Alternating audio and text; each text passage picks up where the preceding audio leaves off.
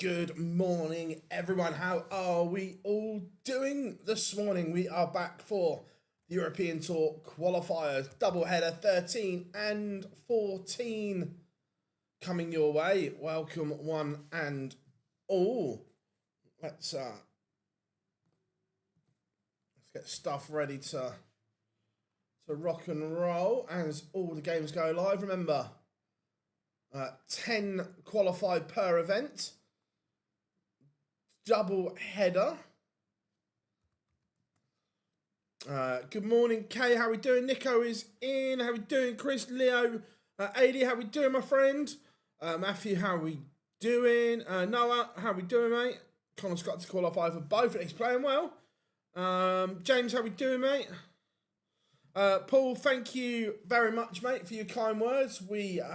I massively appreciate it, as does the team for the support. Morning, Jade. Hope you're good. How are we doing, Daz? I don't know. I think he'll do the final two, perhaps. How are we doing, Kieran? Good to have you in.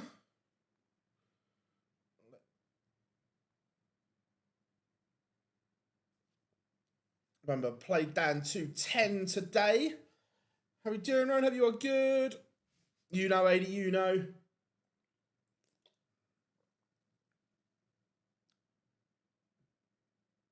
Always, James, always.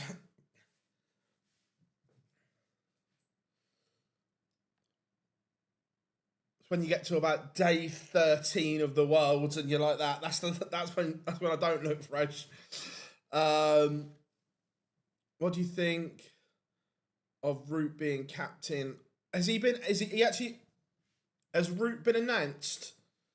And is it proper full-time or interim until they know what they're doing?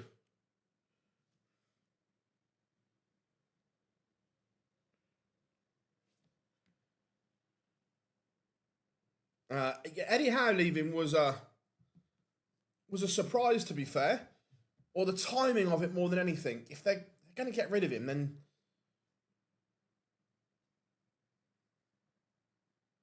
or if he wants to go, or vice versa, I don't get the timing.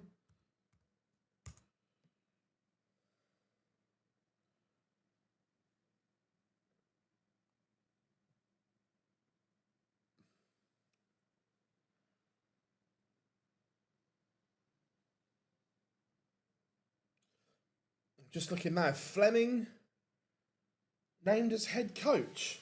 Interesting.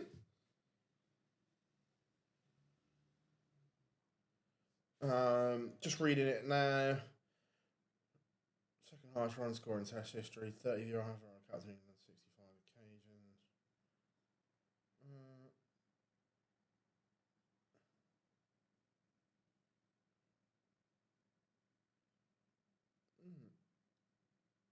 Interesting.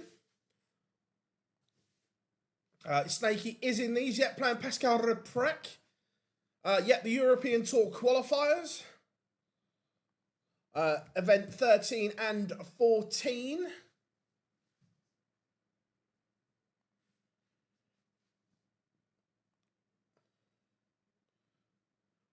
Like the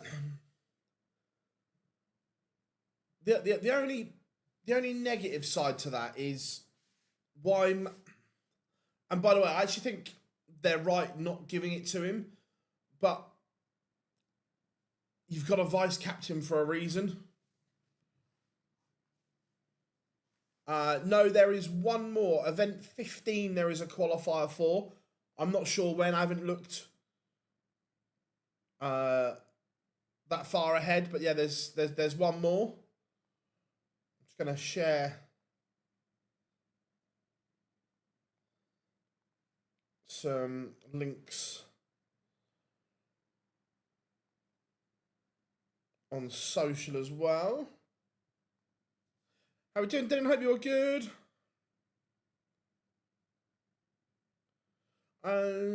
at the moment, there's still places up for grabs at Dortmund.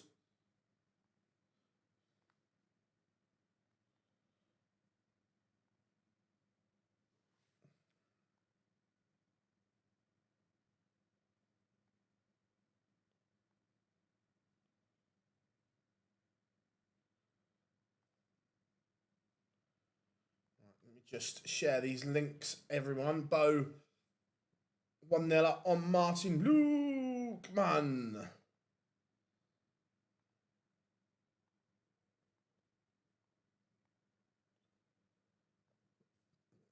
How are we doing, James? Good to have you in. 2 seconds, everyone.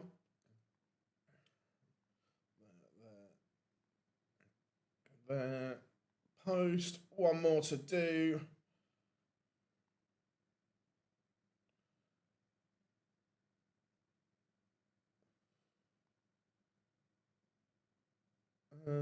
I've got a Luke Littler limited edition dartboard. Nice.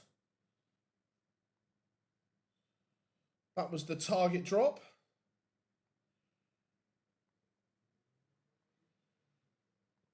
Right, there we go. They links are live on social. So if you see one of them, chuck them a little like.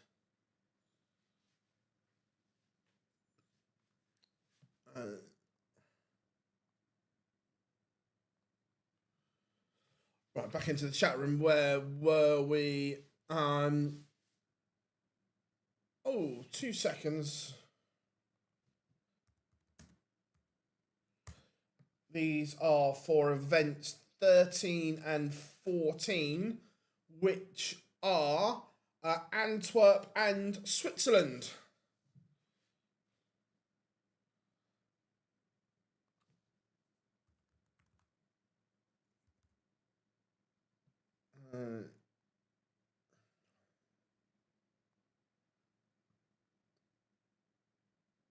Yeah, both Lukes will be going to Dortmund. Littler is 15th, Humphreys is 13. So yeah, they will both be in Dortmund. So they have to change it. So 10 qualify per event. So they have to break it down to get to this. So 160, last 80, last 40, last 20 is the playoff game.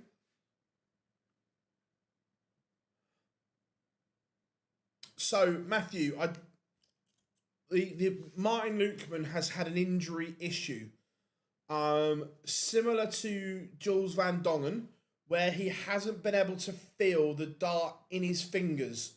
That has been the issue, that he can't feel the dart in his fingers. If you look back at the Grand Slam last year, he switched to this ultra grippy dart to try and be able to feel it. So that's been Martin's issue. He's got a, I think it's a nerve problem where he can't feel the dart in his hand. I hope that helps. Thank you very much. A little bit. It's a little bit like one, but obviously you're playing for a spot in the European Tour events. So 2 qualifiers today. Callum Ridds 3-0 down to Brendan Dolan at the moment. Michael Smith 2-1 down to Marvin Van Velzen. Dave Chisnell level 2-2 with Kim Hybrex. RBB Raymond Van Barneveld 2-0 up on Samuel Price. I have a nerve issue too. It's called my wife. I'm guessing she's not around right now. Yeah, look, I think it was going to be very tough for Martin to keep his card from this position. Look, he is an absolute diamond of a bloke. Smash.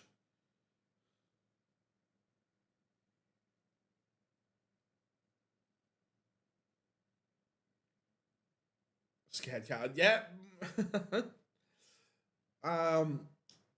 Yeah, Bo not firing on all cylinders here, but not having to.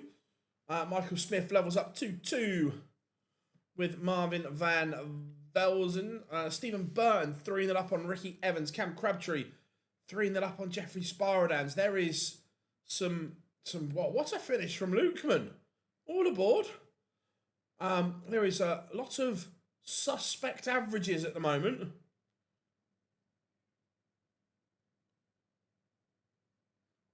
Yeah, Switzerland not the cheapest of places.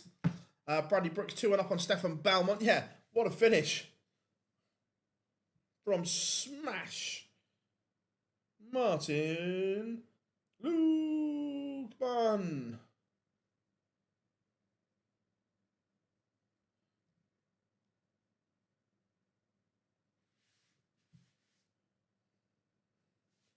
And Stephen Burton 4-0 up on Ricky Evans now.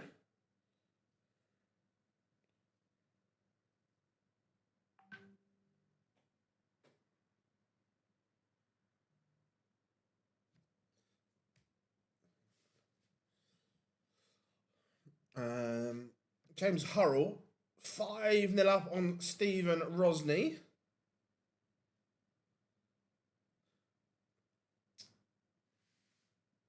It is first to 6 like on the Pro Tour. But it's first to 6 all the way through, I think.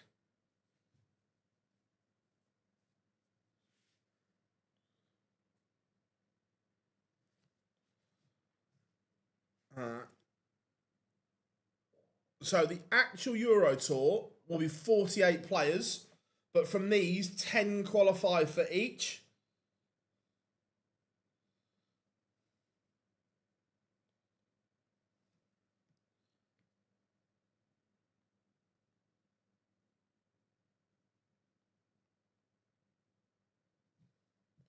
Michael Smith in front against Van Velzen.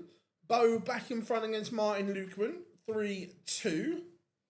Mensur Sulevic 2-0 up on Riccardo Pietrezco.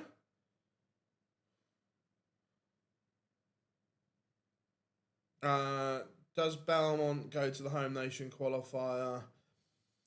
I might be wrong, James. I think that you can't enter both. You have to nominate. So if he wants to go to the home nation qualifier, he can't enter both, is my understanding. Dominic Grulish has a leg on the board. Jim Long 3-2 up on Titus Canick.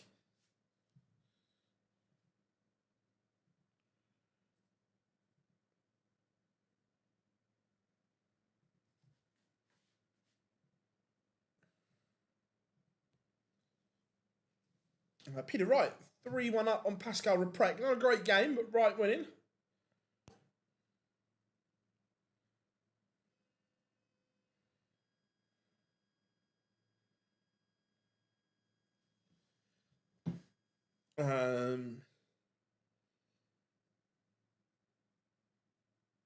Yeah, it'll be interesting. I'm pretty sure. Wait a minute. I'm pretty sure the PDC released it. 2 seconds. Let me check their website. 14. That's the seeds, qualified players. Torquay. No, so James, Belmont is not on the list for qualifier 14, so he has opted for the home nation qualifier. Belmont not in the second qualifier. Carral Sedler box 4-3 up on Marivan and Bohada. Bo still has work to do for the World Grand Prix. She is about £14,000 adrift. So, has work to do.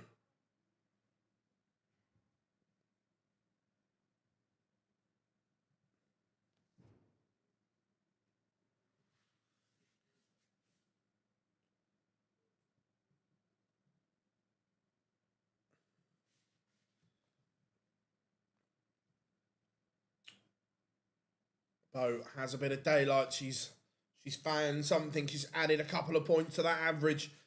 Probably going to go 5-2 up on Smash here. Raymond van Barneveld 4-1 to the good. Callum Ridds in a world of trouble. Brendan Dolan 5-1 up, averaging 94. Very good from the history maker. Bo is 5-2 in front. Michael Smith 4-2 up on Marvin van Velzen. Lucas Vennick 3-2 up on Mickey Mansell. Kim Hybrex 5-2 up on the rascal that is David Chisnell. Going into the 160, Cam Crabtree 4-2 up on Jeffrey Sparadans. Wesley Placia leading Jimmy Van Schie 4-2. Stefan Belmont leg back, but Bradley Brooks Bam Bam leads 3-2. Thomas Lovely levels his game with Denny Alder-Kauter 4-4.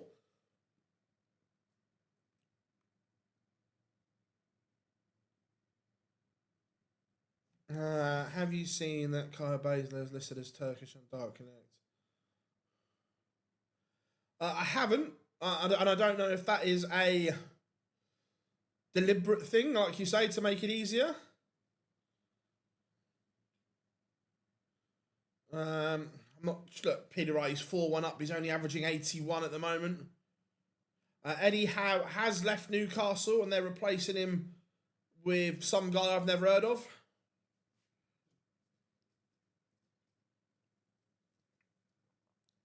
It is 10, yes. Michael Smith, 5-2 up now. He's one away from beating Van Velzen. Richie Edhouse, 5-3 down to Gabriel Clemens. Clemens averaging just under 97. Very good from him.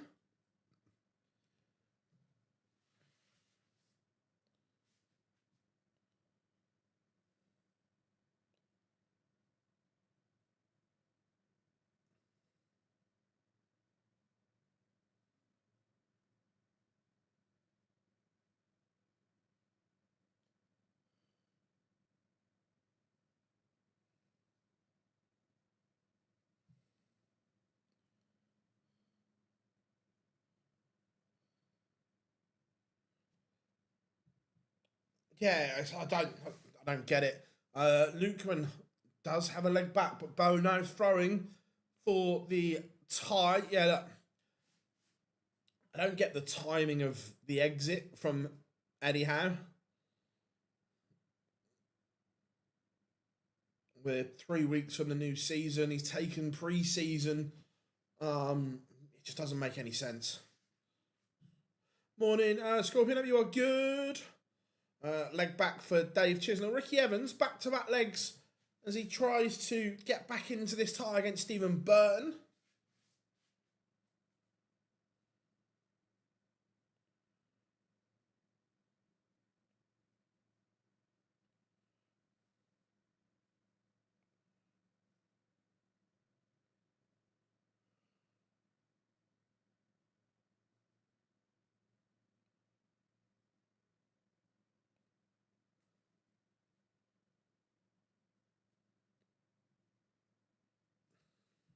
Michael Smith does see off Marvin Van Velzen 6-2. Thomas Lovely back-to-back legs as he defeats Denny Alder-Kauter 6-4. Jim Long 5-3 up on Titus Canick.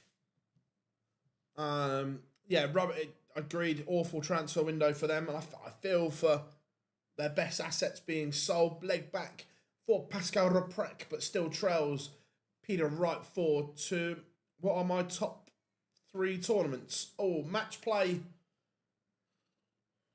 number. Oh, are we talking, before I name these, are we talking as a fan or as a job, as in media? Because they differ quite a lot. How we doing, lad? Hope you are good. Good to have you in. Greg Ritchie, Reece Griffin just getting underway. Remember, if you haven't yet, make sure you drop us a like and subscribe. We've hit some really, really good numbers recently, and that's down to you guys supporting us. Oh, God, I love the World Series final. Right up there. As a fan, my favourite events would be Match Play 1, World Championship 2, And number 3. Ooh, what would I have as number 3? The UK Open. As a fan, that differs a lot to having to work on those events. The 3 that make up the Triple Crown. To be fair, as a fan, I think the UK Open, but working the UK Open as like I'm not sure. Dan might be in the chat room. Depends whether he's working from home or not. Raymond van Barneveld is a 6-2 winner. Working at Minehead is horrific and not recommended to anyone. Cam Crabtree, 6-3 winner over Jeffrey Sparadans.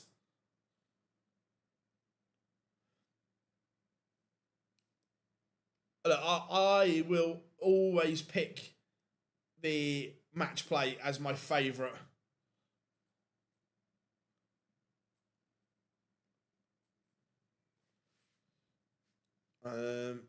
If you had to get rid of 3 tournaments, I'd go Premier League. I wouldn't get rid of any tournament. I'd make some changes to some, but I wouldn't get rid of any.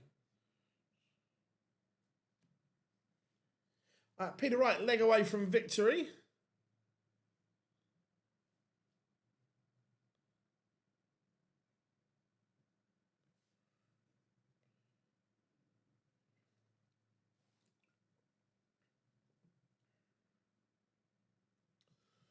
Jurgen van der Velde takes the opener against Adam Warner.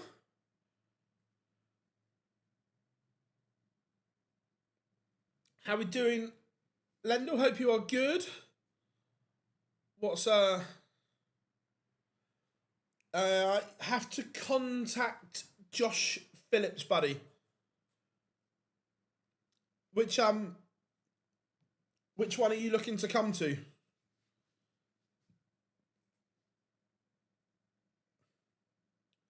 Yeah, Martin Lukeman has battled back to 5 apiece, but then she kicks off 180.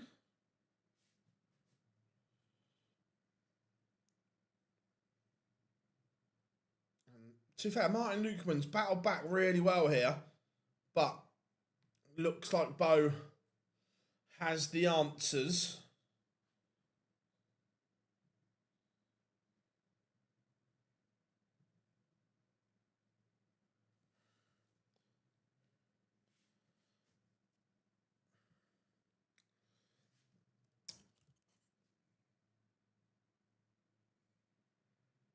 Maybe the World Tour. It depends what Lendo. I'm not trying to put you off, but from a media point of view, the final session is shit because you only get the winner. So the final day is not the best for media. Also, just out of curiosity, Lendl, have you run the calculations what the projected cutoff is for Minehead?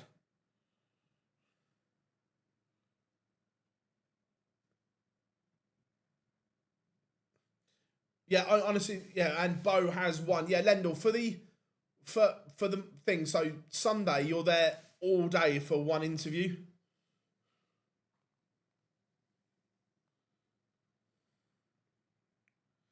Jim Long sees off Titus Canick in a noble as well. 6-5 to the gentleman. Ryan Meikle, Thibaut Tricol getting underway. Let's have a look at Connor Scott. Adam Lipscomb. I like that game.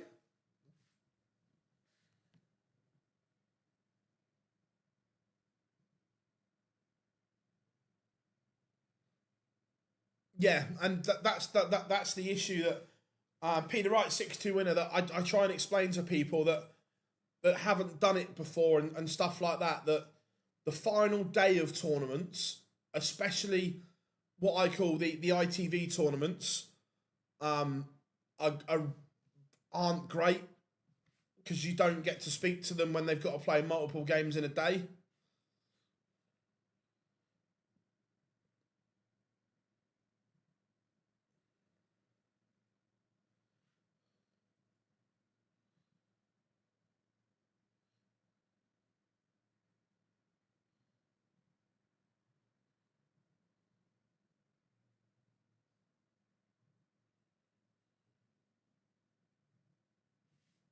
How we doing, Jason? Good to have you in, buddy.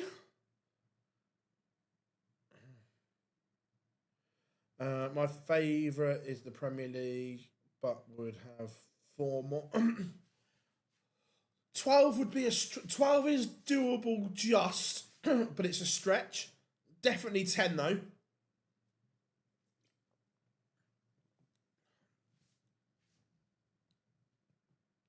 Madas Rasma 2-1 up on Daryl Pilgrim. Stefan Belmont has fought back here against Bradley Brooks. Back to within 1. Charlie Manby, Adam Leake warming up. This should be a good game. There is definitely a good player in Adam Leake.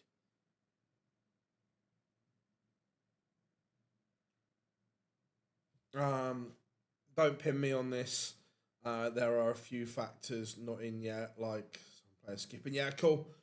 But first game, not yet. So your ones aren't too far off what I was looking at. I said between 32.5 and 35, so I wasn't far off. Cheers, buddy.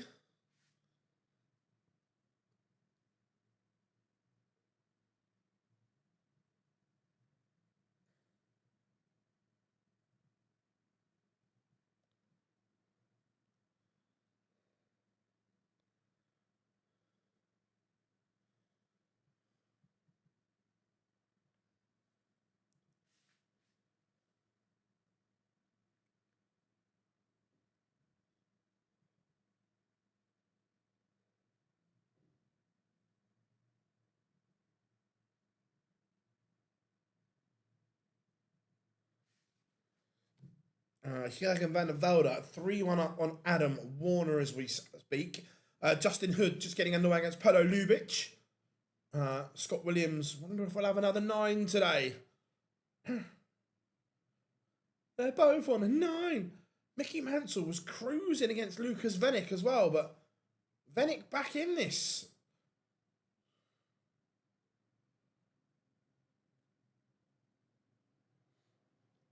Oscar Lakaziak takes the opener against Christian Kist. Some very tired darts by the look of it.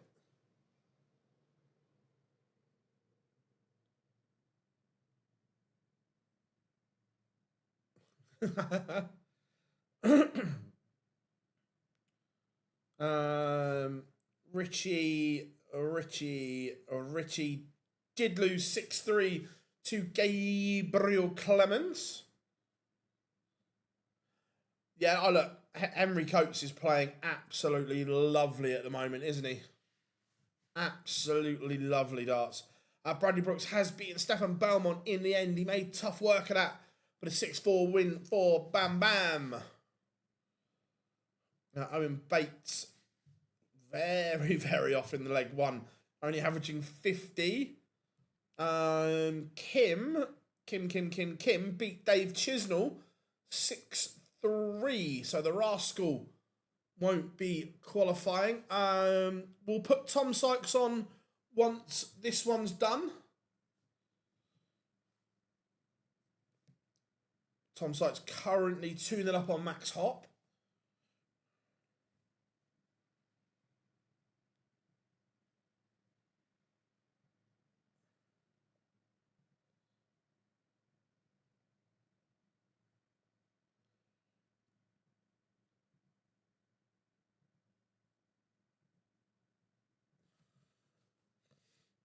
Ryan Meikle 2-0 up on Thibaut Tricol. Remember, Ryan Meikle's tour card is definitely under threat at the moment. He needs to get his skates on.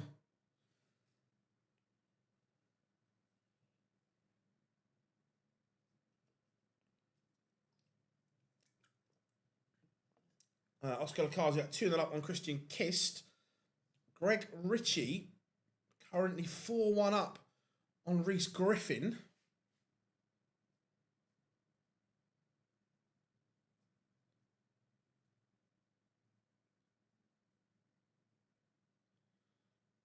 And Mickey Mansell has seen off Lucas Venick in the end, but he made tough work of that.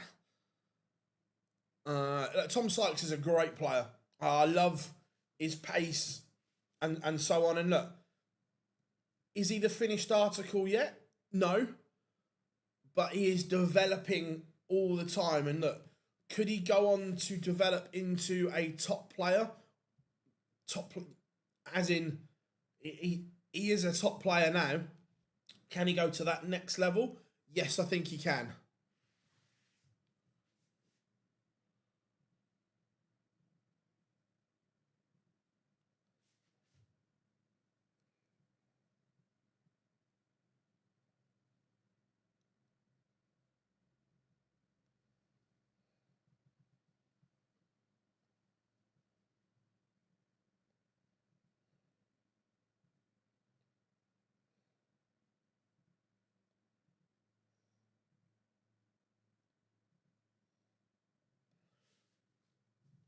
My average is 81, and 81's good. Darryl Pilgrim, leg back against MODUS Razma.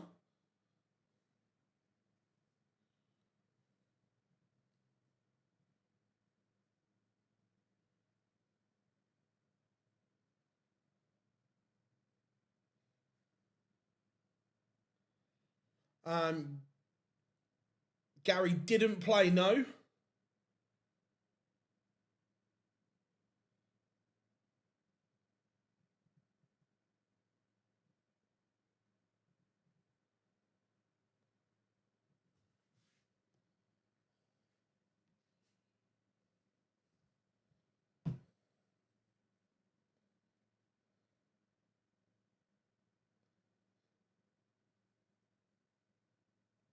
No one replaced Cameron once he withdrew.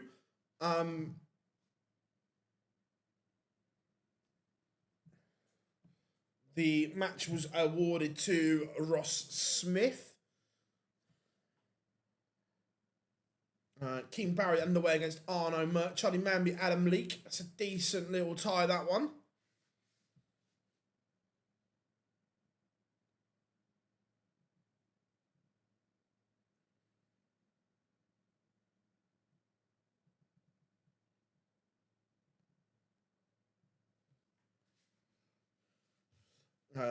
Rhys Griffin leg back, but Greg Ritchie still 4-2 in front. Adam Gavlas takes the opener against David Sharp. David Sharp played some decent darts on the Pro Tour. Adam Leake does take the opener against Charlie Manby.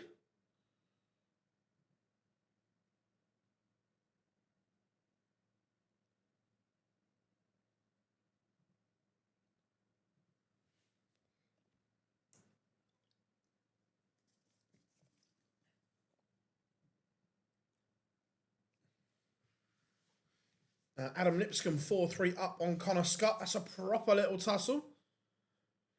I don't think Richie Eddow's career is over, no. He's starting to play a bit better.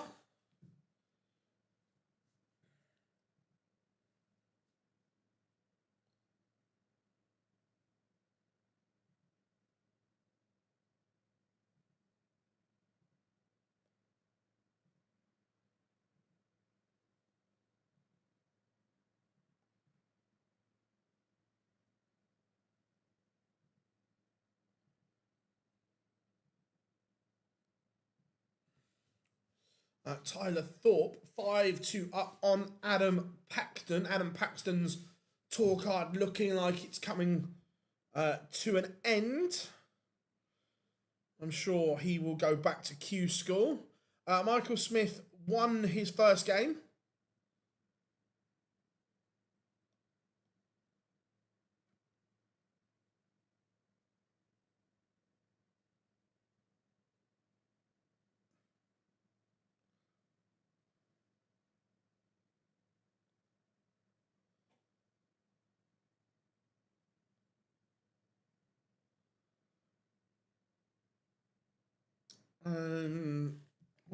Do I think that must have a? I'm gutted for Darryl Pilgrim because he has more ability than what he's shown. But let's have a quick look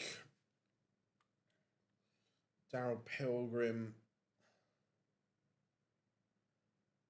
It looks as if Daryl Pilgrim, if he won...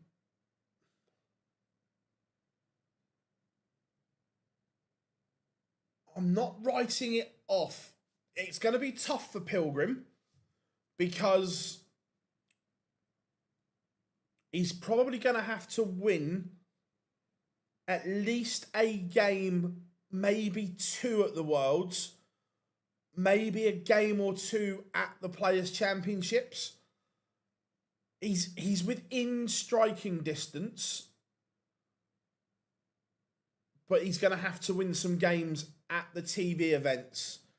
Cam Crabtree looks safe. I say looks. If he drops out, currently he's got £15,000 on his ranking because he's in the World Championships round 1. If he were to drop out, he's in trouble. But it's ridiculous that we're in this position where Scott Williams is on £108,000 and he might not keep his tour card. Like beforehand, 100k, you would never be in danger of losing your card. 108 and he might lose it.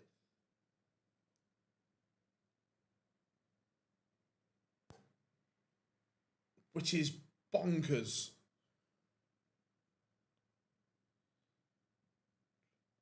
I'm from the same area. Yeah, both really two good lads. So that means you're from the Croydon area, Jason, correct? But one of my best mates is a Palace season ticket holder. He was born and bred in Croydon, now lives round my way. Dara's a victim of the system.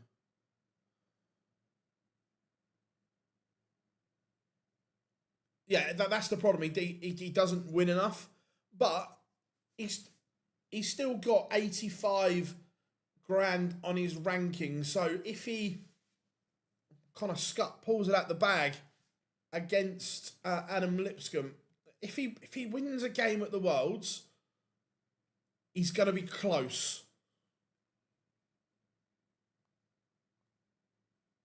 So I did say we'd go Tom Sykes. There we go. But yeah, the ranking money on offer is ridiculous. No, Don, there's no cameras at this one at all. I think Richie had the potential, or still does, to be a top 32 player. I don't think top 16 personally.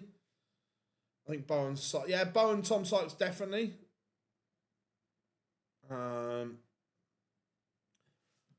Brendan Dolan, yeah, will keep his card this year. But again, if you take off his World and Players' Championship final money, it's not looking too great for Brendan Dolan. He's near the trap door. And again, the same with Mickey Mansell. If you take off, I know that they've got that money, so it's fine. But if you take it off, they're around the 62, 63 mark.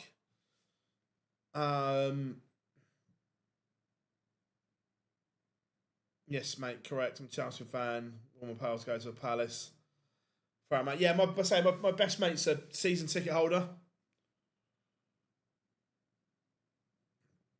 Pilgrim needs to climb into the top 64.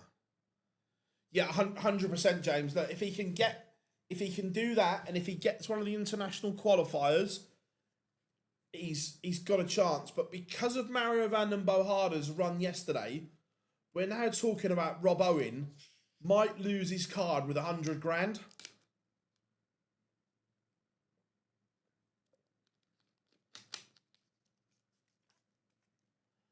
Again, Ryan Meikle is one that if he can get to the Worlds would instantly knock Scott Williams out. Scott Williams needs to get to that World Championship by hook or by crook.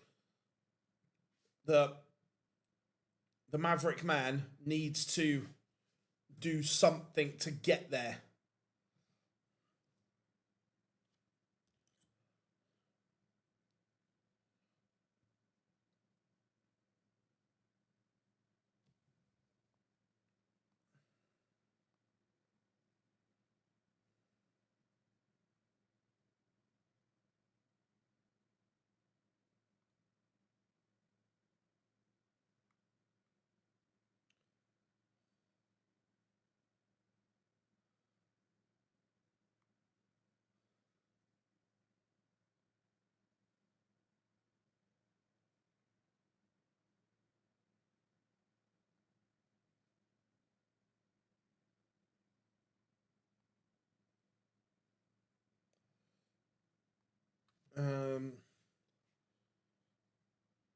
Richie's cards again safe as long as he doesn't drop out, which I don't think he will. There's a lot of players that we're saying they're safe because they've got 19 grand sat there from the Worlds and Minehead. But if he drops out of that, he's got some problems. Yeah, 100%. And it's mad that Scott Williams isn't in any TV events at the moment, but he's sat on £108,000, which losing your card on that is mental.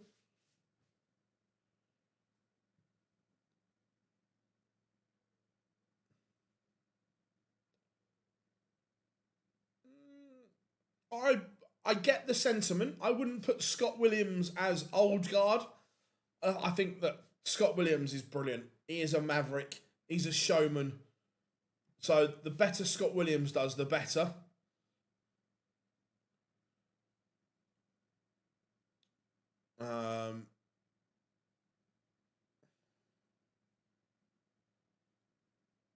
Yeah, I'm with you, Paul. I'm a massive Scott Williams fan of what he does on the hockey.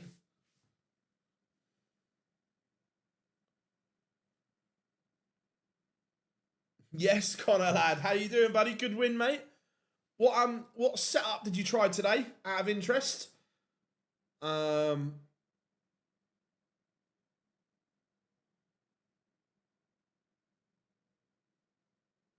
Richie's done enough for the Worlds.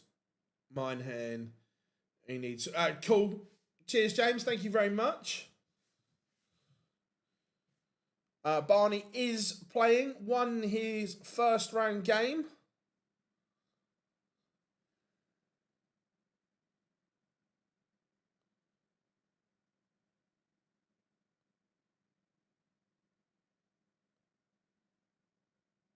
Nice, mate. Nice. Andy Bolton, 6-2 winner over Owen Bates. Owen not really at the races.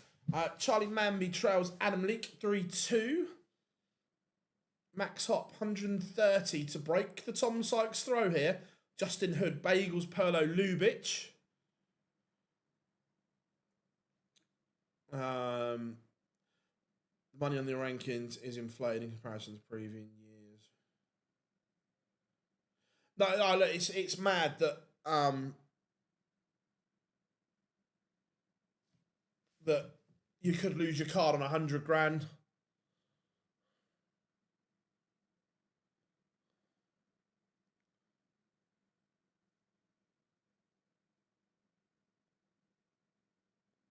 Connor. Oh, that's.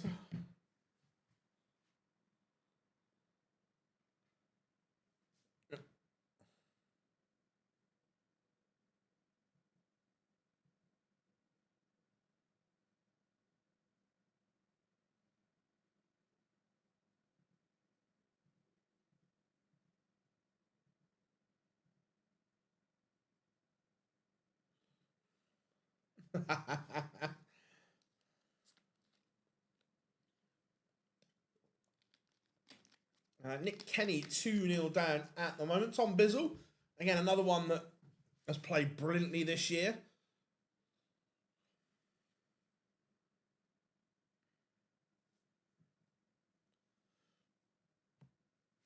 Great narrative for the PDC to run our 65th. Yeah, that's the problem, that it is a great narrative.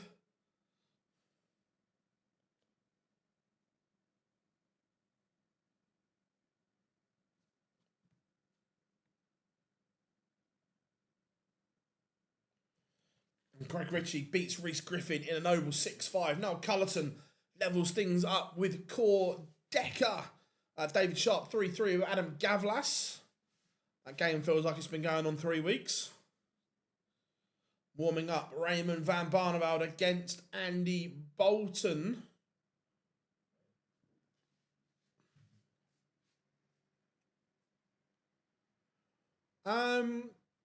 Next week, we will do the World Series events. I think it's New Zealand first this year.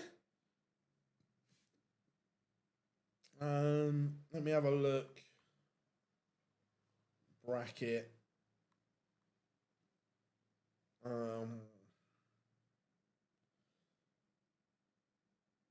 So Connor will play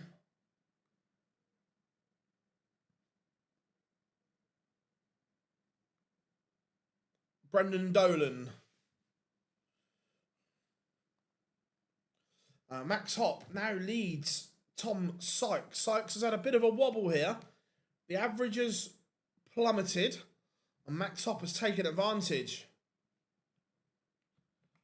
I'm not sure what Dimitri's doing. I'm not sure Dimitri knows what Dimitri's doing at the moment. Tom Bizzle sees off Alexander Merckx of 6-2.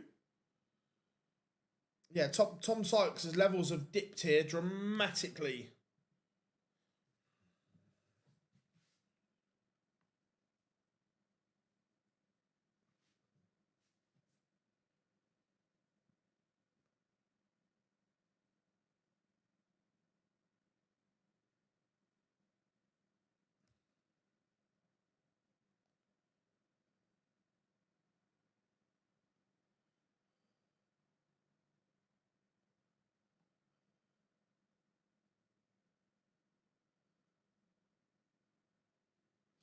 Oscar Lakaziak beats Christian Kiss. King Barry sees off Arno Merck 6-3. David Sharp in front against Gavlas.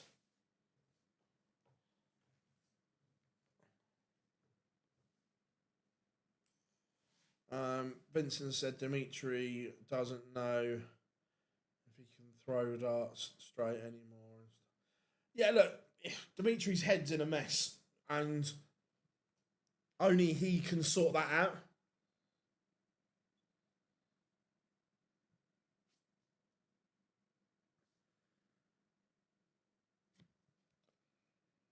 Cam Crabtree takes the opener against Jeffrey the Swan.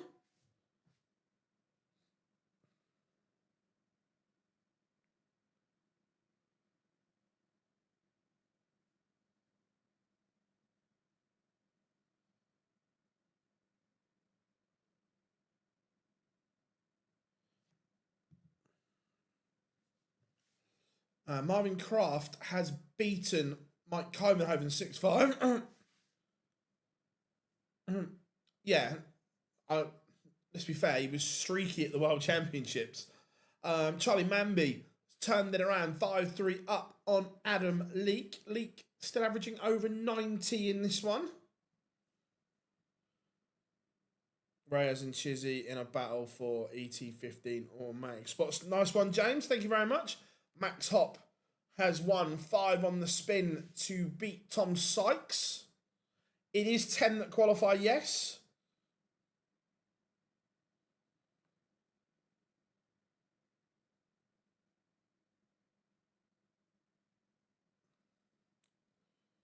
Let's go to the end of Manby Leak.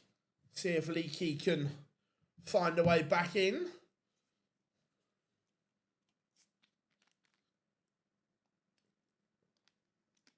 some good games in the last 40 warming up. Kim Hybrex, Max Hopp, Raymond Van Barneveld, Andy Bolton, Mensel Sulovic, Tom Bizzle. Rob Owen levels things up with James Hurrell. That one apiece. Victor Tingstrom, 5-4 in front in his game. See Shane McGurk's new darts. Looks like it had a little scallop in it.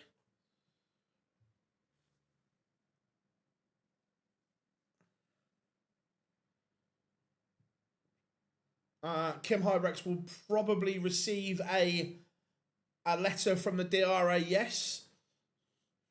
In fact, I would say 99.99999% certain he receives one. Yeah, look, Cristo Reyes is an unbelievable player. And Adam Leake holds. Now he needs to find something on the Manby throw.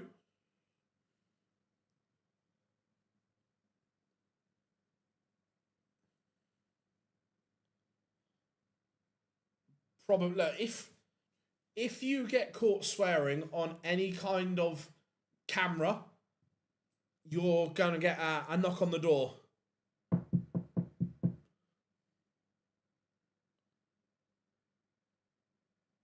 Yes, I knew the Menzies one anyway before the DRA released it, but I was shown the information a while ago under do not tell anyone until it comes out. I agree with most of it. The only part of the punishment I don't agree with is the suspended ban until the end of 2027. I think it should have only been suspended till the end of 2026. That's the only part of the punishment I don't agree with.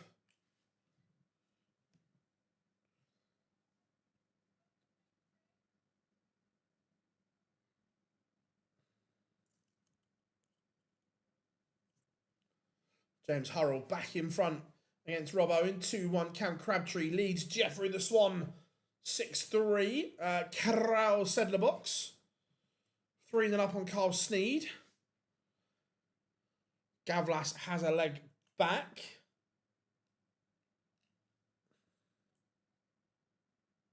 Anybody saying, how we doing, Rob? Good to have you in, my friend. Victor Tingstrom is a 6-4 winner. Break back chance here for Adam Leake. It's been a disastrous leg for Charlie Manby.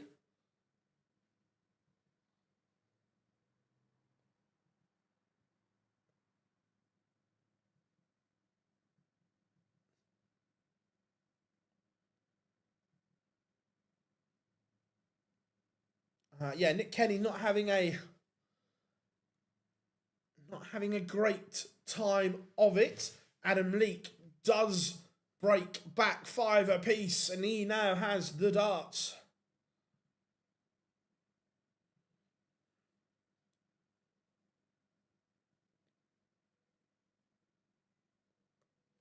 Yeah, I don't get the timing of, look, I get that apparently he'd asked to leave a few weeks ago, but if you're Newcastle, why would you even say yes?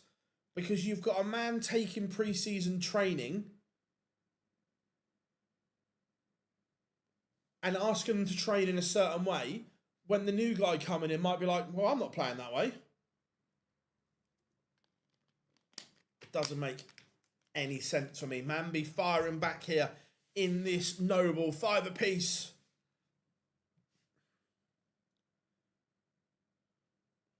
I had a Tinder date last night.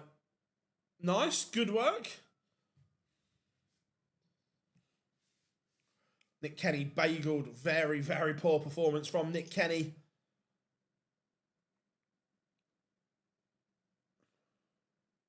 Mervyn King getting underway against Thomas Lovely.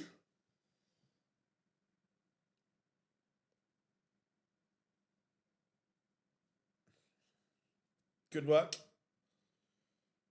So, Manby down to a finish first.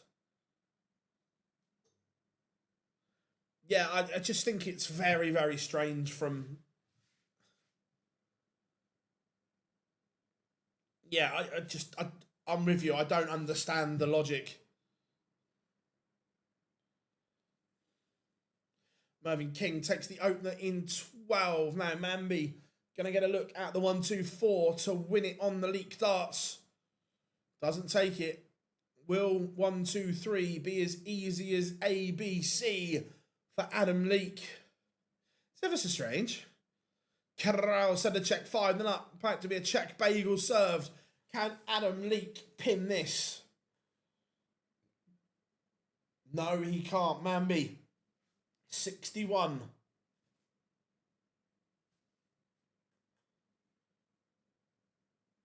For Champagne Charlie. And it goes 6-5.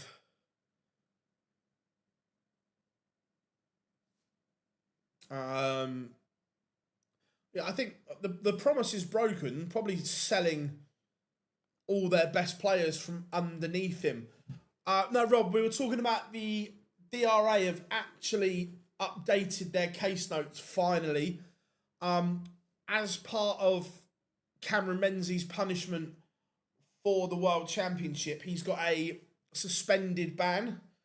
And I don't mind that. I just disagree with the length it's suspended. They've suspended the ban until the end of 2027, which I don't think is right. I think it should have been suspended till the end of 2020, end of this year, basically. I think suspending it for 2 years is wrong. Yeah, look, Sedler Box is firing.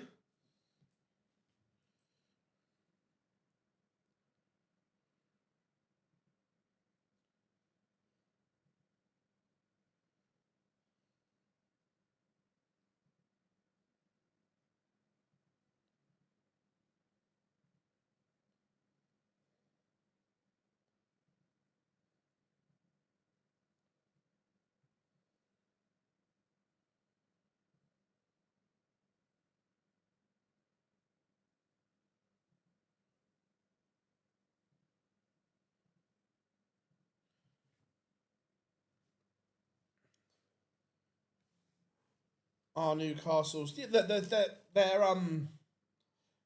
still owned by Saudi, yeah. First game in the last 40 underway. Michael Smith against Tyler Thorpe. Yeah, they're still owned by the Saudi government fund.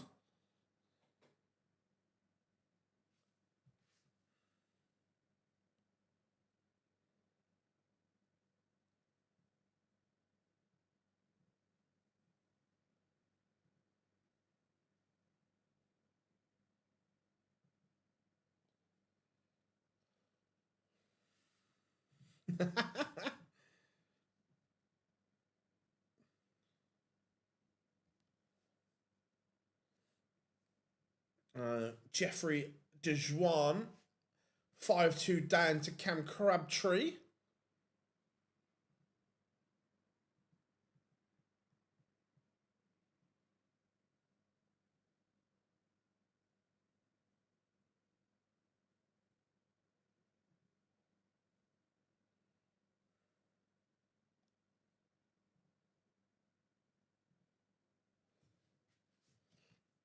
James Hurrell, 5-1 up on Rob Owen. Rob Owen needs to find something.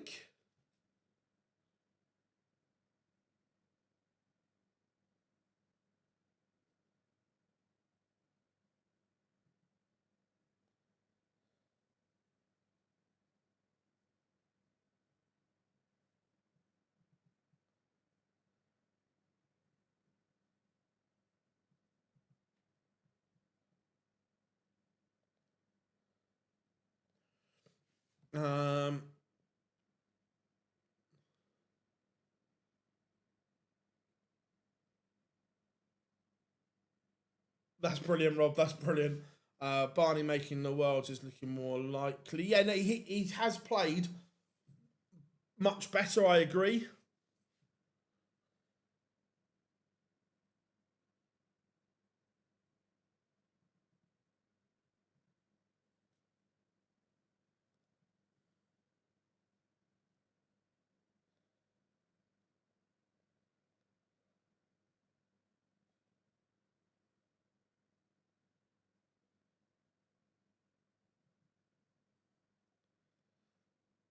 To be fair, I think Barney's been okay recently.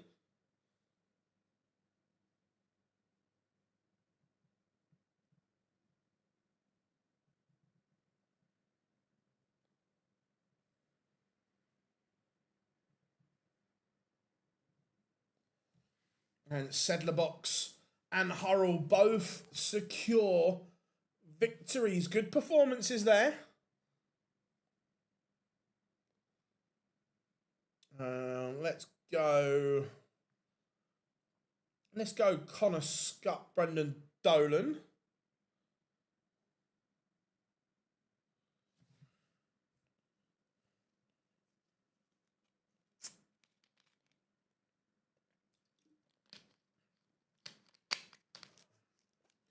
Ryan Meikle, Gabriel Clements also underway. Jeffrey de Graaf, 6-1 winner over Kai Gotthard.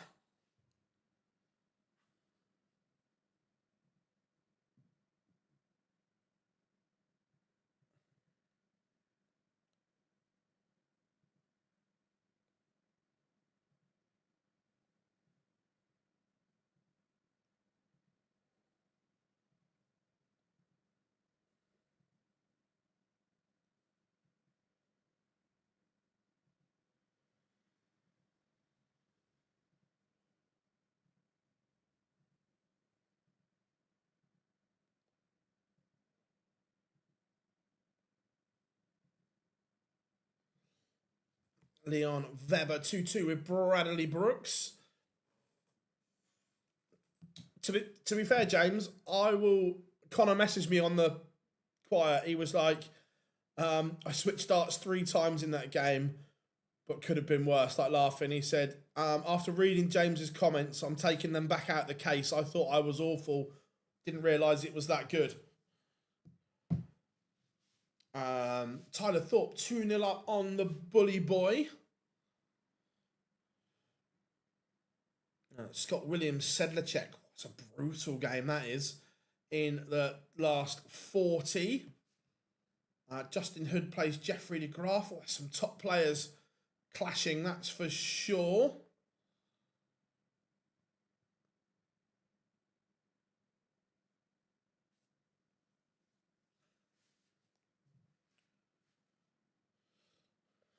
Jim Long 2-0 to the good. There's still a couple of last 80 or still one. Stephen Burton, Rusty Jake to warm up. Shane McGurk 5-3 up on Laban, Darius Labanauskas. McGurk averaging 101, very good from him.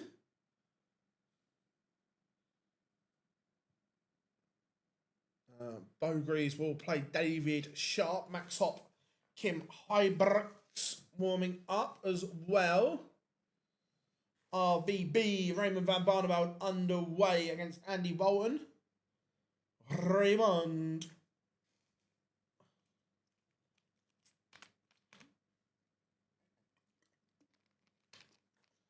Again, over the last 3 days, I think we've seen about every element of Bradley Brooks' game from 108 to 72 and everywhere in between. It's been very, very hit and miss.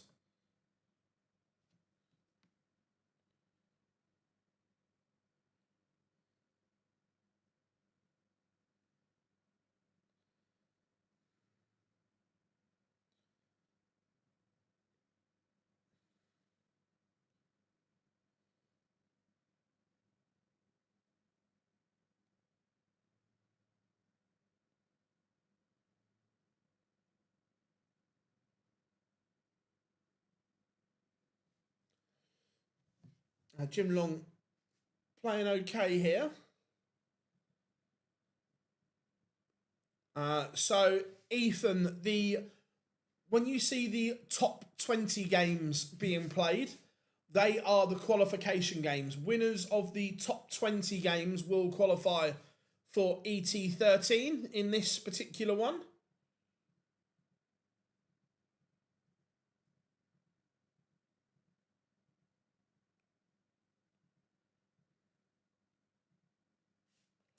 Bradley Brooks now has a bit of daylight, 4-2 up. Jim Long has a lot of daylight. He is 3-0 to the good Lamanauskas. Leg back, making McGurk work for this one. Warming up Peter Wright against Charlie Manby. Now, chat room, want your opinions. Has anyone been a little disappointed with Charlie's first year on tour? That we saw last year on the development tour, those big explosive numbers, and they were big as well.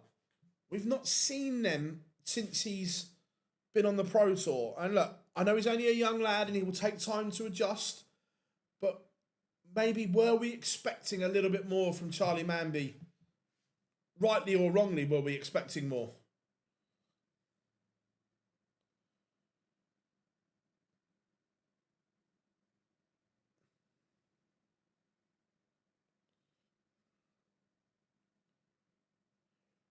I said that last year when we were at the Worlds. I can't remember what I did. I did loads at the Worlds. I said exactly the same. That I thought an extra year on the Dev Tour learning his trade would have been better.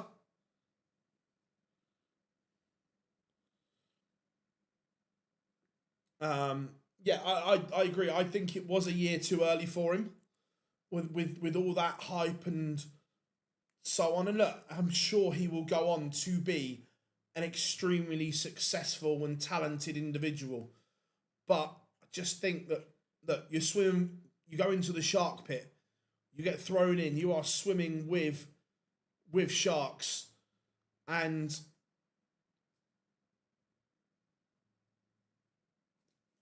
I'm not sure he was 100% ready. Uh,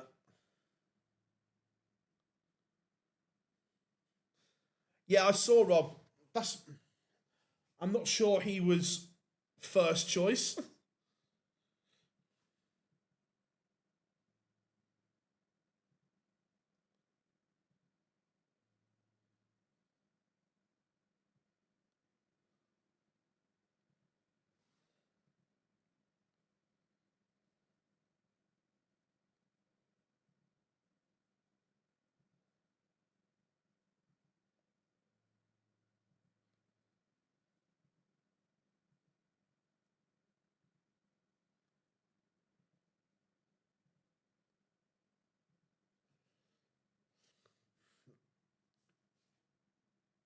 Um, if you put Mambi's Ali Pali money on his ranking,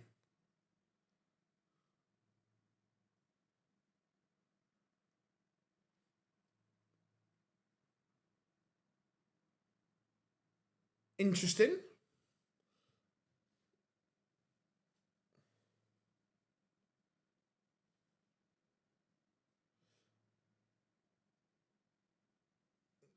Not bad, Connor. Not bad.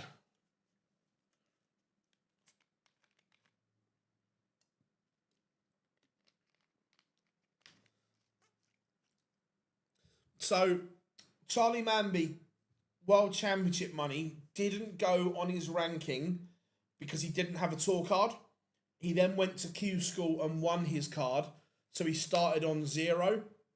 So what James is saying is if that money had have been on his ranking, he'd have 102,000 currently.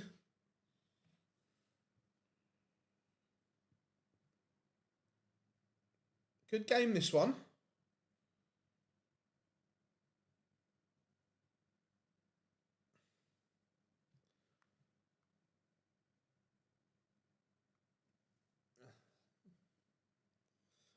No worries, not a problem.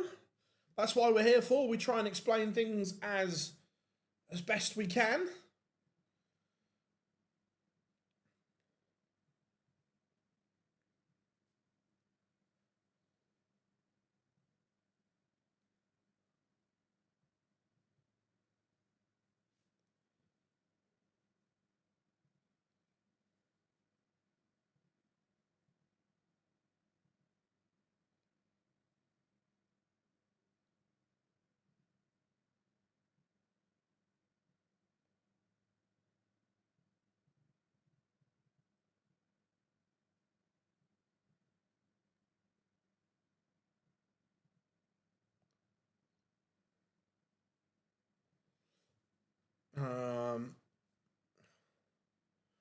Where is he in the... and I think he's... So in the Players' Championship race,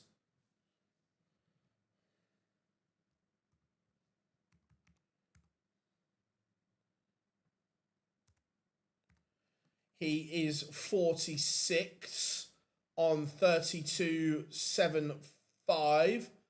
On the World Championship race, he is 19.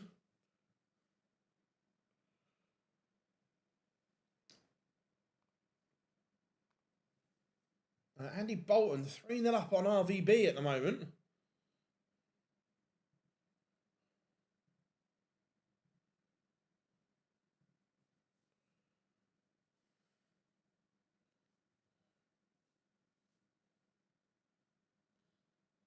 Bradley Brooks does see off Leon Weber 6-3.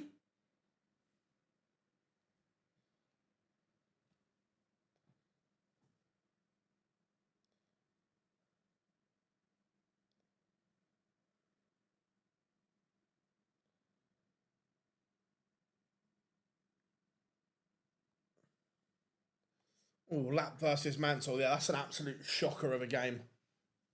Absolute shocker.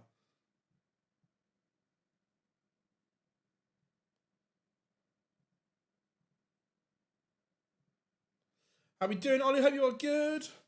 Look, the qualifiers are a lottery. Peter Wright, Charlie Manby underway.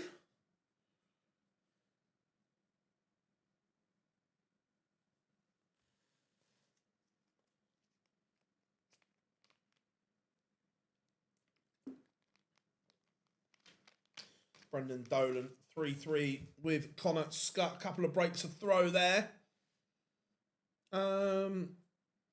We'll put Bo on after this.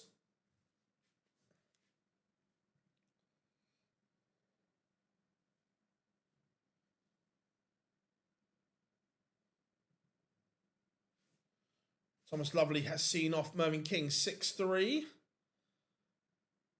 I don't think he's had a particularly good year. It's been okay. Could it be better? Yes.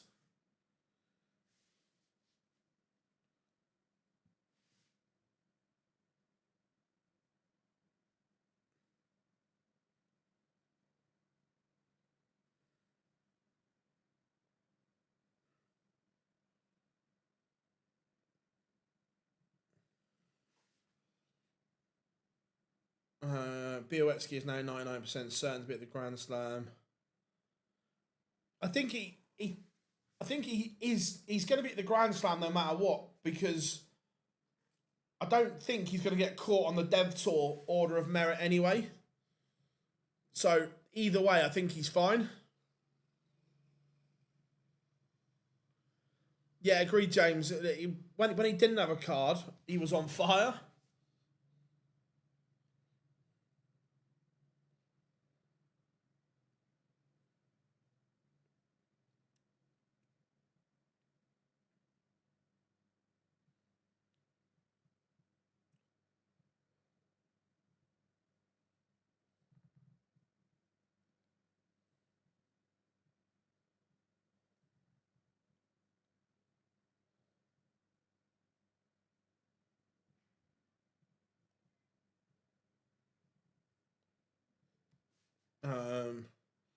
Yeah, I like DeGraff Hood. Interesting. Jim Long is a 6-1 winner. Very good from the gentleman. Bo takes the opener against David Sharp. It's not a great game. Manby and Wright one apiece.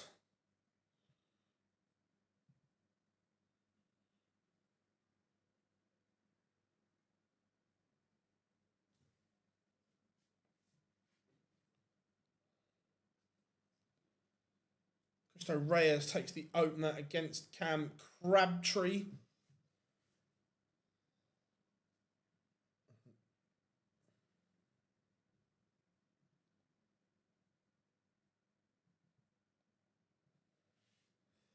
No dramas. Glad you were in.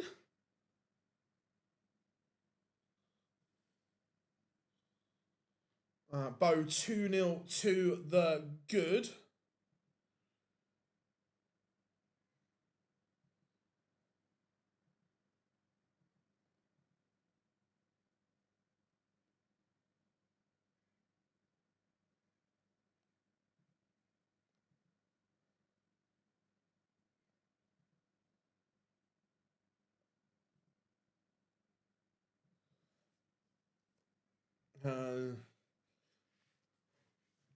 Yeah, very.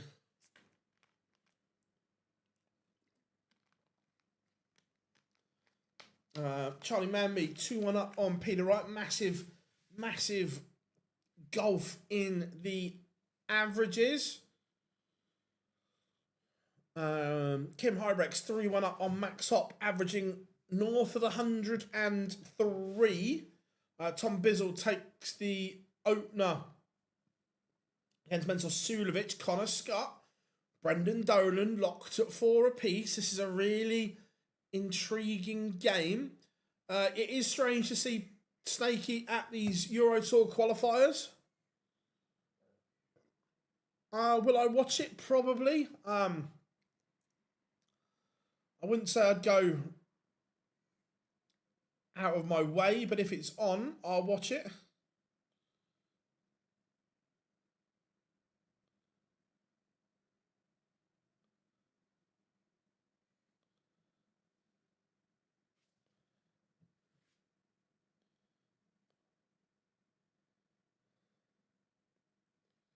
James Hurrell 3-0 to the good.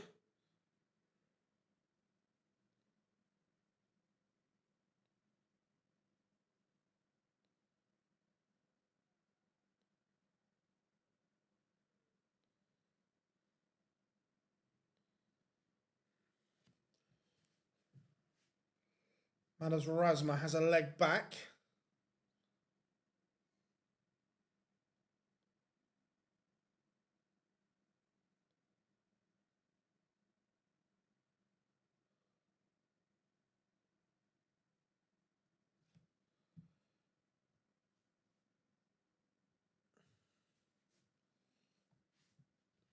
Scott Williams, Sedlacek underway. That'll be exciting.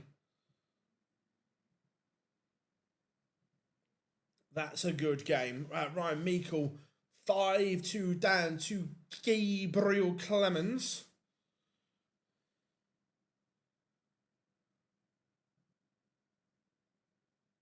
Can online darts come to Ireland? To do what? We can have a look at it. Jeffrey DeGraff 2-0 up on Justin Hood.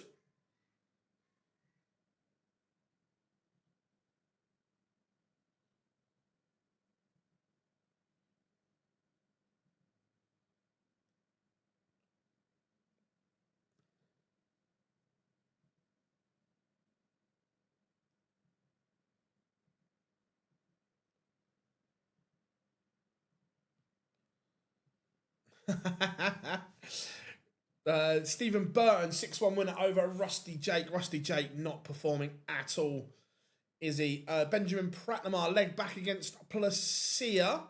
That's the last game in the top 80. Cam Crabtree has a leg back against Cristo Reyes, but the Spaniard still leads 2-1. James Hurrell, the hillbilly, cruising along at the moment against Jürgen van der Velde. Karel Sedlacek levels up with Scott Williams, and that must have been a decent leg because his average has gone through the roof. Yeah, just a cheeky little 11 darter. Oh, Scott Williams.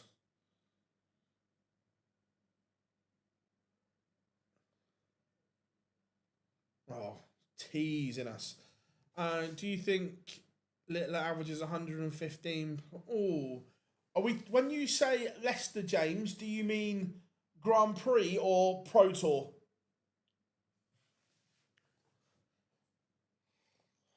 It's going to be a nervous time for Scott Williams. He is in.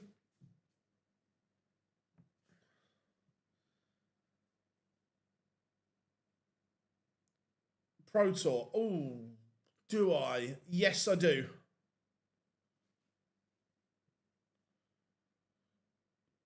Charlie Manby 3-2 up on Peter. Right, Kim Huybrechts leg away from beating Max Hopp. Raymond van Barneveld was 3-0 down to Andy Bolton. He's won 5 on the spin. RVB leg away from the playoff game.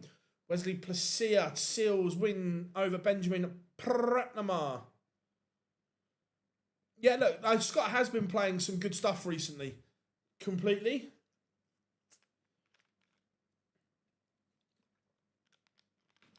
Oh, I think the if Littler is to beat that TV record, I think it will have to be either a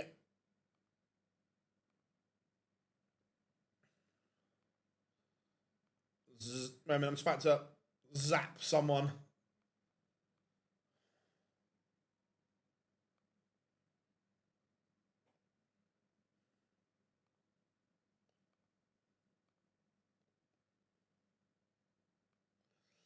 I think that Brennan Dolan has beaten Connor Scott. I think that if Littler is to beat that 123-4-6, it will be either a Premier League night early on in the European Championships or early in the Players' Championships, which he might not be at.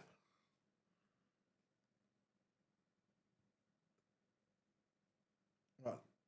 Let's go to the end of Barney and then we'll go to Bow after that.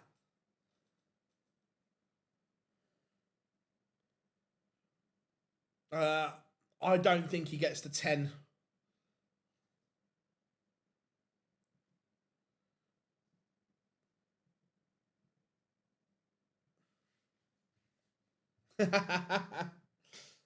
You know, Great Showman, you know. Zap, there it is.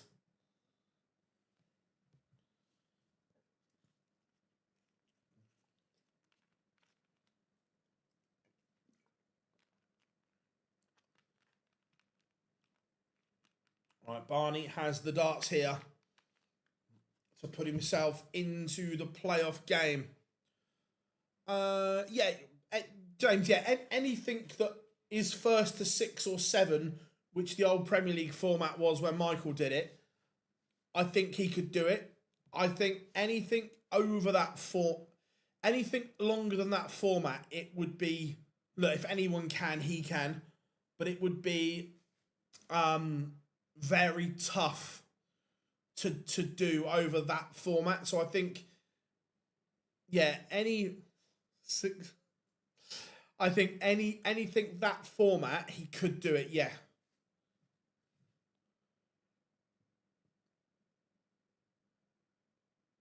Tom Bizzle 4-0 up on Mentor Sulovic.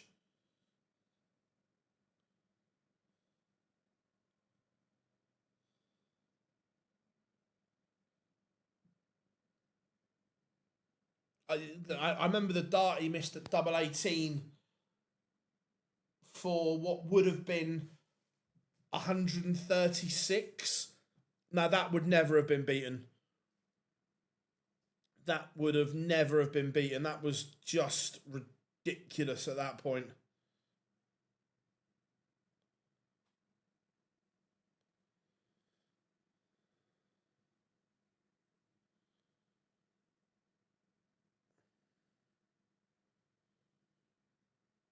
Chris Landman.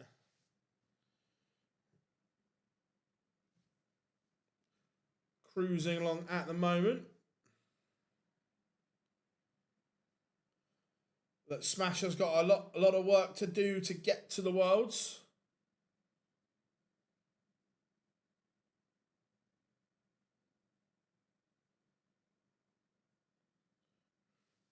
Kim Huybrechts beats Max Hopp 6-3. Oh, Barney, that visit lets Andy Bolton in here. Have we got another twist in the tail Sedler Box is 4-1 up on Scott Williams.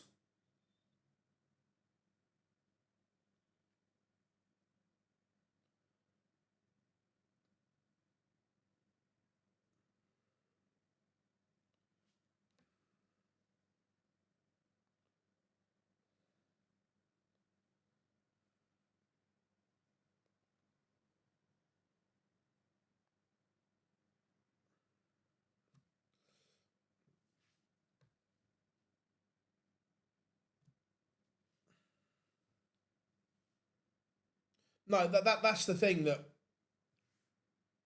they don't.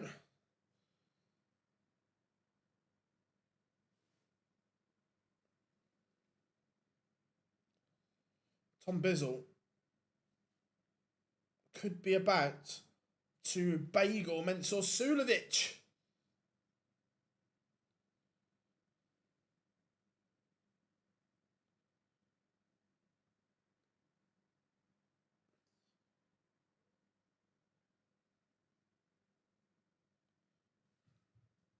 How are we doing, Fred? Good to have you in.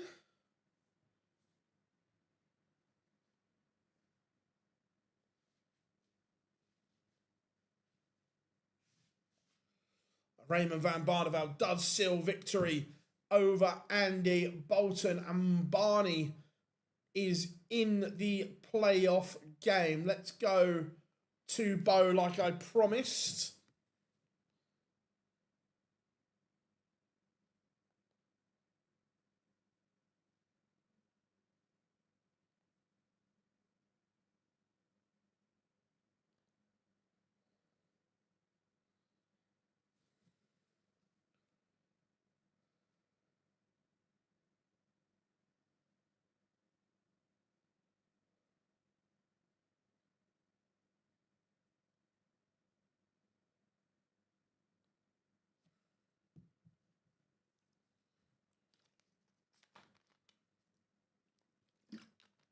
Jeffrey de Graaf is a 6-1 winner over Justin Hood. Hood's averaged 99 and been absolutely spanked. If Barney wins his next game, he has qualified for European Tour 13.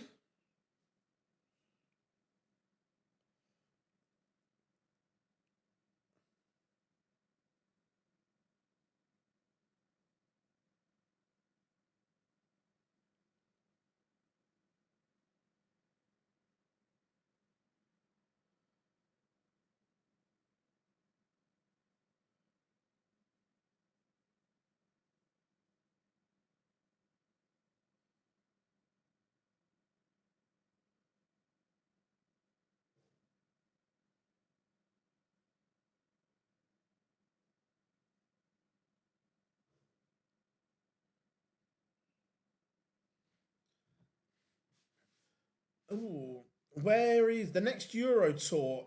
Is in Budapest, 29th to the 30th of August.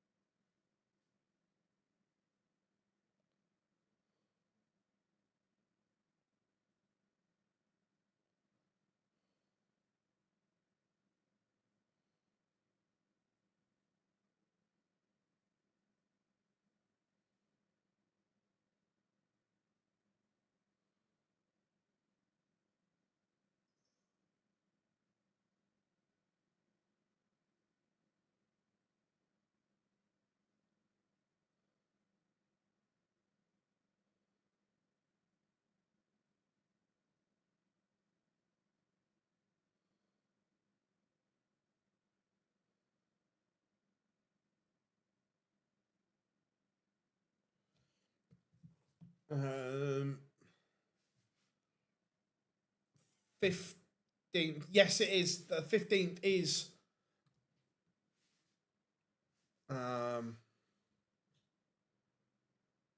and Bo is through to the playoff game. That was better.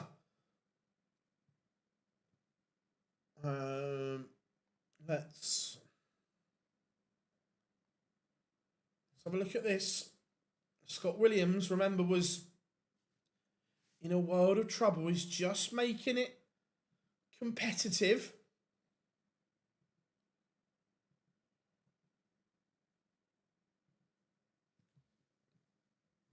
James Hurrell sees off Jurgen van der Velde 6-3. Jim Long 1-0 with Victor Tingstrom.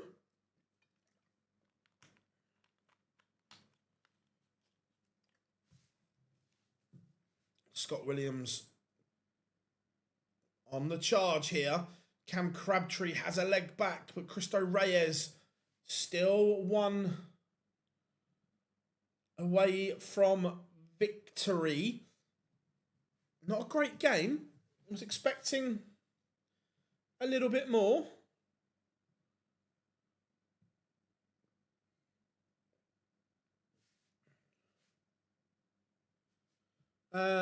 No, we can't play some music. Oscar Lakaziak in front against Thomas Lovely 2-1. Keane Barry. We've not really spoken about Keane much.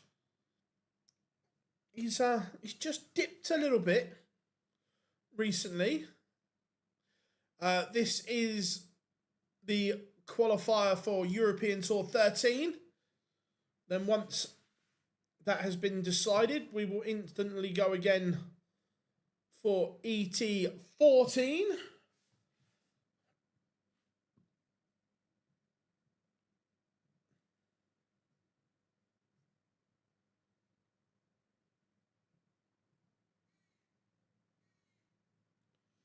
Shane McGurk leg back against Greg Ritchie, but the Scot still leads. So not so much as in prize money for winning this event or qualifying for this event. If you qualify, you're guaranteed round one money from the European Tour.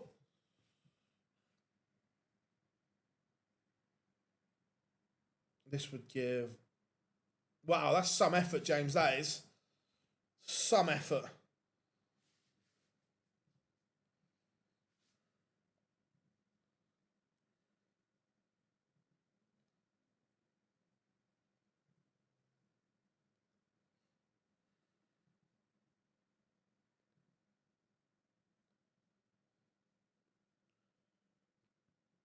The European Tour 13 is in Antwerp.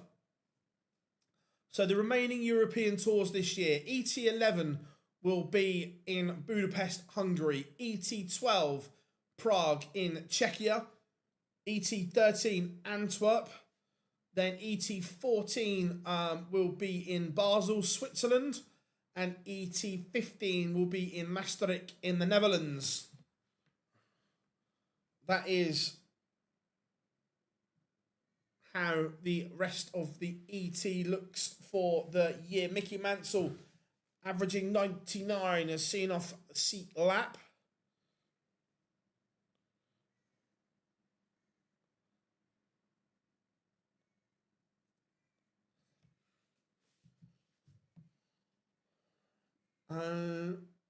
Mine was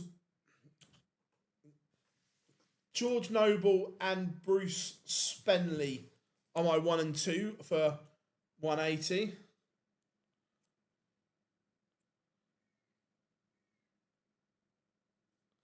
Well, Clumsy, if you like the Oni Darts channel, how about you fuck off back over there then? Just saying.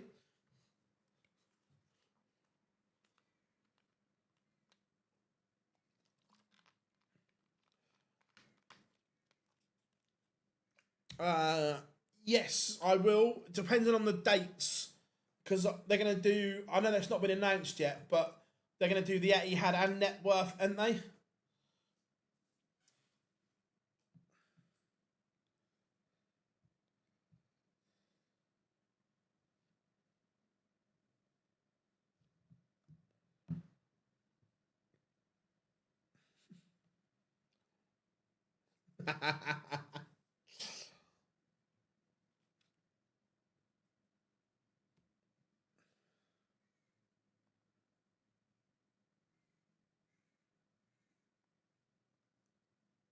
Everyone say zap.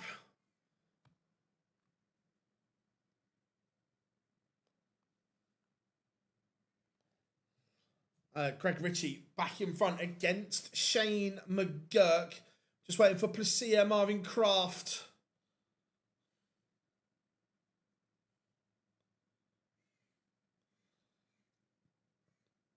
That channel only has 72 subscribers. We're getting closer to that 50k. We're 49k now. So if you haven't yet, make sure you tap that subscribe button. 49,101. You guys absolutely are amazing. Right, let's go Bradley Brooks. Keane Barry.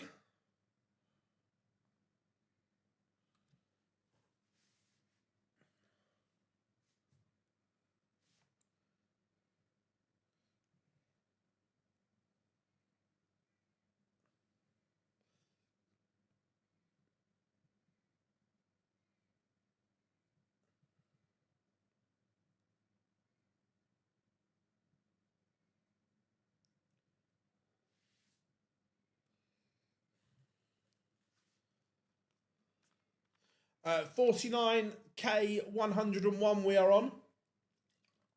So getting closer to that magical 50k mark. Shane McGurk levels it up against Greg Ritchie for a piece. Here, fishy, fishy, fishy. Marvin Kraft, Wesley Placia underway.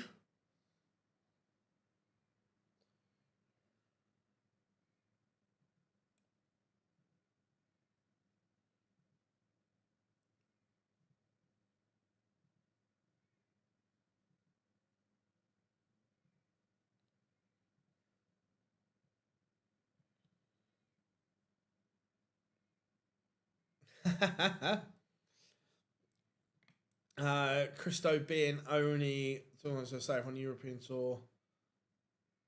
Demonstrate. Agreed, James, 100%.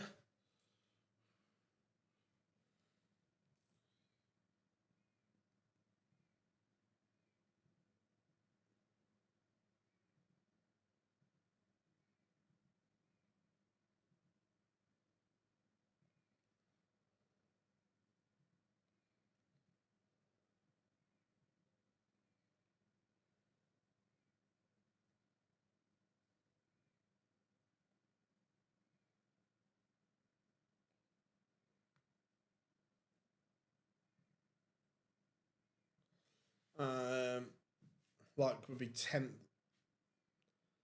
Yeah, that shows.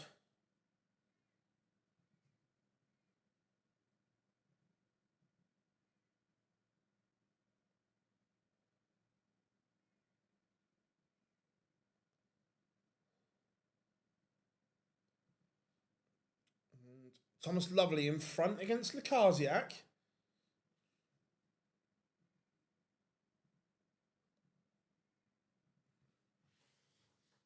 I maybe think that if they, yeah, I just think that we are, and I said this on the live lounge about the calendar and so on and the qualification. I just think that darts has grown that quickly and got that big that I just think perhaps we need a big reset. And I'm not talking about losing stuff, but just positioning stuff better and just tweaking stuff. We're not a million miles away from having an unbelievable ecosystem that flows really well. But at the moment, it's just a little bit disjointed.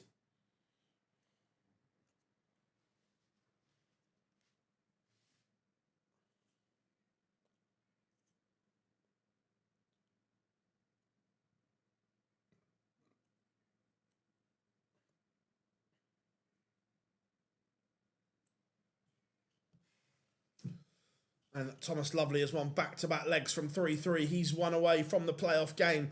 Tyler Thorpe, Jeffrey de Graaf just getting underway. That is a playoff game.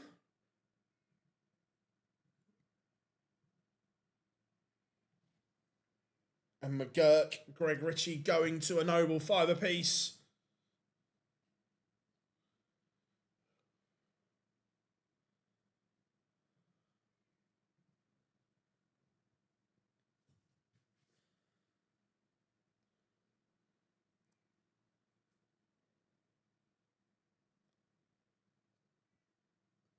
Jim Long 4-2 up on Victor Tingstrom.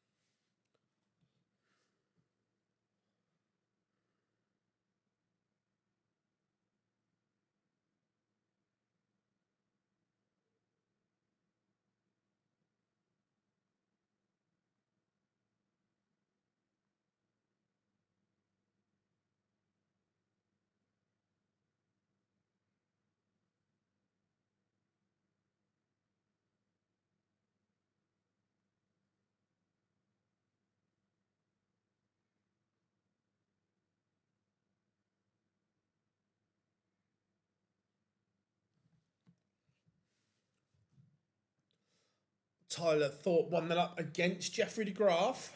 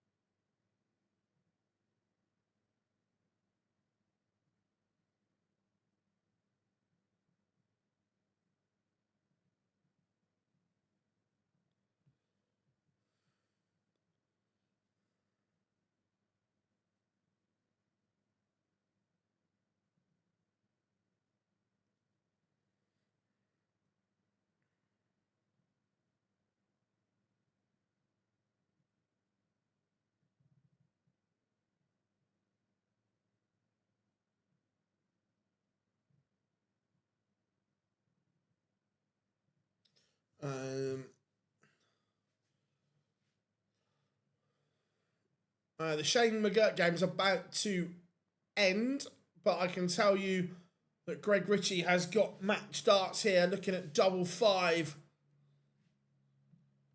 McGurk sat on 60 if Ritchie misses, but Ritchie doesn't miss.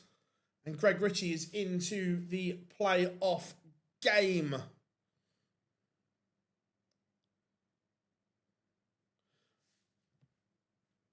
ET14 qualifiers do not count.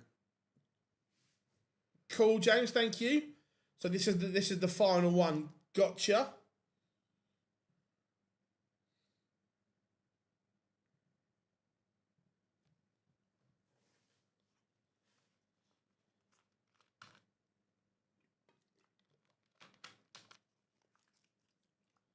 Thomas Lovely has seen off Oscar Lakaziak 6-4.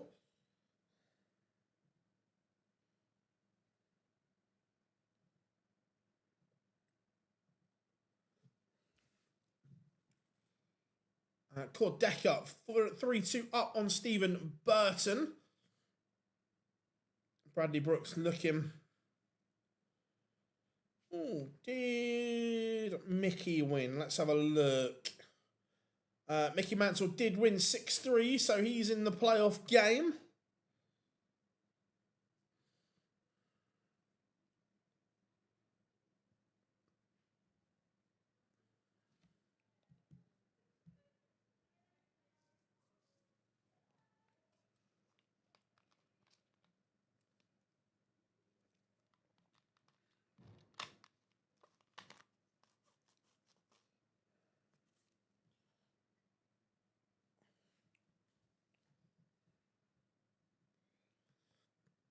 Michael Smith is out of this one, yes. Lost to Tyler Thorpe. Victor Tingstrom has a leg back. Jim Long not over the line as of yet. Warming up James Hurrell and Bo Greaves. Gabriel Clemens and Cristo Reyes. Warming up as we speak.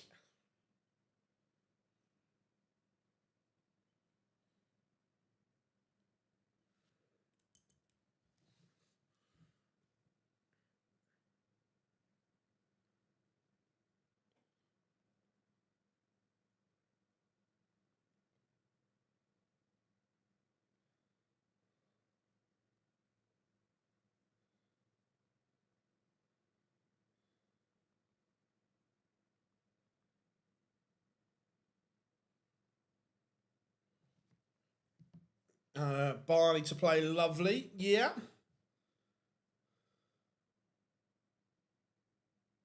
On the OD edit darts. Never say never.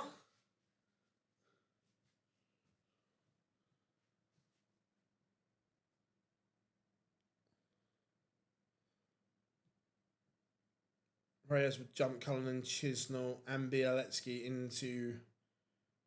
Cool, James. Thank you. MVG doesn't need to play in these.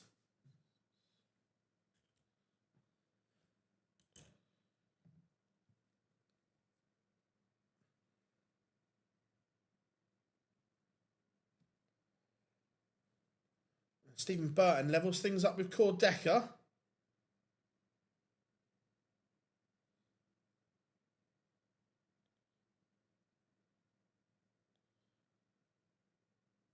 Oh, 100%. He may need to next year. Like, I don't think it gets that bad.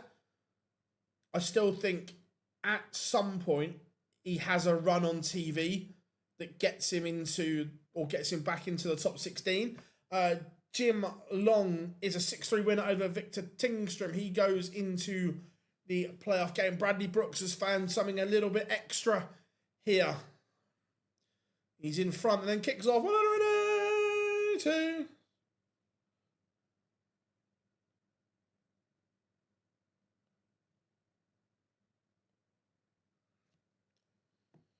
Reyes takes the opener against Gabriel Clemens.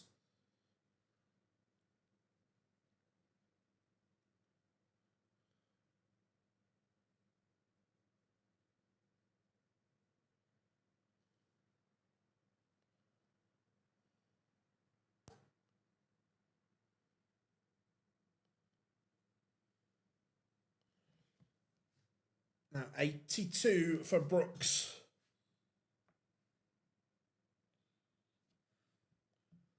This would put him into the playoff game.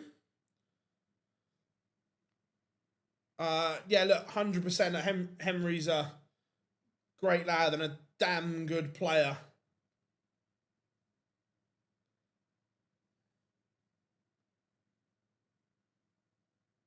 That's a good point, James. Bradley Brooks does pin tops and he sees off Kim Barry. Let's go Cristo Reyes, Gabriel Clemens. Remember, this is a playoff game.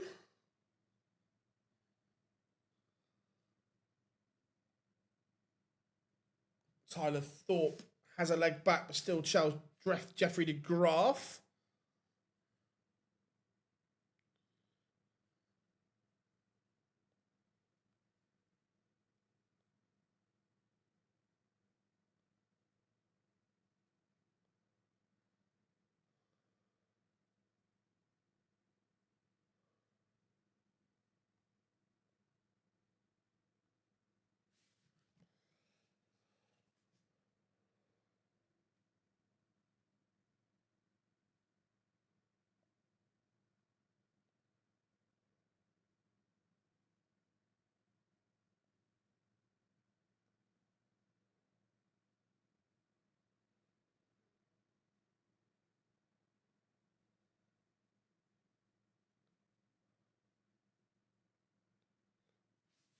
Do you think, Joe? Probably not, but I don't see who else they give it, or I don't see who else they could give it to.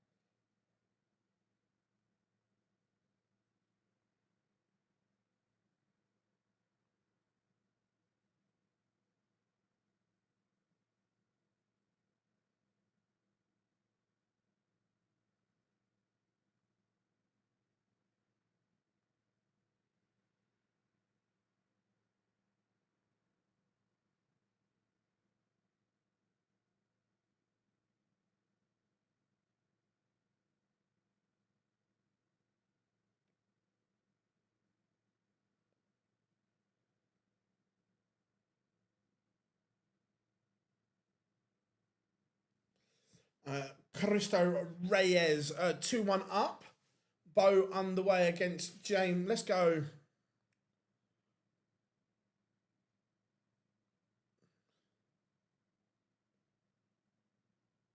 Let's see if Bo can make it 3 on the spin. Yeah, if Bo wins this one, she qualifies.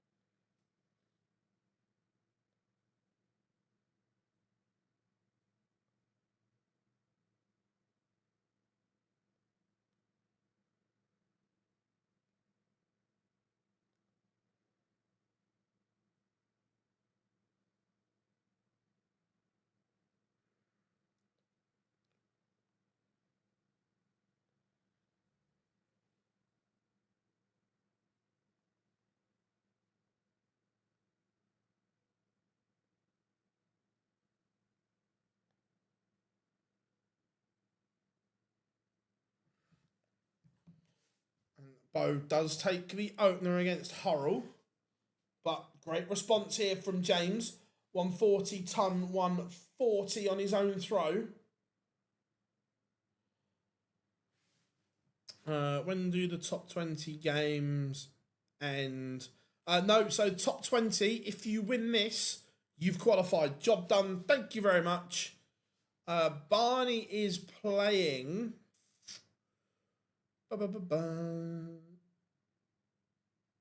Barney will play Thomas Lovely in his playoff game.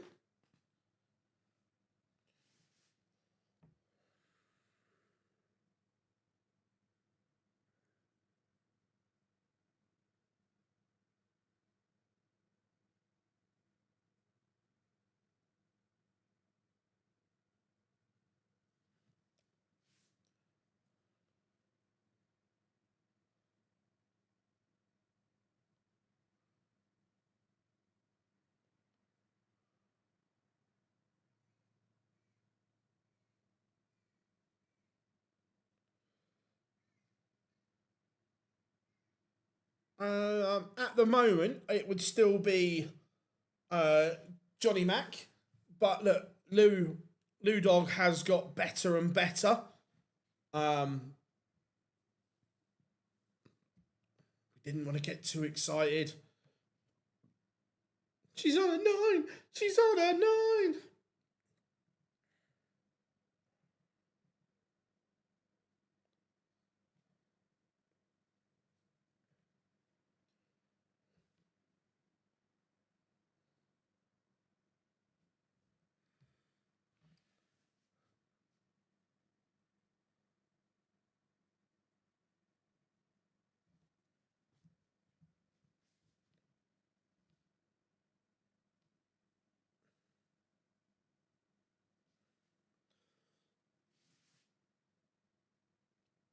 Yeah, to be fair, look, Lou has got better and better.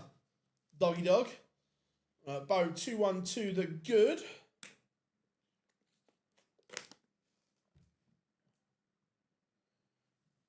Cristo Reyes 3-1 up on Gabriel Clemens, both averaging 102. Stephen Burton beats Cord Decker to move into his playoff game. Loads of them now warming up. The qualifier for this one is done. Then we reset and do it all again for event number 14.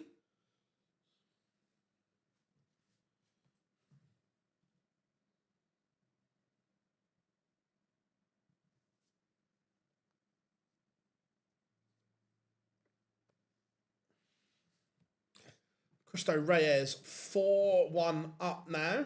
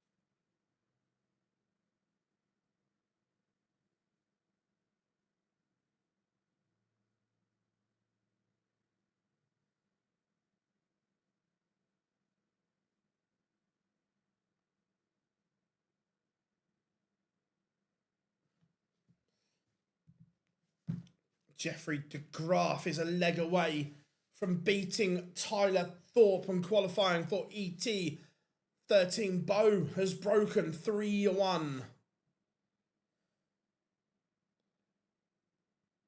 Yeah, look, the gap is big, but it's if anyone can breach it, Bo can.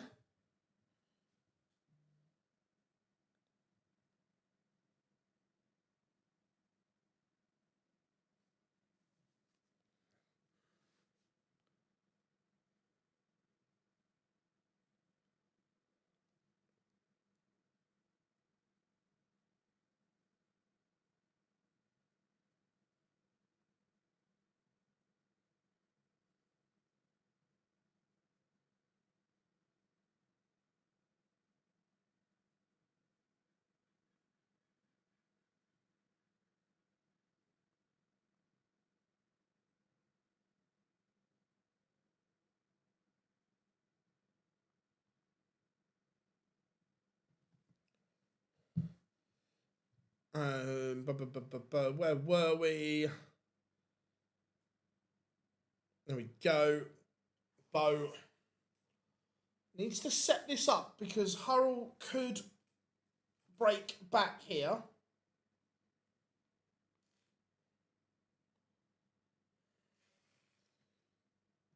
$106.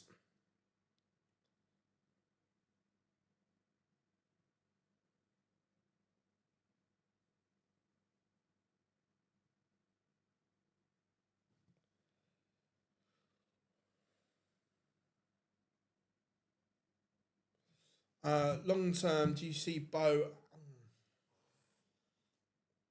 She has the ability to be a top 16 player.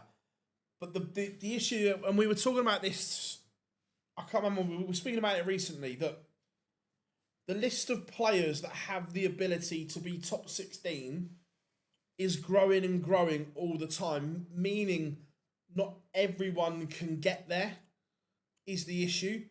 So you're going to have to gate crash that top 16, you're going to have some good runs on TV.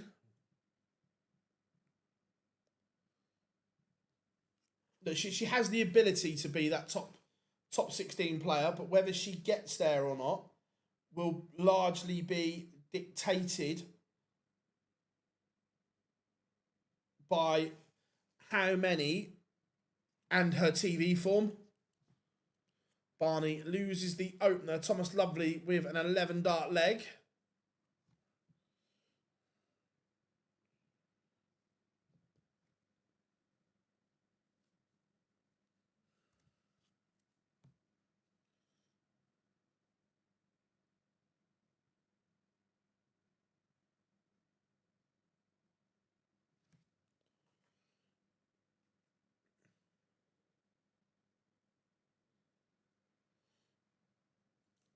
Now, Brendan Dolan's Sedler box underway, as is Mickey Mansell, Greg Ritchie.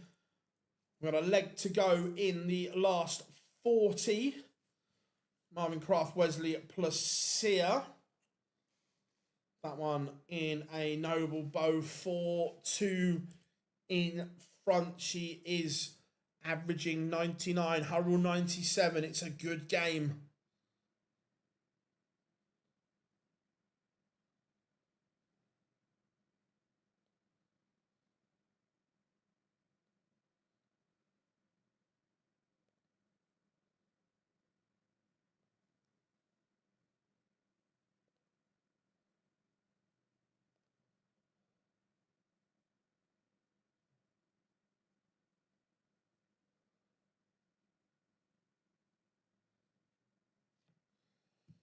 And Jeffrey de Graaf has qualified for ET at 13. Seeing off Tyler Thorpe, 6-4. Wesley Placia moves into the playoff game.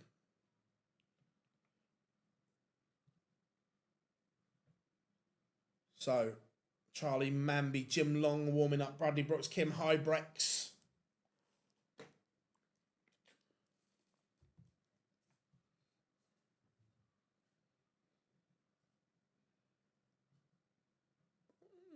That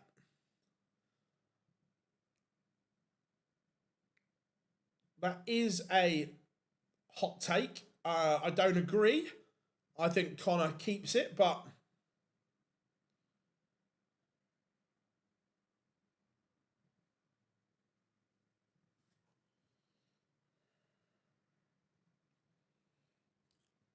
Charlie Manby, Jim Long underway. Greg Ritchie takes the opener against Mickey Mansell. Bo is a leg away. Yeah, look, now she's got, if as long as she wins one of the next 4 legs, that'll be 3 Euro Tours in a row she qualifies for.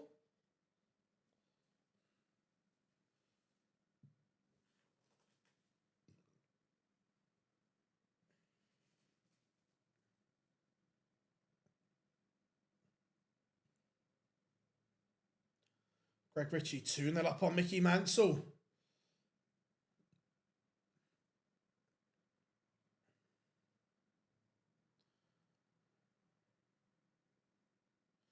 No, she qualified for the last 2, so this will be 3 in a row. And she kicks off 140, 140, not hanging around.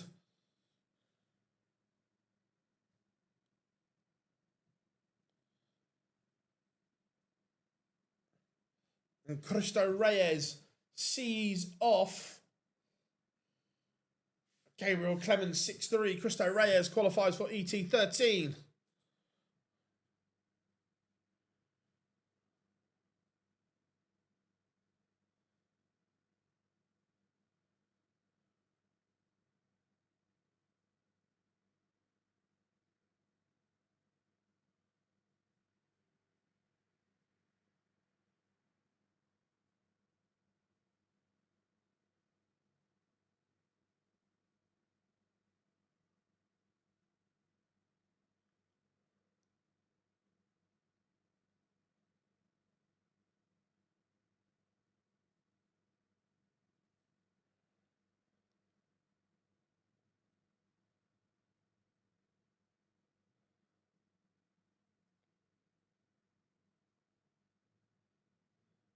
And Bo does seal the deal.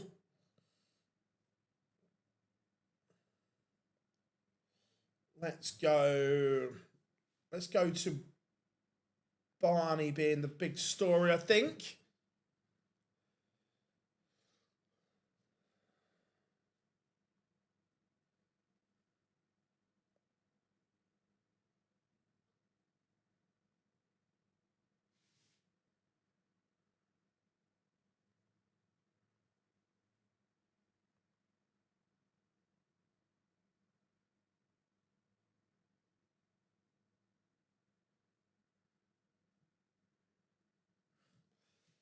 Yeah, superb from Bo. Yeah, big for RVB.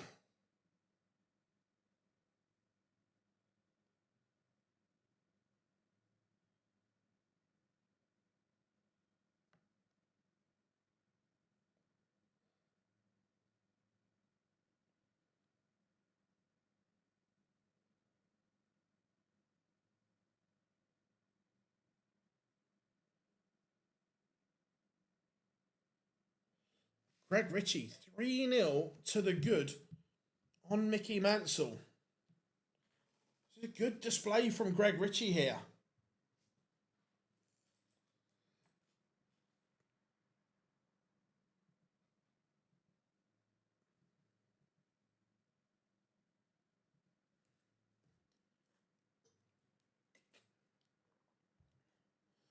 Karel Sedlacek absolutely doing a number here on Brendan Dolan. He's averaging 96, Dolan only 79. That one looking like one-way traffic for the Czech nightmare.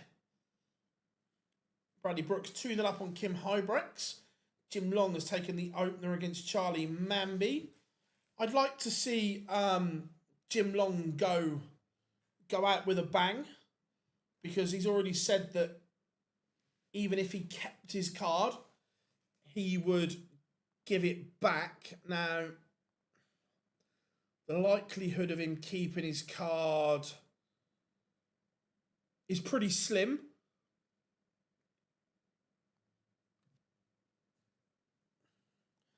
Good afternoon, mate. Hope you're good. Jim Long doubles his advantage.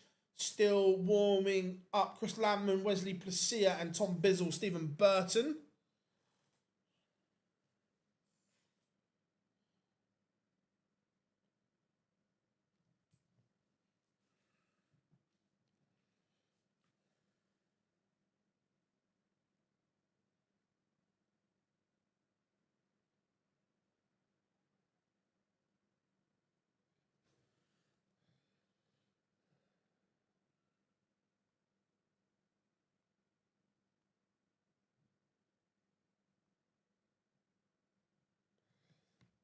Mickey Mansell does get a leg on the board.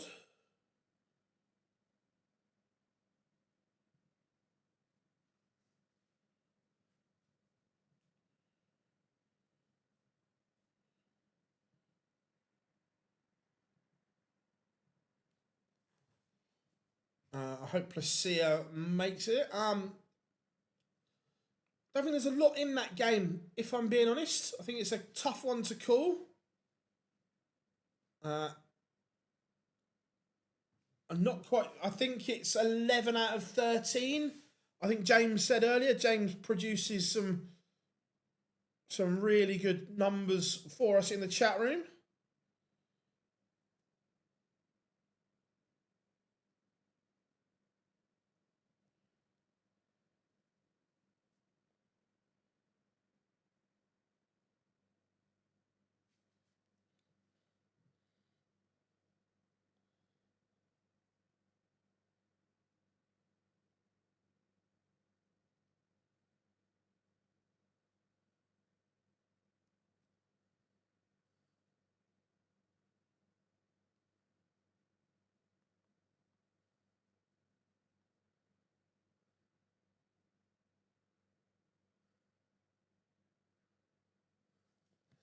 Raymond van Barneveld, 4-2 up now.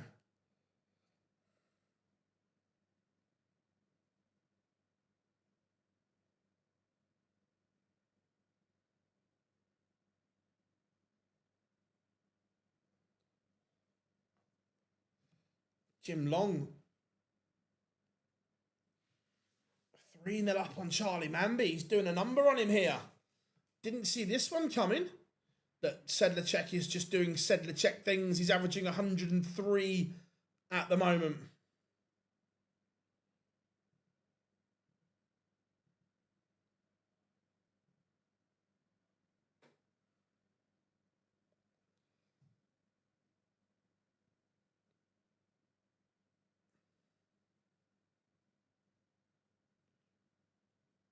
Yeah, look, I didn't see this coming from RVB. 6 or 7 weeks ago, he looked done and dusted. Like he had nothing left to give, but this is good. Sedler Box 1 away from a bagel. Bradley Brooks 4-0 up, averaging 105.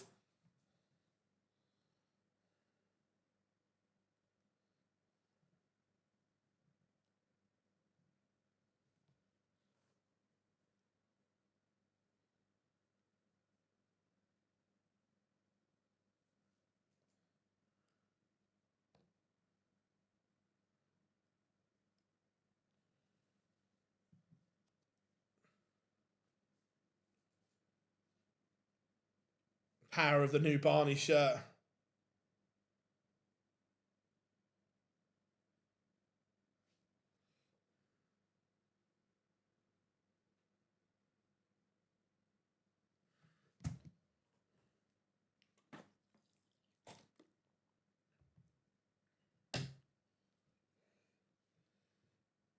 Thomas Lovely, though, does hold, but not...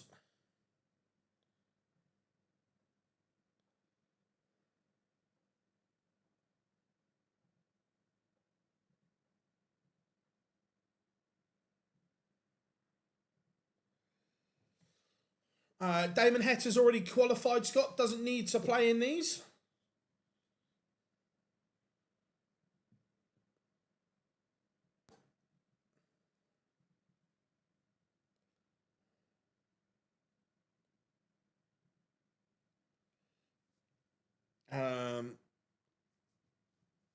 I don't know. I said the Czech has bageled Brendan Dolan. Some performance from Sedlacek. I think I'm not sure exactly how or if he keeps that spot, but if Peter were to miss out on the World Championships and doesn't qualify for anything else this year, I think he might walk away, as in retire gracefully. I don't want to see this version of Peter Wright. Peter Wright is one of the greatest to pick up a dart. He has been sensational. I want to remember that version of Peter Wright. Me personally, I don't want to remember this version of Peter Wright scrapping around towards the end of his career. This is the qualifier for ET13. 14 will commence after this.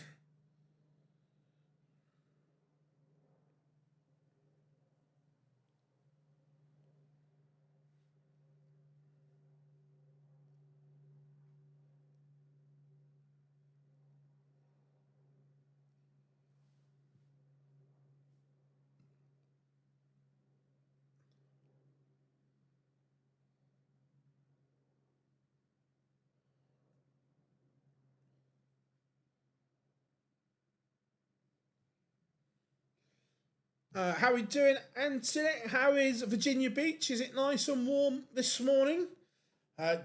Charlie Manby has a leg on the board, but still trails Jim Long 4-1. Bradley Brooks is one away from victory. RVB being made to work here. Thomas Lovely doing okay on his own throw.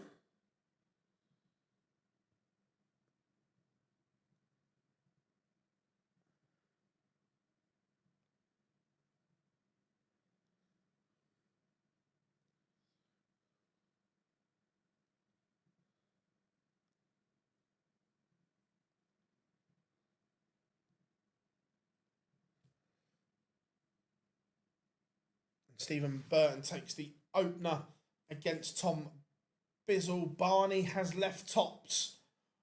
Will he get a match start here, or is Lovely gonna hold? May only get one dart. That's all he needs, Thomas Lovely. Trails 5-4. Barney now has the darts. This is the leg that he needs. Lovely, mate, lovely.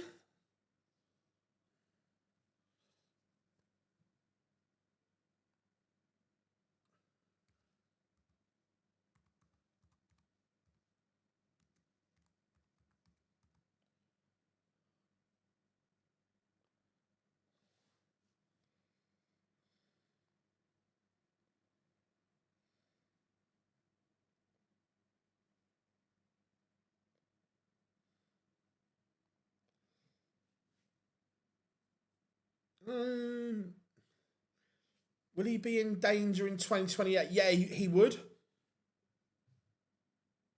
Yeah, look, I wasn't... Oh, I'll tell you what, this though, Thomas Lovely is producing. This would hurt. Barney has led this the whole way. This would hurt. What a leg from Thomas Lovely. Mickey Mansell coming back into this against Greg Ritchie. Jim Long one away from beating Charlie Manby. Bradley Brooks, same scoreline, 5-1 up on Kim Hybrex. Yeah, I don't mind the Tom Bizzle one. Don't mind it.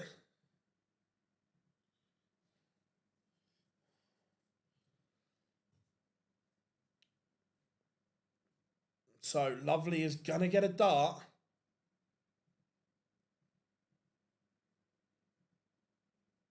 To break back here.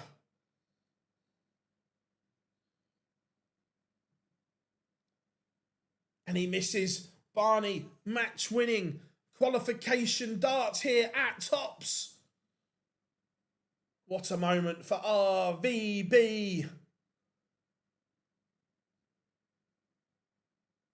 And Raymond van Barneveld has qualified for the European Tour 13. Congratulations to Raymond.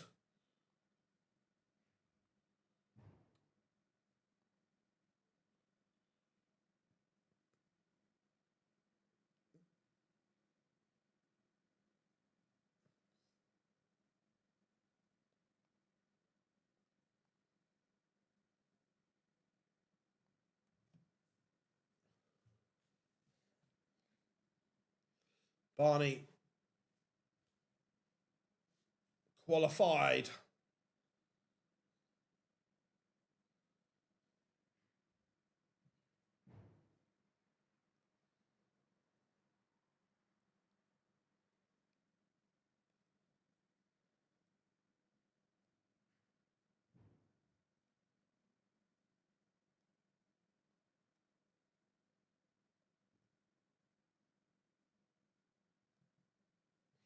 Stephen Burton 3-0 up here on Tom Bizzle.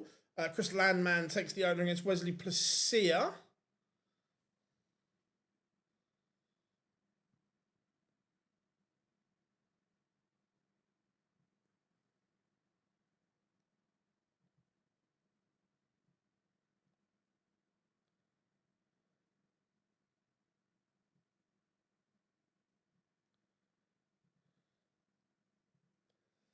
Someone called Jar. Barney Army. Should we just do it anyway?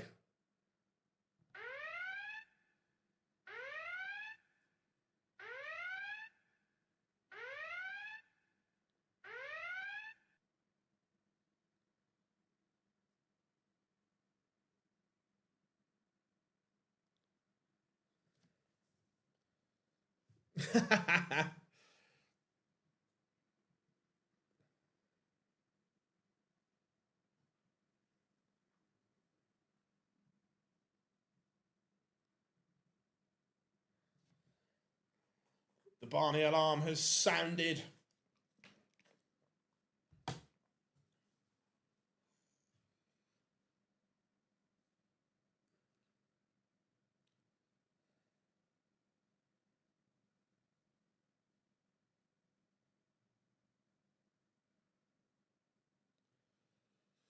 Yeah, Jim Long also making it.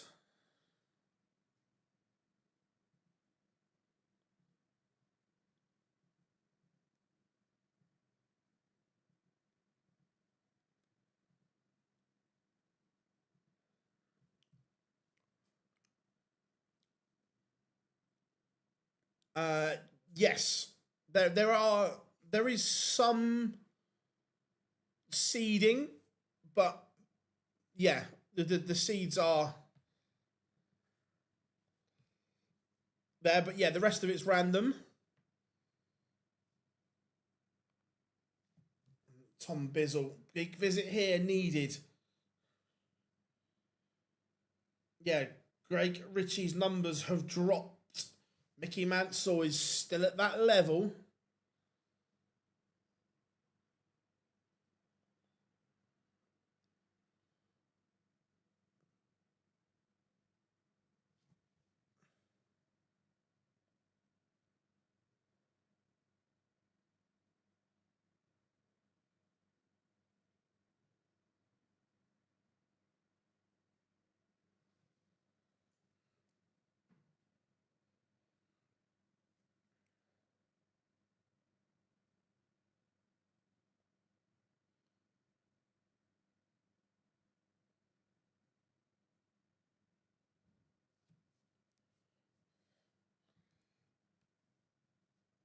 Hammond 3-0 up on Placia.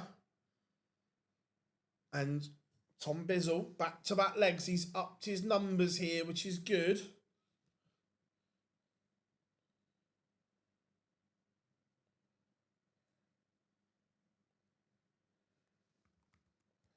Remember, everyone, if you are new here, drop us a like and subscribe. We massively appreciate the support.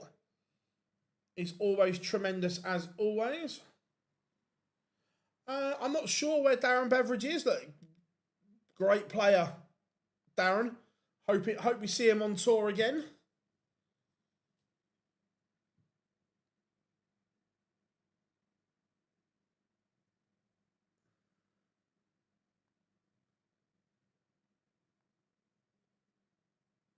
Yeah, look, Jim's a really nice guy as well. Top guy, Jim.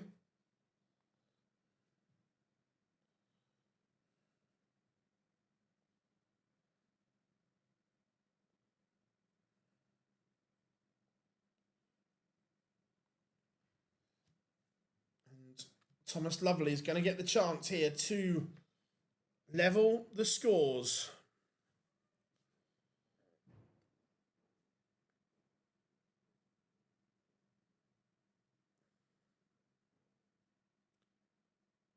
And 3-3. We are.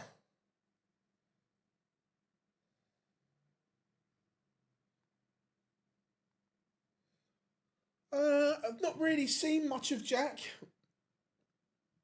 To be honest.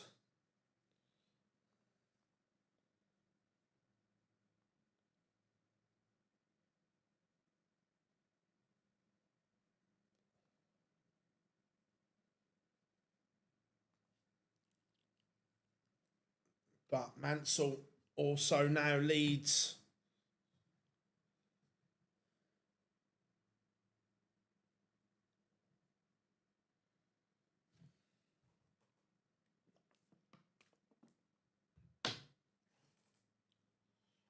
Been a good response here, though, from Stephen Burton. He's lost 3 legs on the spin. Just needs to stop this charge from Tom Bizzle. And Mickey Mansell has completely turned it around to beat Greg Ritchie.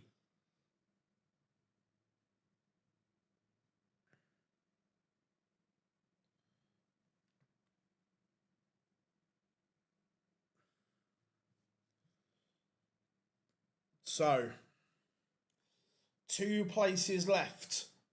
Who will take them? It will either be Chris Landman, Wesley Placia, Tom Bizzle, or Stephen Burton.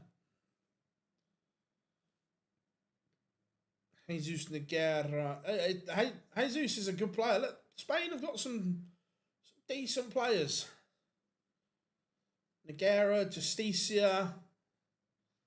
I'm not sure if Alsanas is still playing.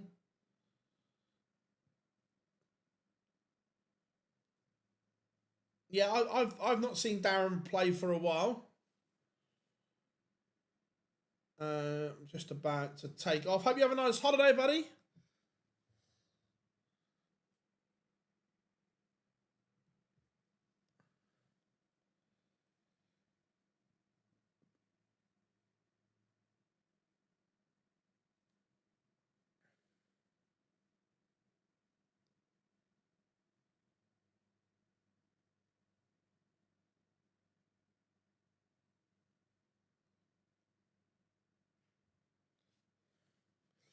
Placia back within 1 of Landman.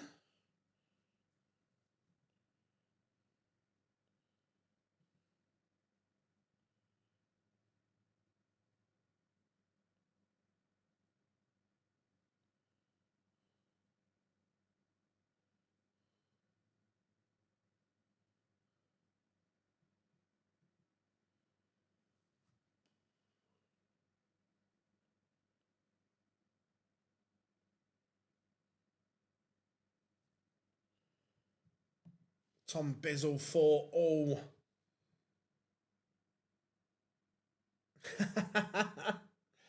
To be fair, it's very rare Dan answers his phone during the day because he's always in meetings. Yeah, it's been topsy-turvy one way then the next. Tom Bizzle didn't start particularly well, but he's found some life now.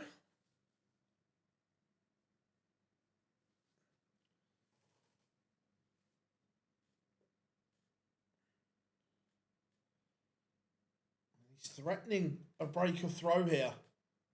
Is he saving it right till the last minute?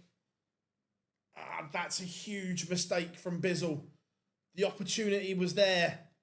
The door was ajar and he's not taking it. That could be a huge slip. Huge.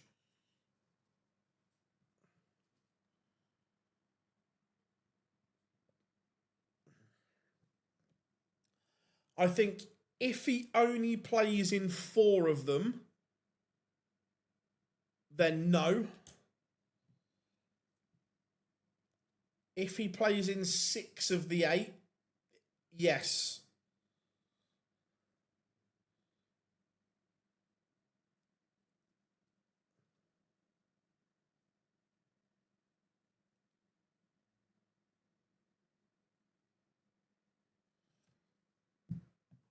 Yeah, Wesley Placia levels things up at 3 apiece.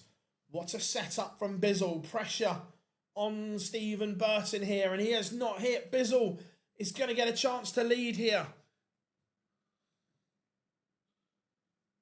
Double 12 to lead, and he's missed. Golden opportunity passed by from Tom Bizzle. And Burton is 1 away now. How much will Bizzle live to regret those 3 darts? The setup was absolutely exquisite.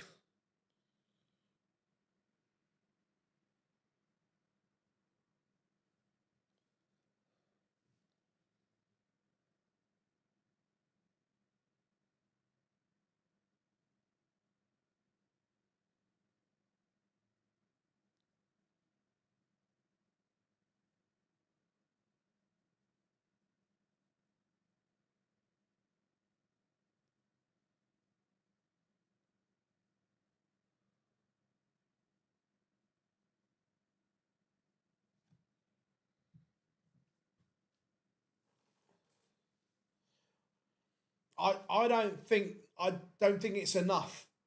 He's going to need somewhere between 32 and 35,000 pounds. That's a lot. That's a lot from 4 events.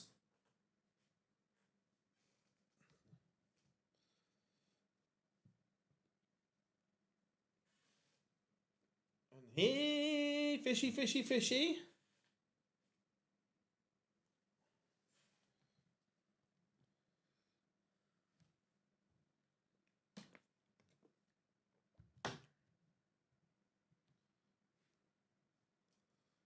Doesn't go. And it's not a great setup either. 3 poor visits in a row for Bizzle has opened the door for Stephen Burton here. But he can't take it either. Both of them feeling the pressure right now. Both of them feeling it. Oh, and then Bizzle pops a cheeky little 3-figure finish. Here we go. 1 leg. 501. It's a shootout. Who holds their nerve? Burton has the darts. How much confidence can Bizzle take from that 114 finish? And Burton comes up dry.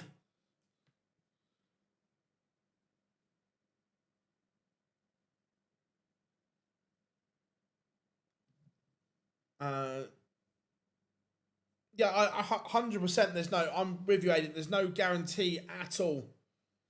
None whatsoever.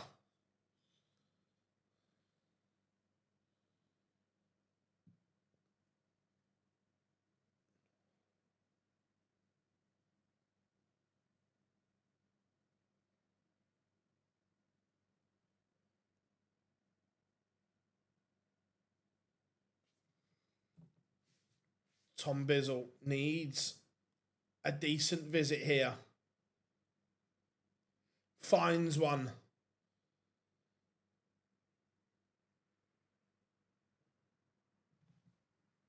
And that advantage, Bizzle. Burton has buckled.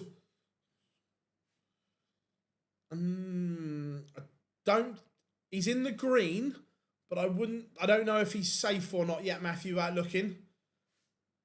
Tom Bizzle has left a 2-darter. Burton needs something huge to apply some pressure. And that's not enough. 65, match-winning opportunity.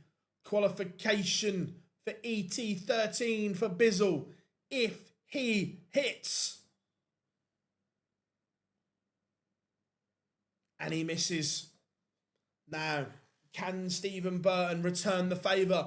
Bizzle popped a cheeky little pop finish in. in the last leg and misses. So Burton will now have to wait and see. Massive moments here for Tom Bizzle. Disaster strikes. Bizzle has had 5 darts to qualify.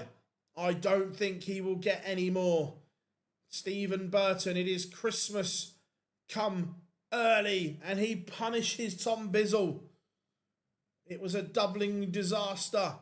It was dog and duck from Bizzle when it mattered. Now, 1 place left. Landman leads.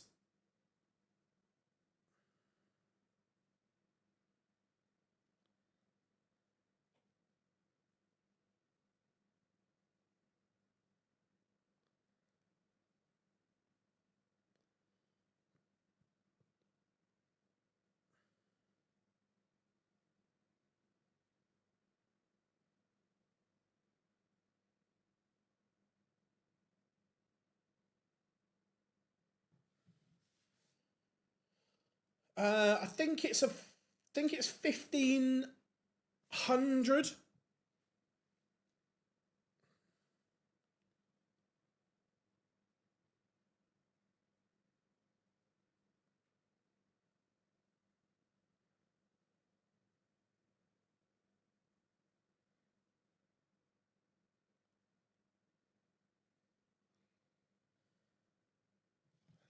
Landman is 1 away from completing the lineup.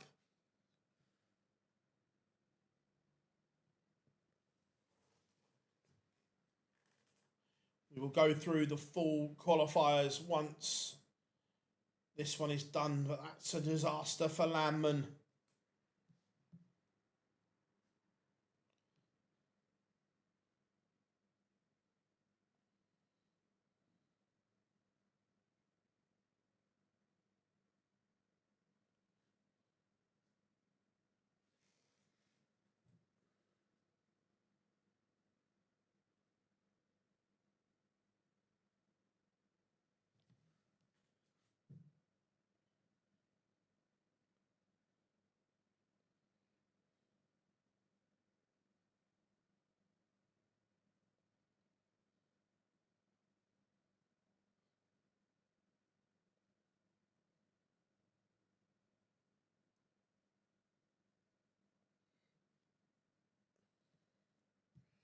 Now, is Placia going to throw a spanner in the works?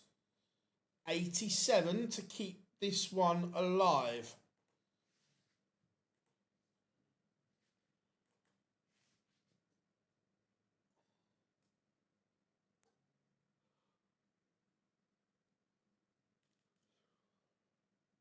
£90 points. Landman sat on 95. Yeah, it did change. I wasn't imagining it, James, was I?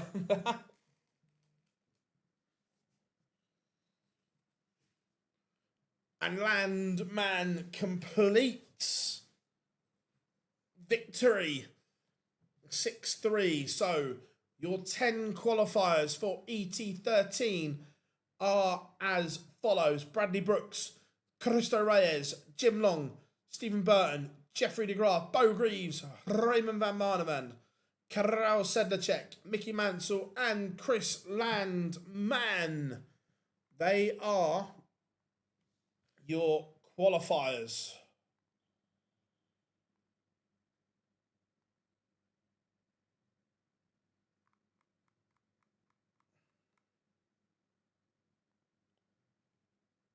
So, quick turnaround. Getting ready for ET14 qualifier now. Right, let's...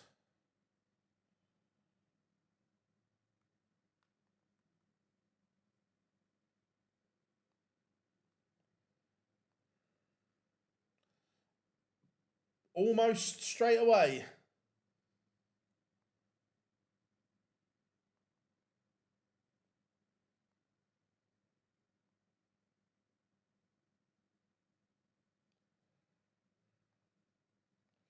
Just setting this up whilst we've got a little break in proceedings. Drop us any questions. Yeah, there is a lot of movement going on, I agree.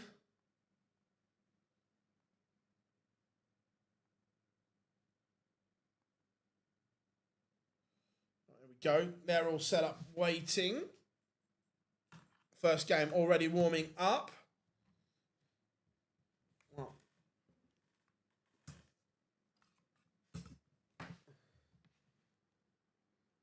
I'm not sure if that's the first or not.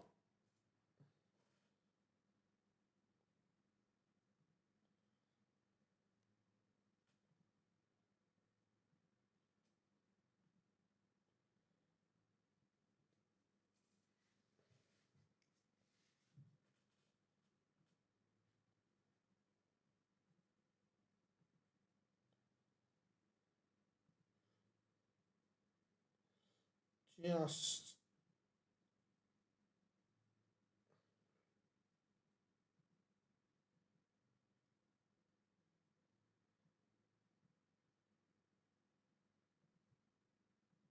getting some social posts ready. He's one of my favourites. Nice. This 3 now. She did the double on the last block, and the first one here. So it's now 3 on the spin. Bo has qualified for.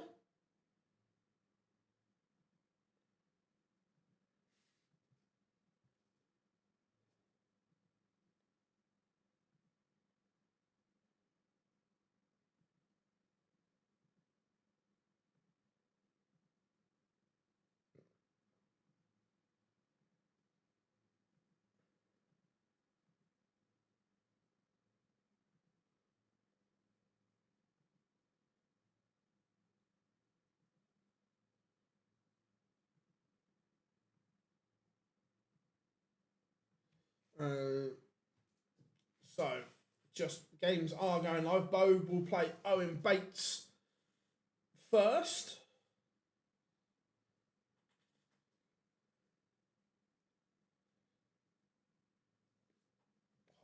Warm and muggy here today.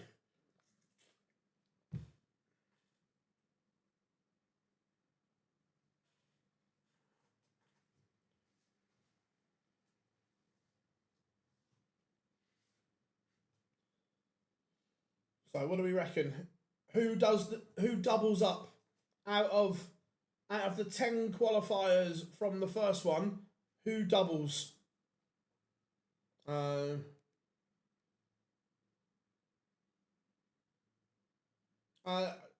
wouldn't say back pain, but I go to the chiropractor every couple of months to get reset almost. Does that make sense? It's not. Don't get on the chair. I've got a half decent chair as well, which helps. Gorgeous day here today. Black skies fair. Like the Decker Bradley Brooks. Who would you like as feature?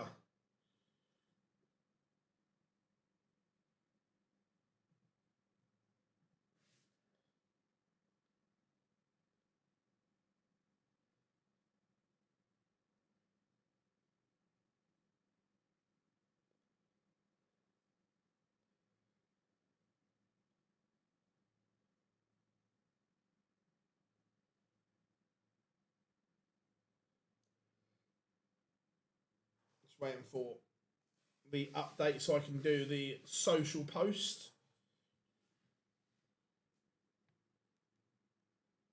Oh, 100% she can win a Euro Tour. I agree.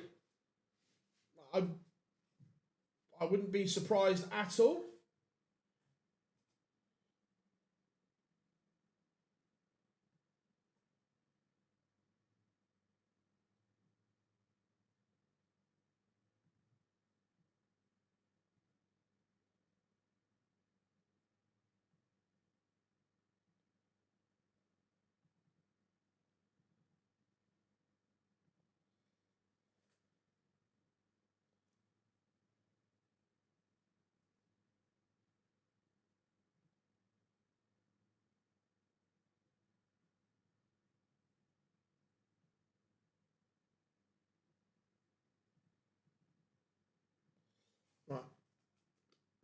once Bo goes live, we will go to her as feature.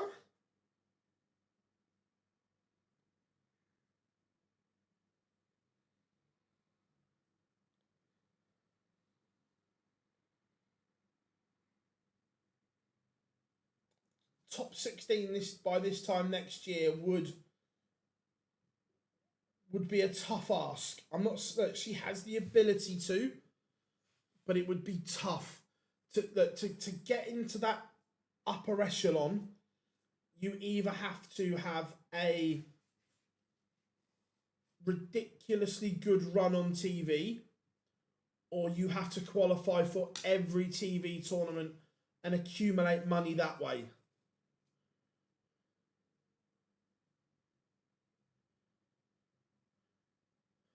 So remember, the PDC got rid of entry fees. There are no entry fees for these anymore.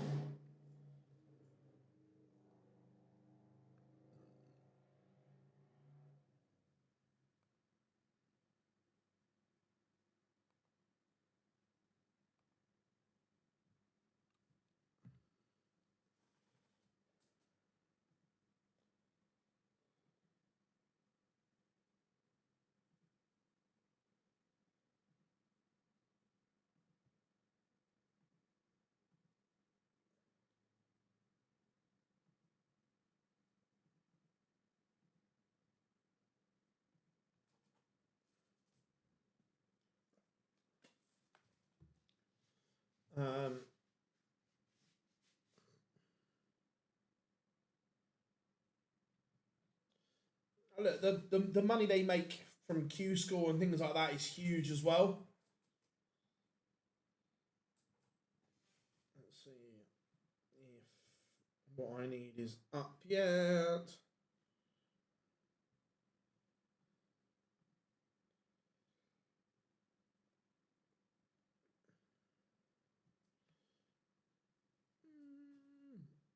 This is, I don't know why they're holding games at the moment. Just press the button, get them going.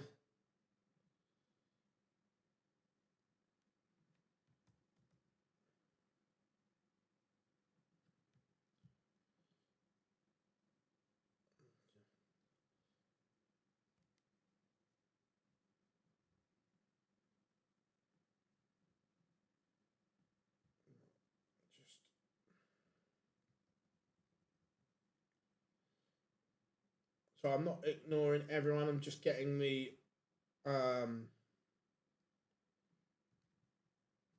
social post ready for the qualifiers from the first one.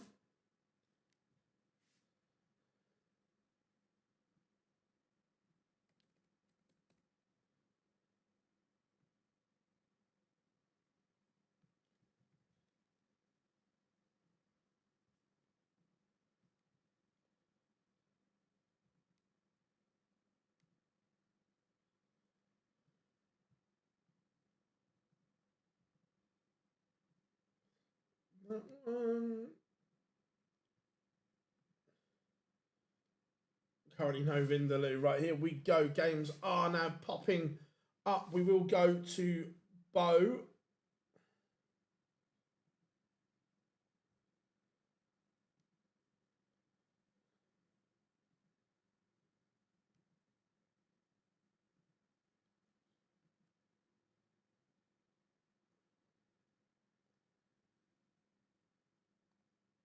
There we go.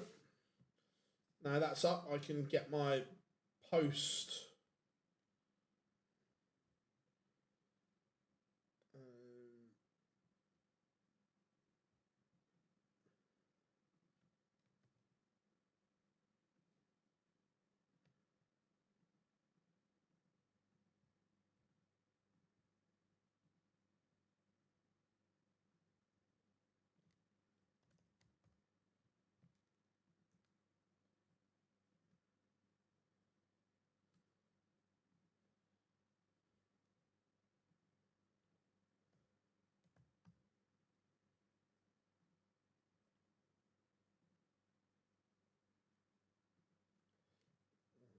That's that one. Now let's get it out on here, and then I shall be back giving you my undivided attention, everyone.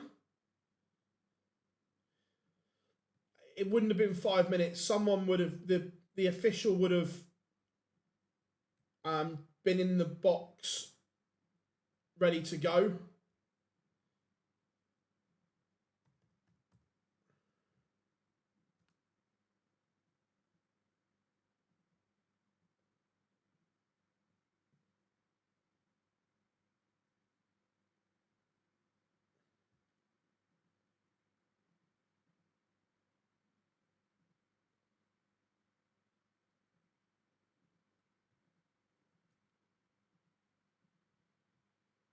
Hey, fishy, fishy, fishy.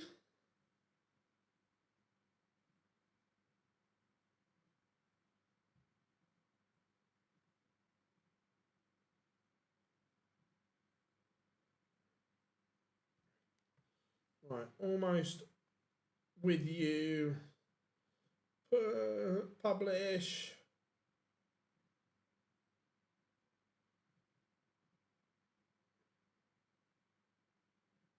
Right, all good. That is now up. Oh, right, here we go then. Bo does take the opener against Owen Bates.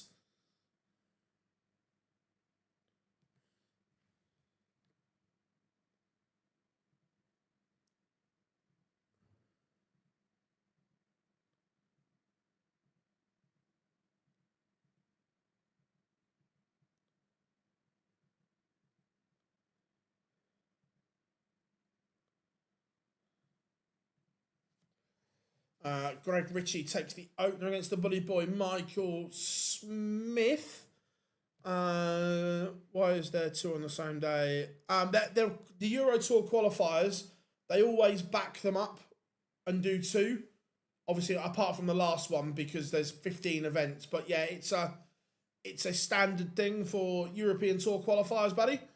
That's why we're here to help.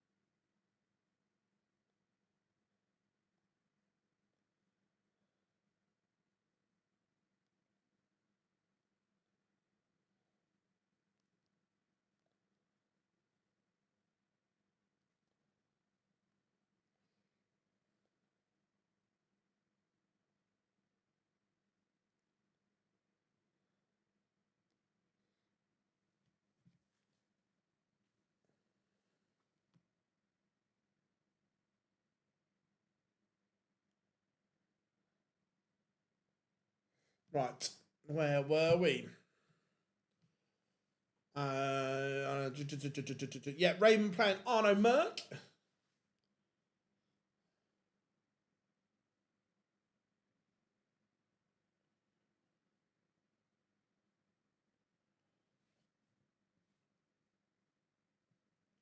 Michael Smith levels things up one apiece with Greg Ritchie. Labanauskas called Decker.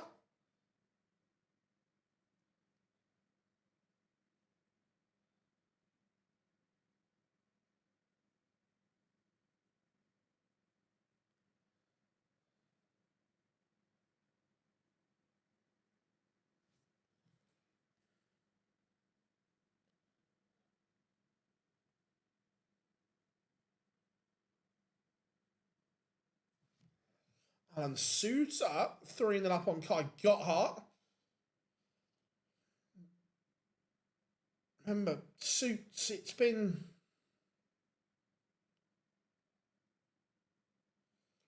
not been great from Suits this year.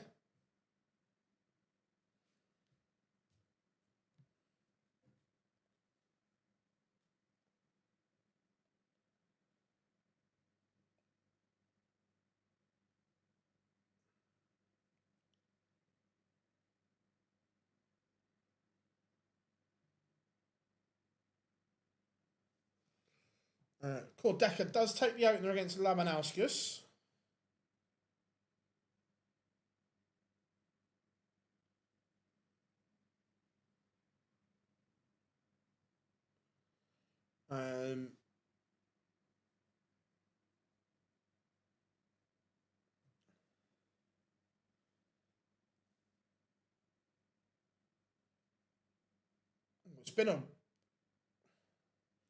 It's been a minute, James, I think.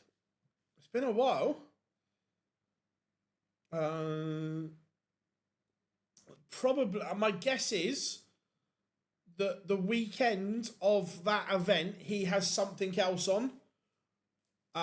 Would be my... that happens quite a lot, that when players know they're not available for that weekend, that they don't play in the qualifier. So that would be my guess. How we doing, Tommy?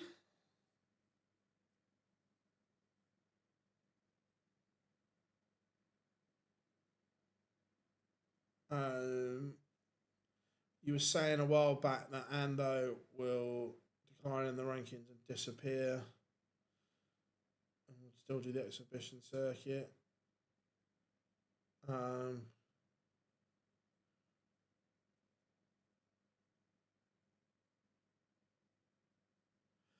Yeah, he'll still do the exhibitions and stuff like that.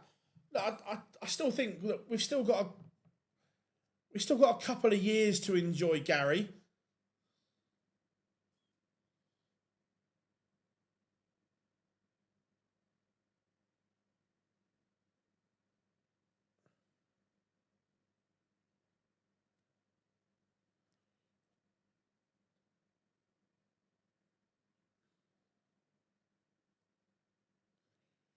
Peter Wright levels it up with Reese Griffin. It's not a great game, though.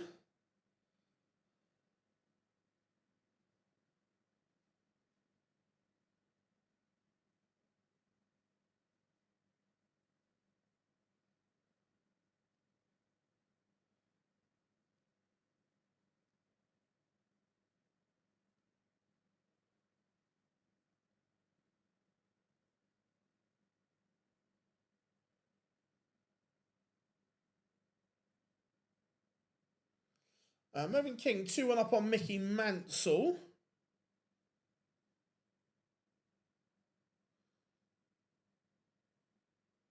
Right,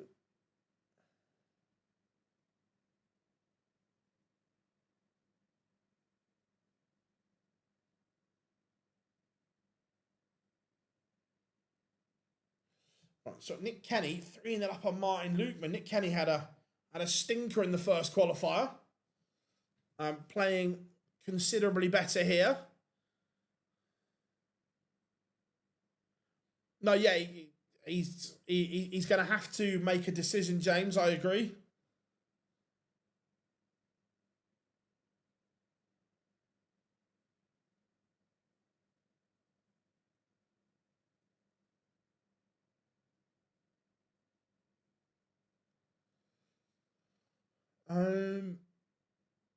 How we doing, Martin? Hope you're good, buddy. Good to have you in.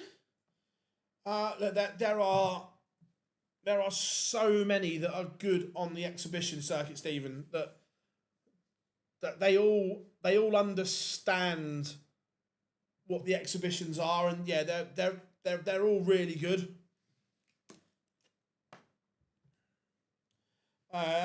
If MVG drops out of the top 16, he may have to. I'm not sure where he is on the other side.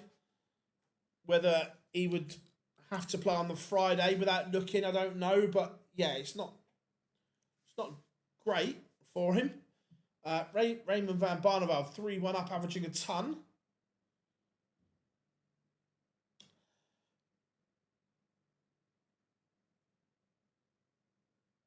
Yeah, so Martin Lukeman has had issues being able to feel the dart in his fingers.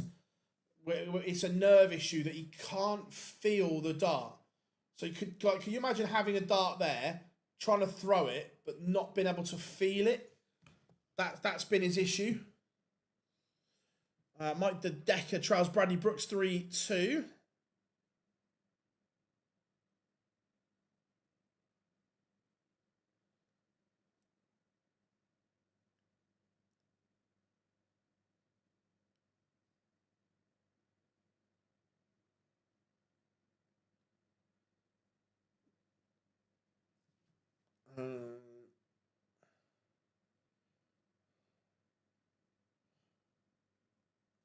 Yeah, again, Bully Boy just needs to get himself fit.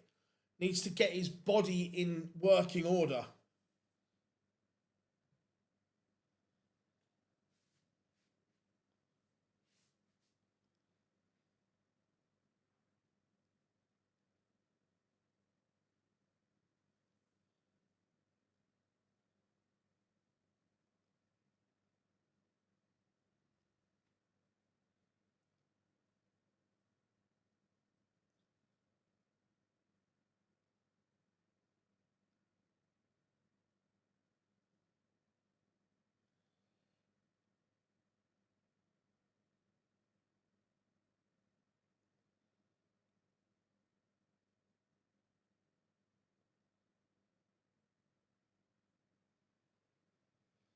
How we doing? How we doing, Jack? Good to have you in, mate. Hope you are well.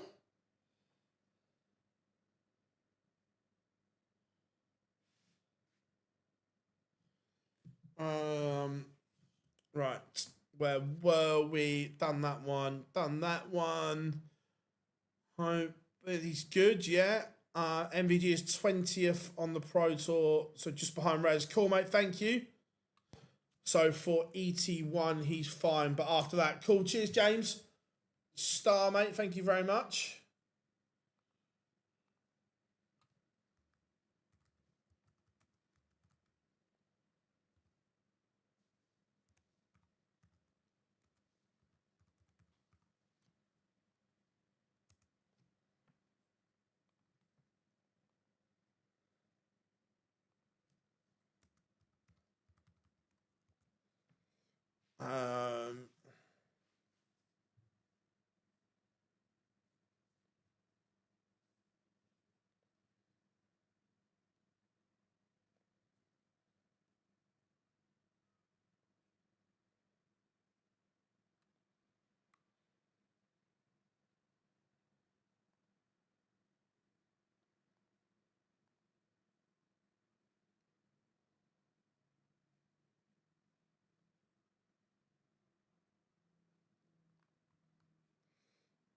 Right.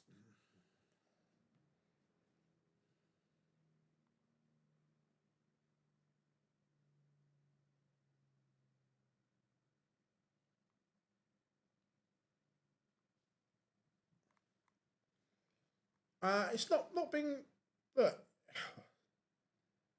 I mean, Bates has still got a lot to learn about being on tour and so on.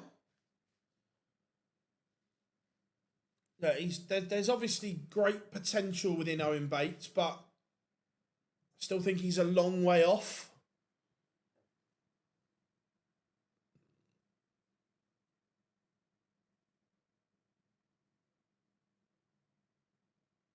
Um,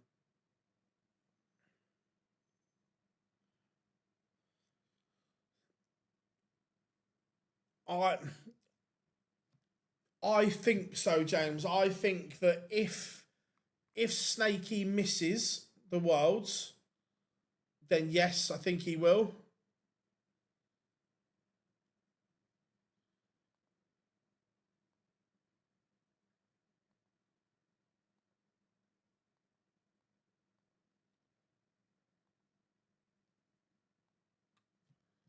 Uh, I wouldn't say he's. Look, I don't know him really well, but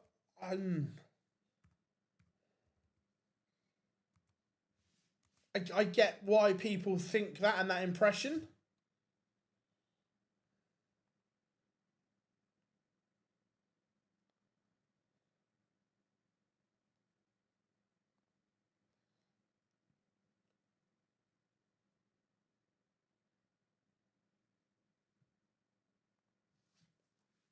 But he's in a good position here. Bo may have to take this out.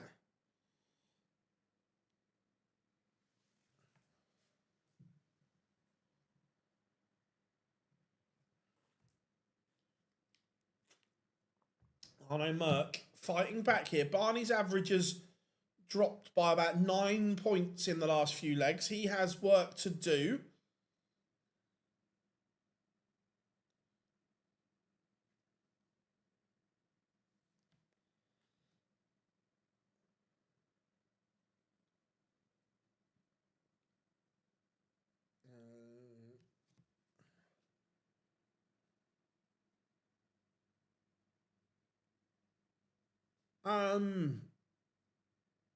No, we're not in agreement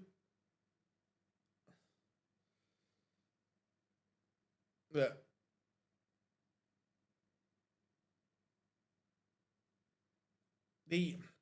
if Michael drops to 19, 20th, he will still be in the Premier League.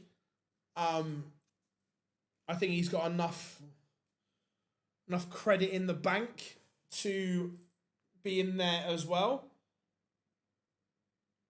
And look, I still firmly have the Premier League as part of my Triple Crown. It is part of the big three and always will be.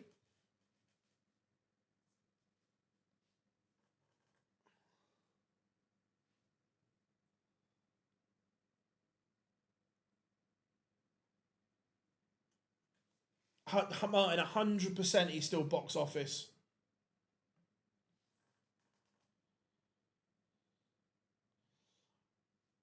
You do remember when Gary Anderson and Raymond van Barneveld were picked for the Premier League when they were ranked 28 and 29 in the world?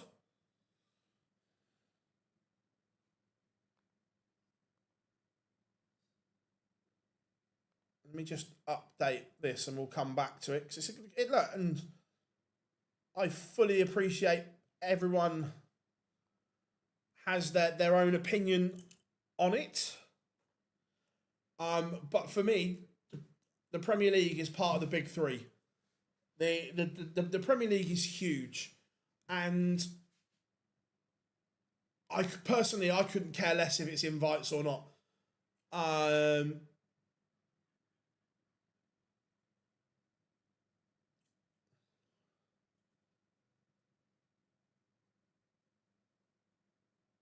He still holds a TV title. He's still absolutely box office. You look at, okay, I'm not talking about on the board here, but he is still the Netherlands' biggest draw in terms of commercial value, fans, digital numbers. You've got, and by the way, this isn't a knock on Gian at all, because he is an absolute top guy, but he doesn't have the presence of MVG.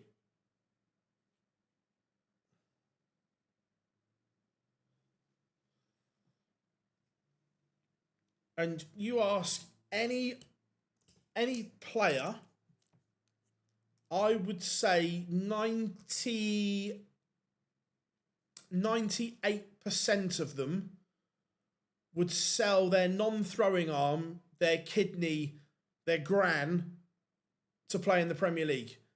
Johnny Clayton ranks the Premier League higher than the World Championships.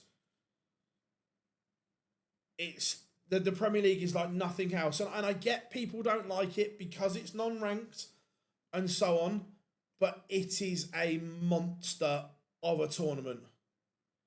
An absolute monster.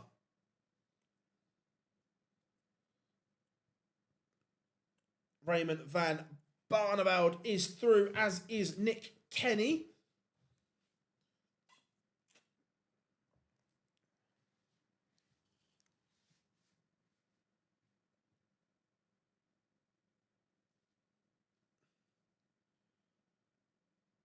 It's more than just the money. It's the exposure that you get, right?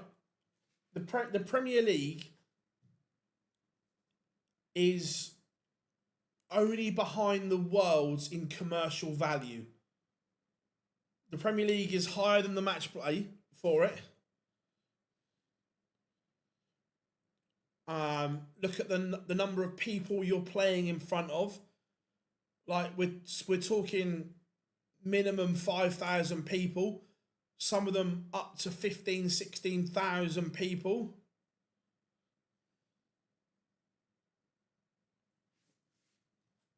The noise the Premier League generates, like already, we're only in July still, and we're talking about who's going to be picked for the Premier League. The eyeballs the Premier League puts on the sport is like nut, apart from the Worlds, but the Worlds is completely different. But other than that, it's unrivaled, the Premier League, in terms of what it does. Yeah, I saw Bully Boy come back to win.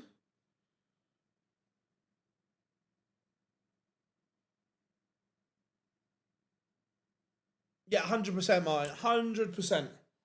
It is just absolutely massive, and that's why it's part of my Triple Crown. And again, I know people don't like the Triple Crown and so on, but for me, it's there.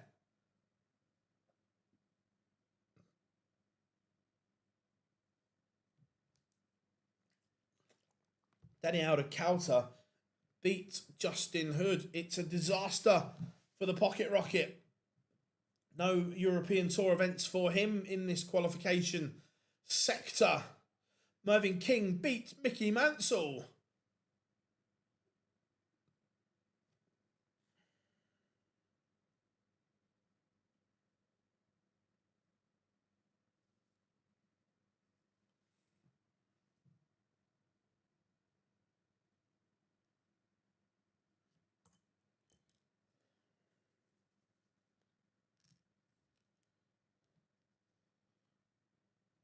I hope so. Look, I really like Michael Smith. He is a diamond of a person, and like I say, this dip in form is down to injuries. It's nothing else. It is purely the injuries that he suffered, and I hope so. I really, really hope Michael Smith gets back to the bully boy that we know and the bully boy that we love. Because darts is in a better place when Michael Smith is playing well.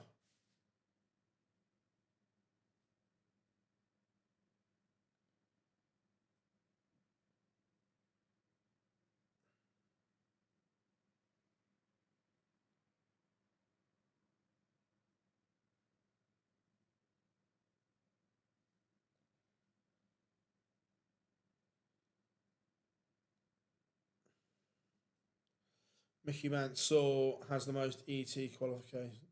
Nice. Nice little stat.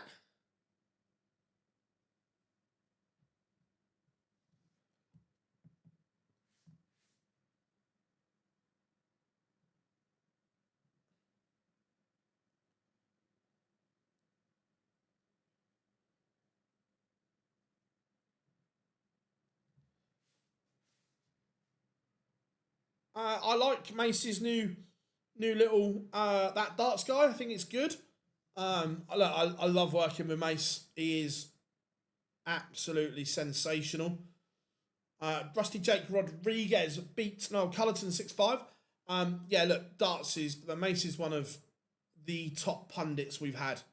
The way he understands and breaks the game down is superb.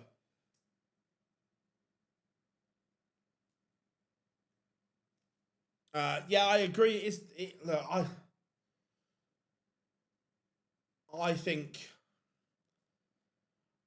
I'd like to see Peter call it a day. I want to remember the great Peter Wright, the one of the greatest to pick up a dart.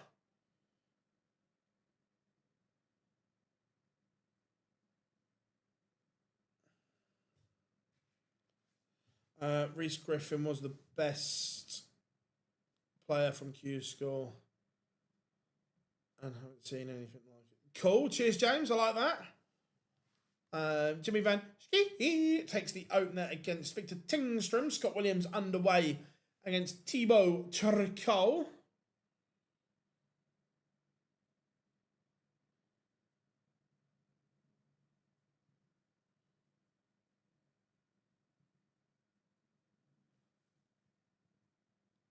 Chris Mason is one of the... if I was picking my dream team punditry lineup, there are 4 non-negotiables, and that 5th spot I think is up for grabs. But if you're asking me to pick my all-star punditry lineup, no doubt I'm going Mace, Mardle, Webster, Dan Dawson. For me, those 5 are non-negotiable. And that 5th spot is very much up for grabs. But I may even rotate that one round.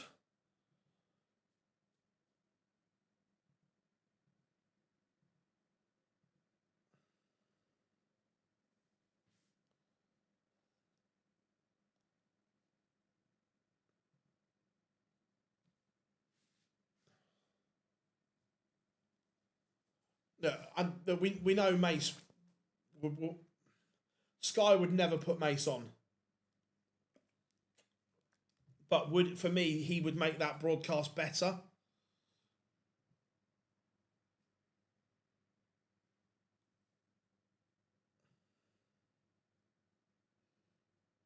Yeah, for me, those 4 are non-negotiable if I'm picking my lineup.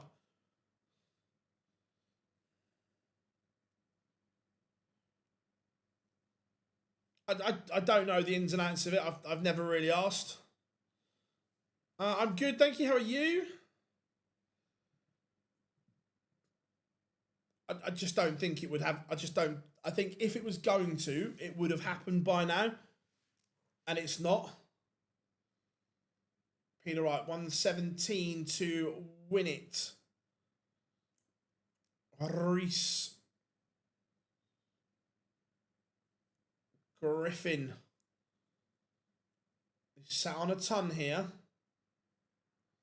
Christo Reyes, 2-1 up on Jim Long. Shane McGurk, 2-1 up on Connor Scott.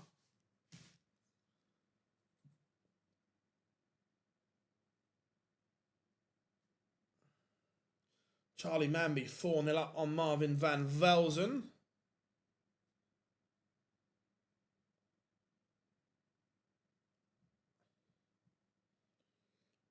But don't get me wrong, John Parts still has that silky, smooth voice. But his lack of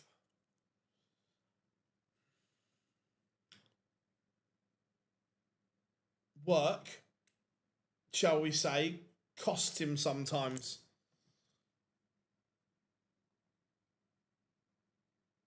And don't get me wrong, I love JP to bits.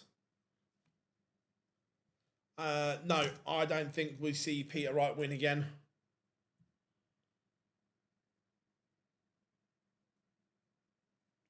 Dozer has been exceptional. Dozer is turning into... And I mean this in the nicest possible way. I know Glenn sometimes listens, and he knows what I mean by this. Dozer is turning into the Wayne Mardle of the afternoon session, which is a massive compliment, by the way. A massive compliment. I've not seen it, no. I've seen bits on social, but I've not had a proper look yet. Oh, 100%. JP is an absolute gentleman, but his lack of research and work, shall we say,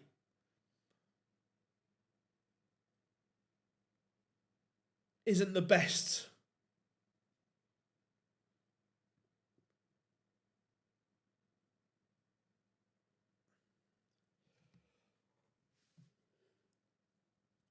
Shane McGurk, 2-2 with Connor Scott. And Reese Griffin is going to complete the comeback here.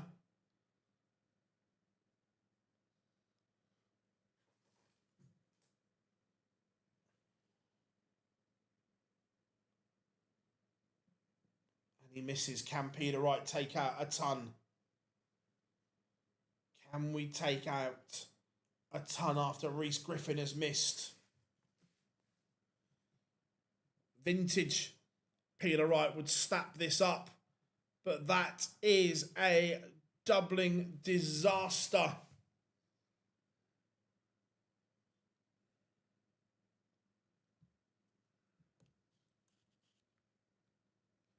And Reece Griffin completes the comeback to beat Snakey.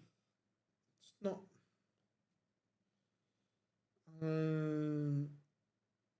right. It's not a great game. Not a great game.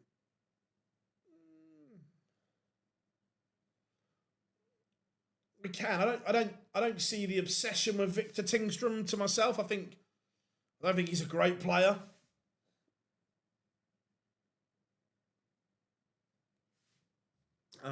I remember winning a darts tournament in Butlins in the early 90s. Nice, that's superb. Yeah, I'd like to. I think Adrian could be a decent pundit. But also, there's a massive difference and distinction between pundit and commentator. Two very different walks of life. No, yeah, 100% then that he doesn't pay any attention to Pro Tours or Euro Tours unless someone tells him. Like, the others, I'm letting out trade secrets here, the others all work ridiculously hard in the background doing prep and notes and so on. John Part does none. Absolutely none. Like, don't get me wrong, his voice is silky and it is smooth, but sometimes his lack of effort makes him look silly. Target launch was just limited edition. Yeah, I've seen bits of it. I've always really enjoyed Part's commentary. Oh yeah, he gives you something different, but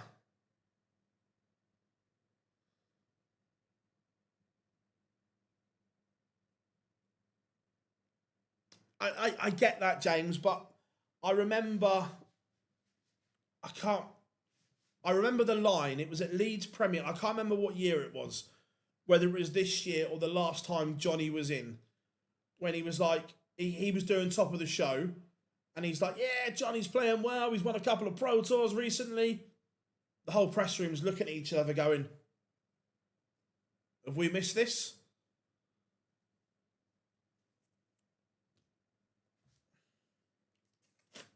But don't get me wrong, I love JP to bits.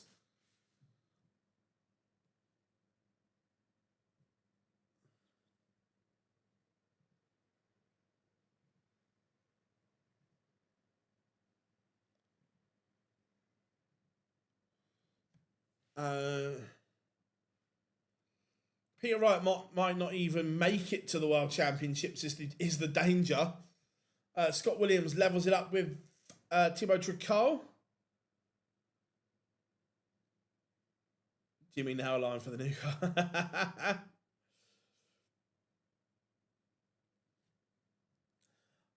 I get that, Rob, but I see the others putting in effort behind the scenes where John puts in absolutely none. Like, all the others are there with their notes, making notes, finding out stuff, and John just rocks in and sits there.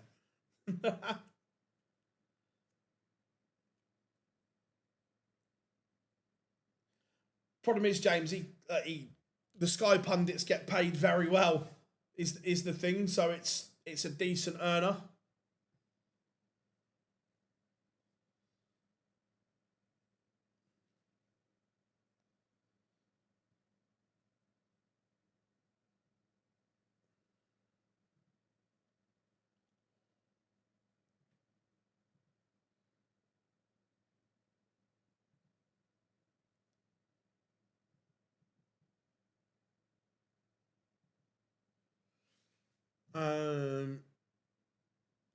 Cammy's doing okay.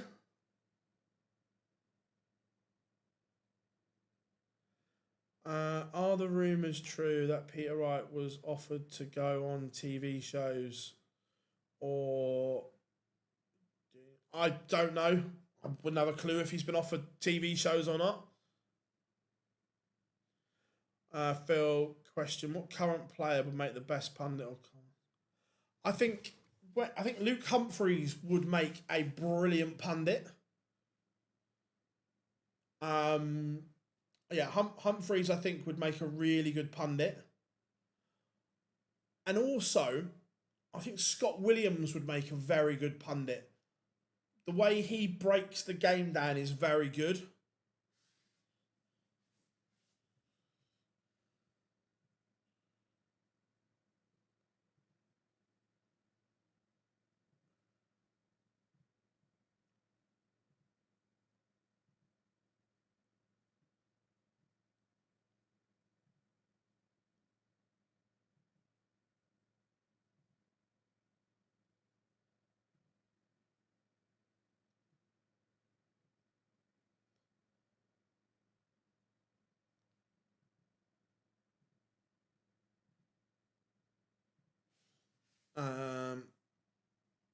Chizzy for entertainment purposes.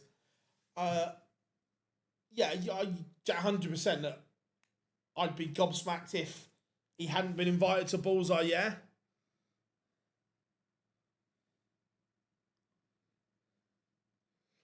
Lucas Venick, 5-0 up on Samuel Price. Ricky Evans trails Gabriel Clemens, 5-4.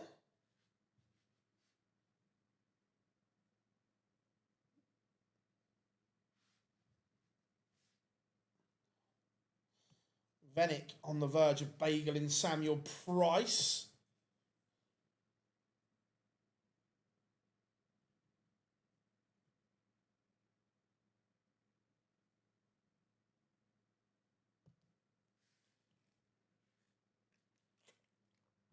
Connor Scott has beaten Shane McGurk 6-3. MVG not in these. Already qualified.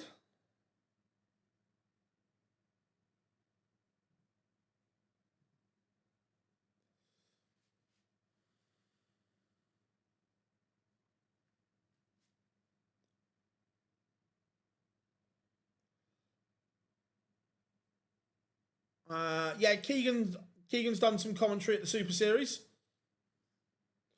Stephen Burton has beaten Andy Bolton 6-2. Scott Williams levels it up with Tricole. That one 3 apiece.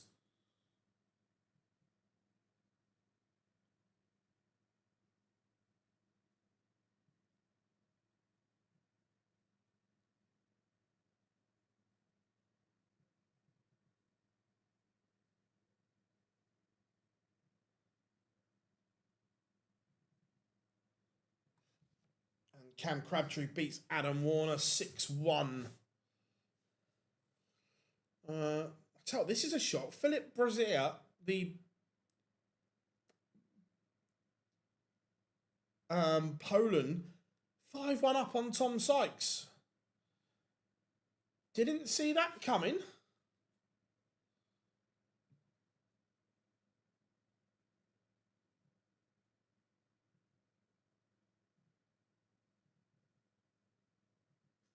And Lucas Venick bagels Samuel Price.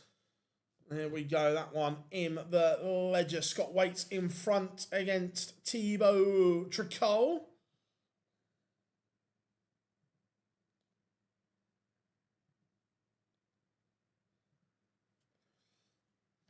Mario Van den Boharder 4-1 to the good. Darryl Pilgrim 1-0 up on Carl Sneed. Rob Owen 4-2 up on Wesley Placia. Owen probably needs to qualify for some of these European Tour events.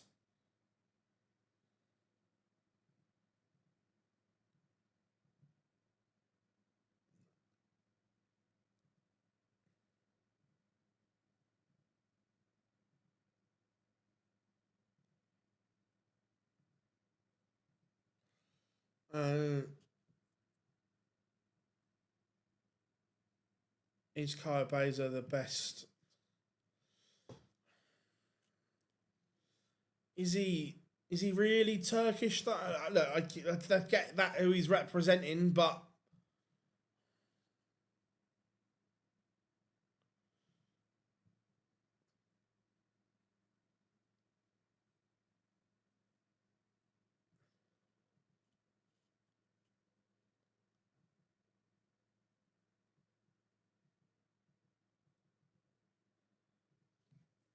Ricky Evans has turned that game around.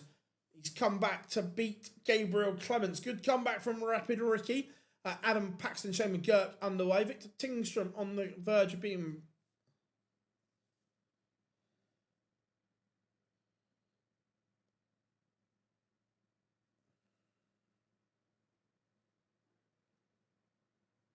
And Tricole levels it up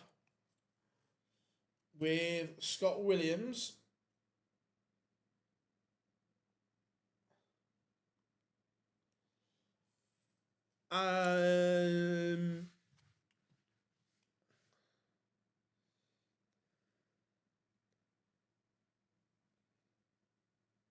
One of them's very good. One of them's not very good. I know who it is.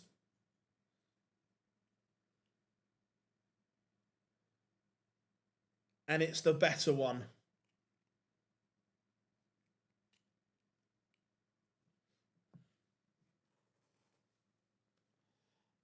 Yeah, I don't rate Jax as an MC personally.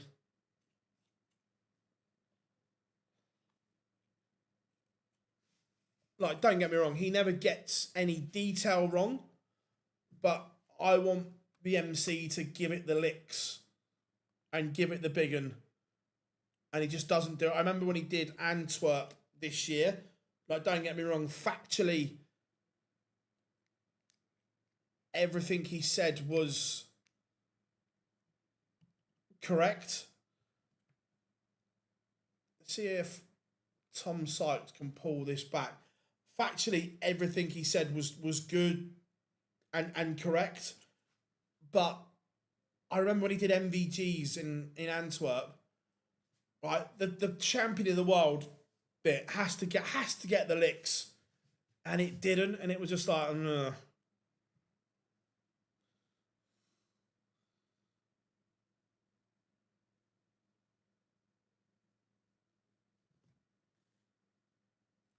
Scott Williams one away from beating Tricole.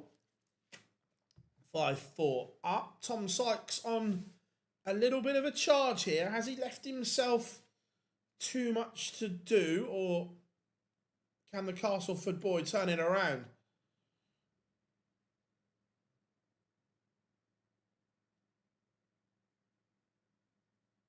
Yeah, and to be fair to him, Ludog has massively improved his giving it the licks as well.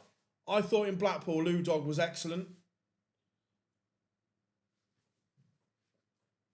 So at the Worlds, I'd actually quite like to see, look, it's a lot on one person's voice, the World Championship. So I'd actually wouldn't mind seeing Ludog and Swissville share the responsibility.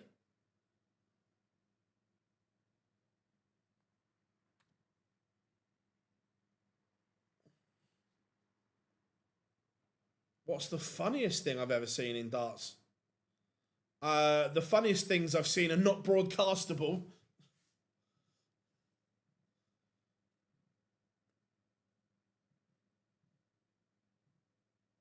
How are you doing, Kev? Good to have you in. Yeah, 100%, Rob. I'd quite like to see them rotate. Yeah, again, James, I don't dislike that theory or thought process. Scott Williams averaging 90 to beat Thibaut Tricole.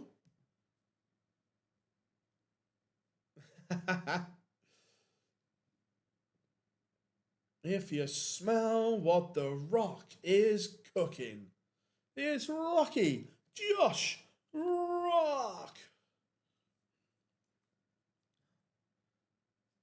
Jeffrey, the Swan losing 4-3 at the moment.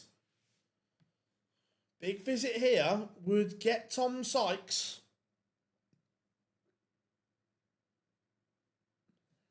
Yeah, maybe, Kev. Be careful what you wish for, is all I'm saying. I'm not convinced this new guy's the answer. He's managing in Saudi. Not convinced that that's the answer. Rob Owen is a 6-3 winner over Wesley Placia. Tom Sykes, maybe.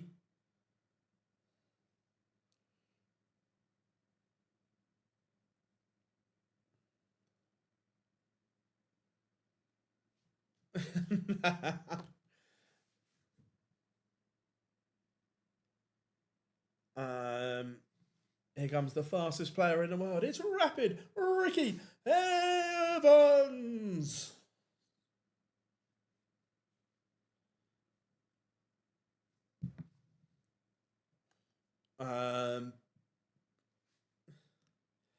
What would... So, look, Spurs, we need... Look, there's going to be departures, and Tom Sykes is out. Couldn't complete the comeback. Look,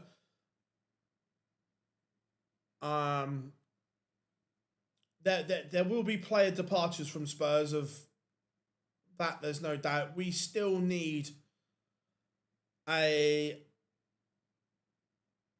centre forward and a left-sided one as well. The centre forward's the trick. The centre forward's the one I don't know. I think Silvinho is the one we want for the left. Let's go.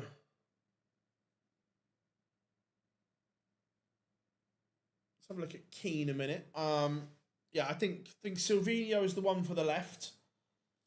The one that I'd like, but I don't think it can be done because the money he's on at City and his wages are ridiculous. I would like Omar Marmoush, but I don't think that's going to happen.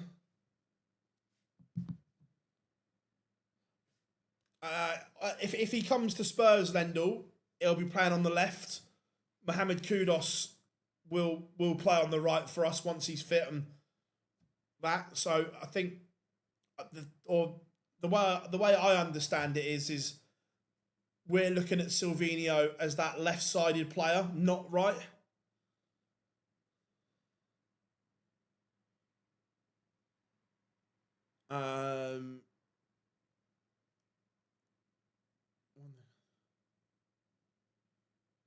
One thing I don't like. Fez?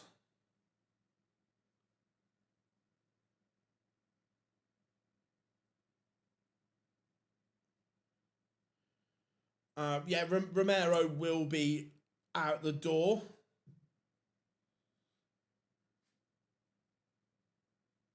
I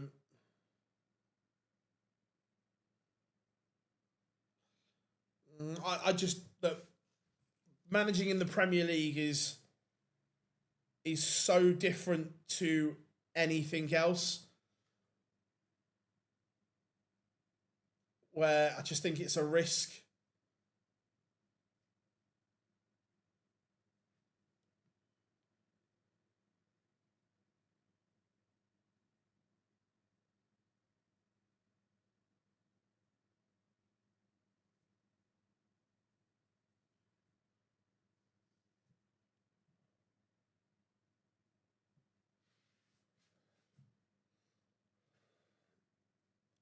And then Jeffrey the Swan is out, beaten by Seat Lap. I don't know. I don't care.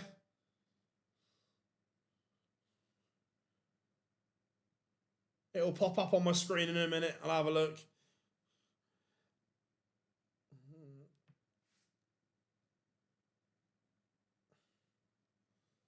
Keane Barry about to whitewash Adam Paxton here. Bagel about to be served.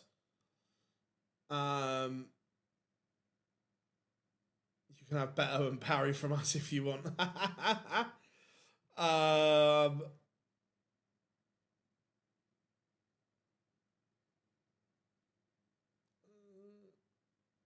Again, Troy Parrott was at it. It never really happened at our place for him.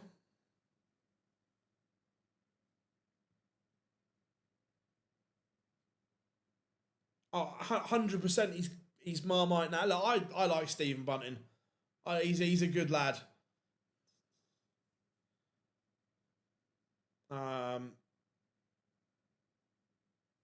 What? It's Smash Martin Lukeman.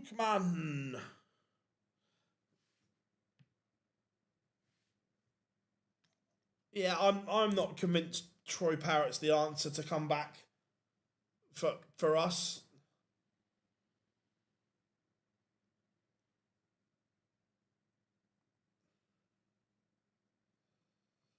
Seeing that everyone's being lazy and can't look for themselves.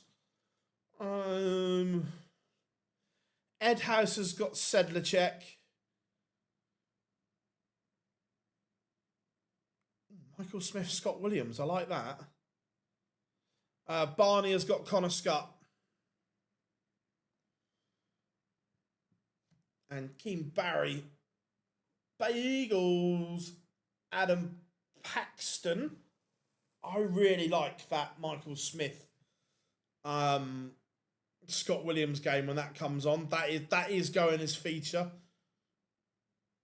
Let's see if Daryl Pilgrim gets the job done.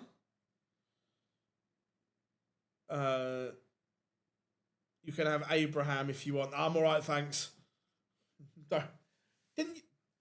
Didn't Villa pay quite a bit of wedge for Tammy Abraham as well? He was in the chat earlier today as well.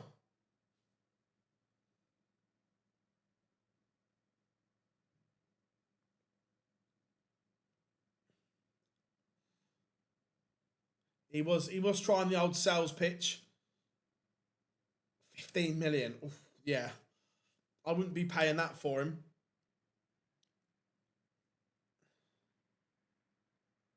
The real one. I speak to Connor all the time.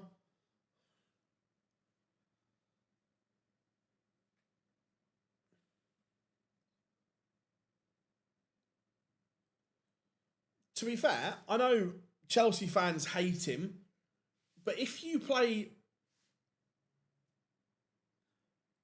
the right way, Liam Delap is a good forward, but you have to play the right way. And Chelsea don't is the issue.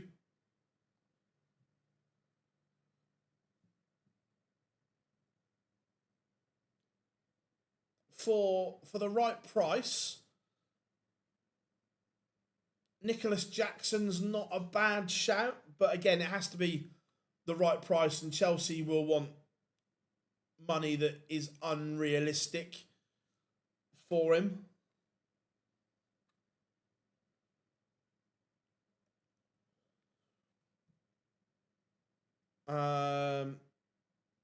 Again, Marcus Rashford isn't the worst option, but not for the money he's gonna want. I thought Delap looked really good for Ipswich, but you have to play the right way, and Chelsea don't. If you play the right way, Liam Delap's a half decent Premier League forward.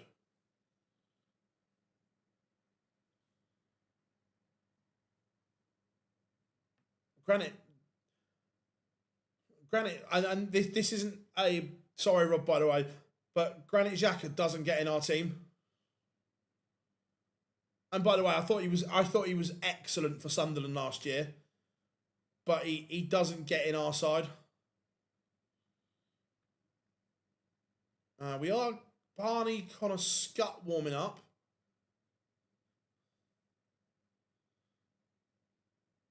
I'm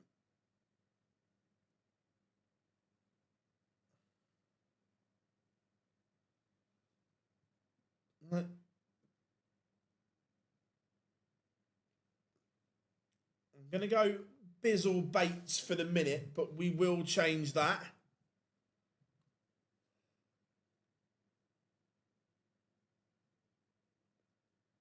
Yeah, that I've got most of the players that come in the chat room on my phone, as in could message them, so we know.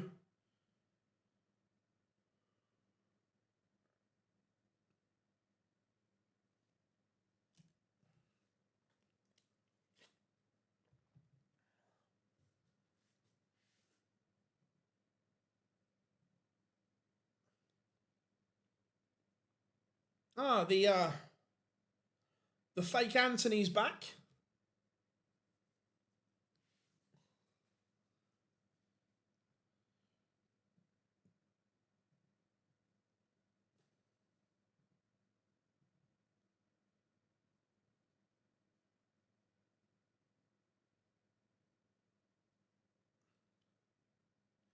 Granit Xhaka.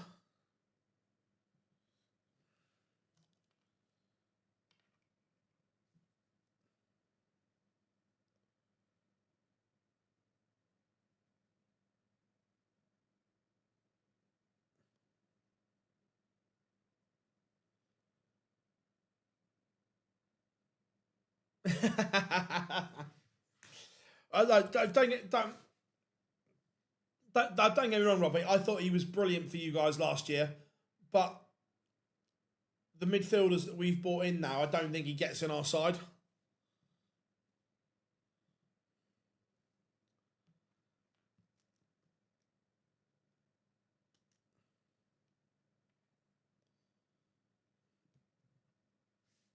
There's still some massive deals to be done in this transfer window, and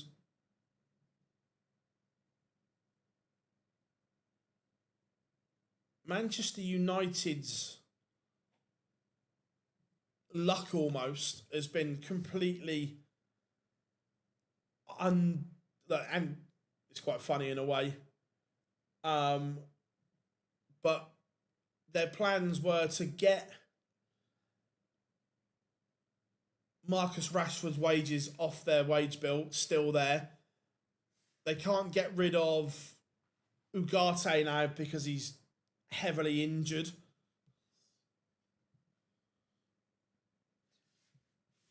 Tom Bizzle, 5-4 up on Owen Bates.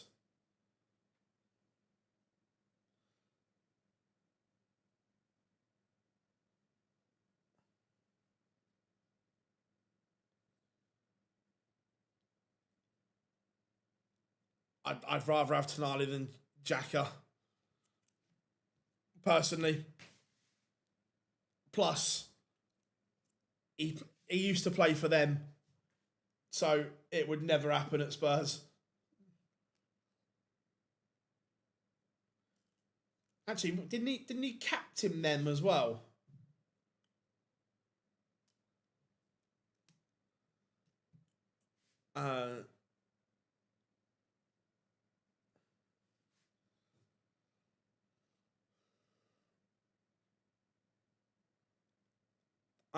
Rob has the blue mark by his name because he is a moderator. He can moderate the chat. Not really. To be fair, I think Garnacho is an awful signing. When you want harmony in your dressing room and togetherness, Garnacho is not the one. Yeah, Rob has zap powers. Some of these games have been warming up for a while. Can we get on with it?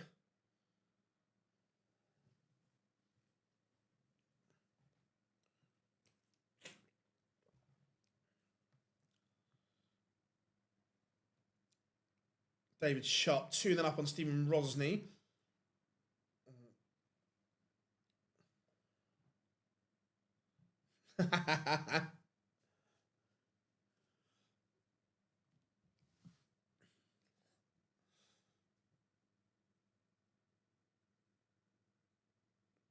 Yeah, I get it, James. I just think that you look at what he was like at United and at Chelsea. The team always gets leaked when he wasn't in it.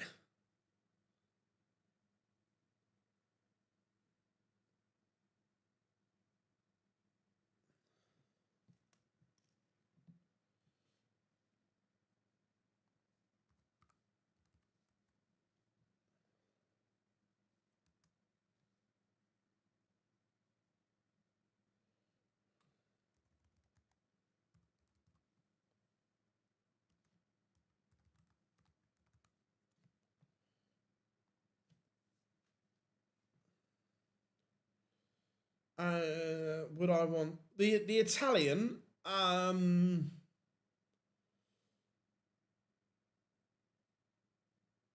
No, again, I don't think he gets in our side now. Like, he's a good player, but I don't think he gets in our team. Why is it the game that we want is taking forever to go live?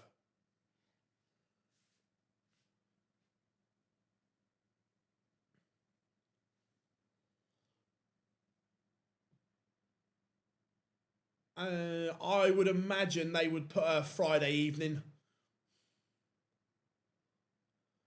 Andy Robertson is a really good signing for Spurs. I think Ndoggy's the better player, but Robertson is what we need in terms of leadership and so on. And the other thing that the last 2 years, and Doggy's missed so much football, it's mental. He needs to show he can keep himself fit.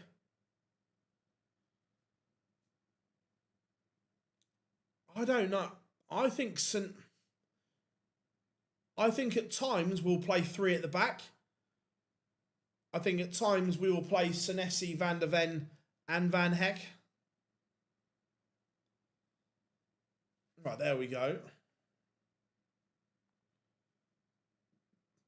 I think De Zerbi will chop and change his system when he needs to.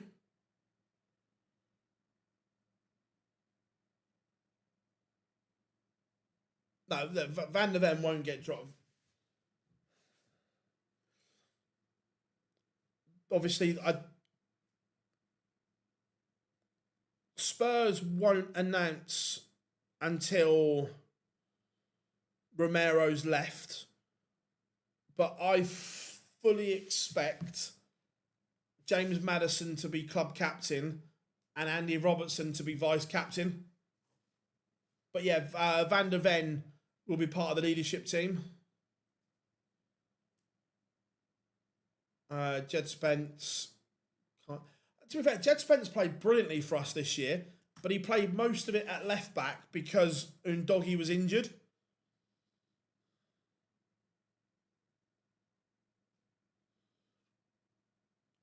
No, Van der Ven won't get dropped.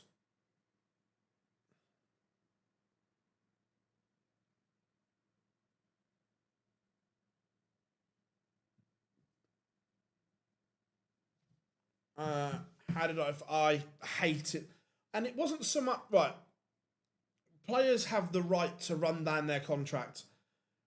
I remember it really well when Campbell did what he did, because we were going to sell him so he didn't go for nothing, and he promised he was going to sign a new deal and then stitched us up. Judas.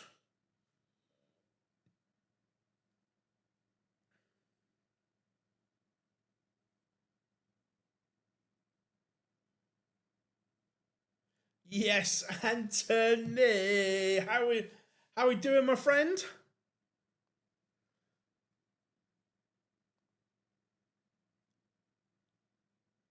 I hope you are good.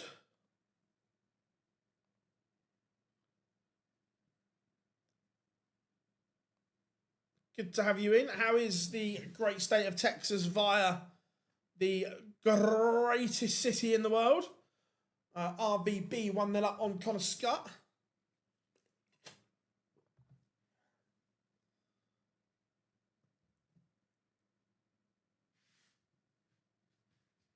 Oh, don't worry, I just have, Rob.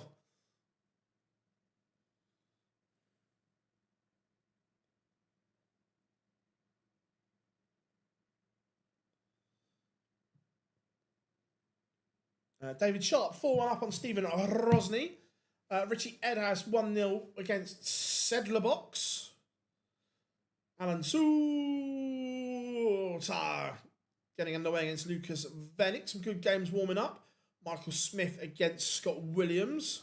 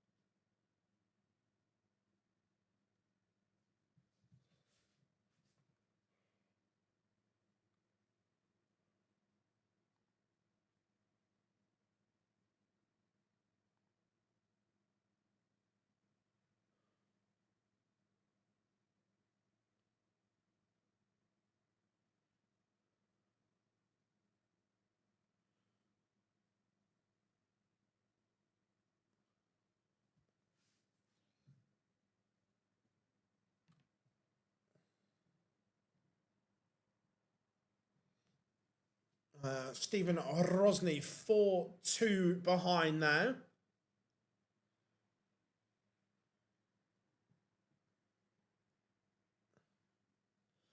Here's one. Who's got the greatest walk-on song that no one talks about? Oh. Vincent van der Voort.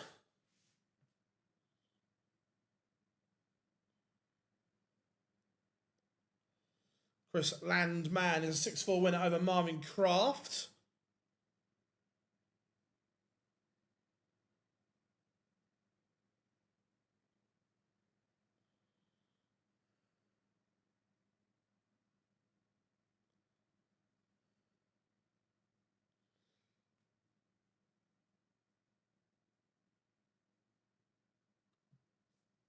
Yeah, back then it wasn't known so much though, Rob.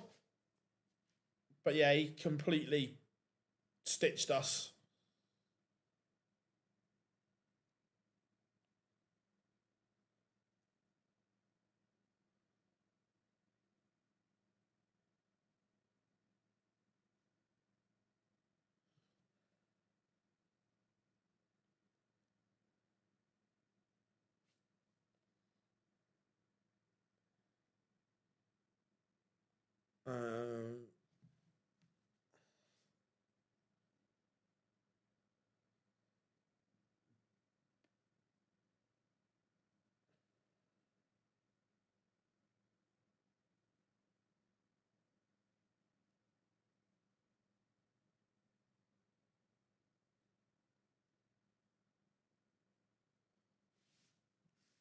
Michael Smith, Scott Williams underway.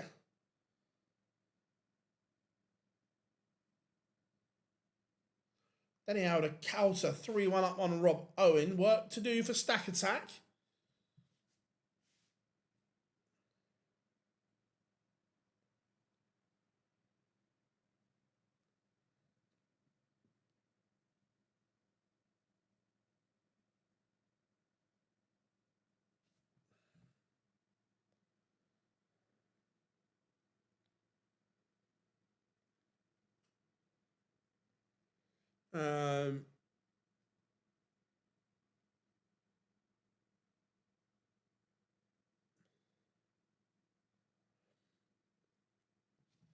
We've got a fair idea who it is, don't we, Rob? We've got a fair idea.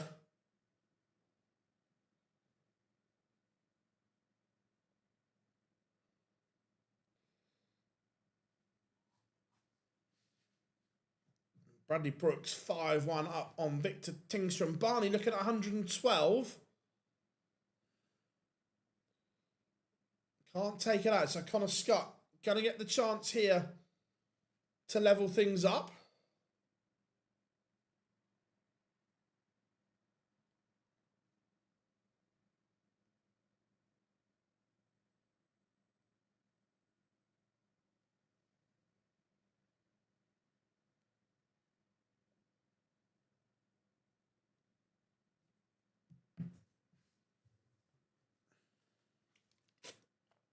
It is 2-2.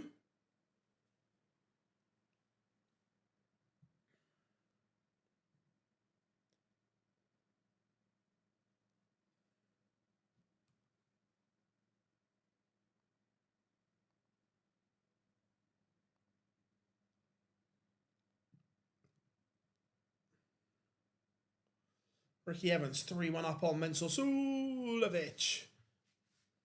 Oh, big bad Boris. He can do what he wants. Where's me phone charger? Yeah, Boris can do whatever he wants.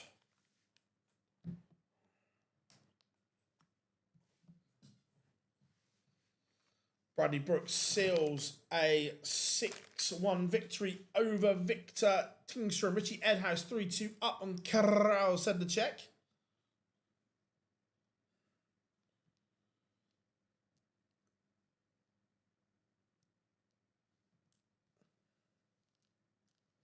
Max Hop 6-4 winner over Rusty Jake.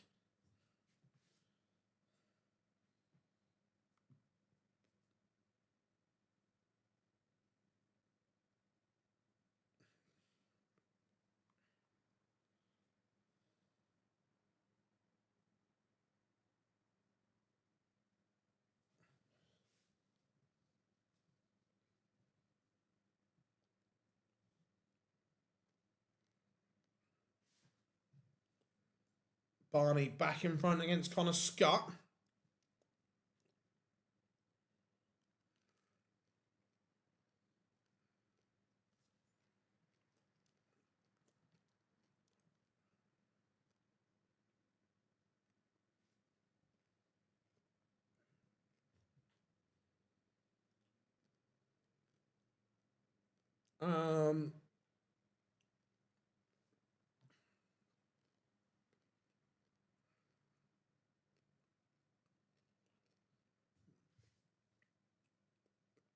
Look, we will see that game for years to come, I'm sure, when Mitchell gets on tour.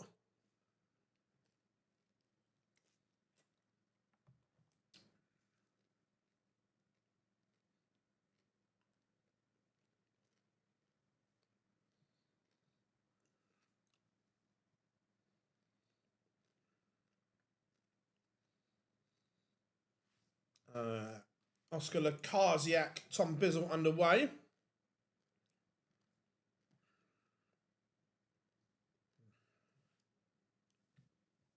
There's been talks about one in South Africa for a few years, but it all comes down to money. And I don't think the money's in place yet.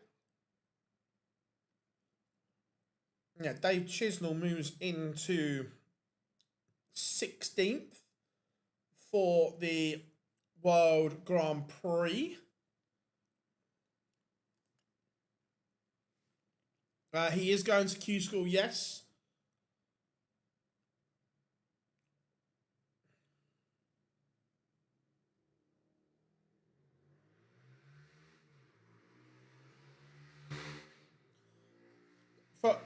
For a World Series of just to give people a bit of a clue, to have a World Series event, you need a TV deal, sponsorship, venue, promoter, everything in place. And it's a big commitment.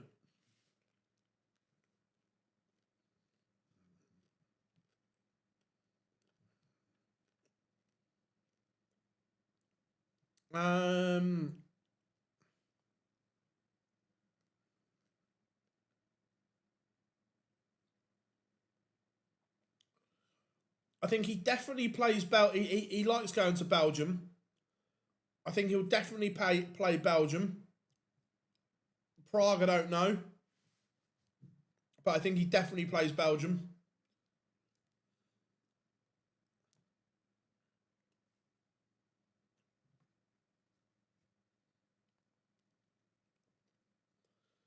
Tyler Thorpe, 4-3 up on Cordeca. That's the last of the top 80 games. Barney, Connor Scott, 3 apiece.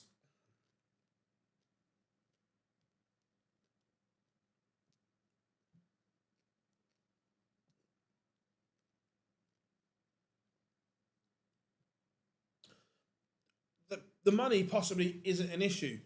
Have they got a TV deal, or is there a TV deal that can be done to show the darts?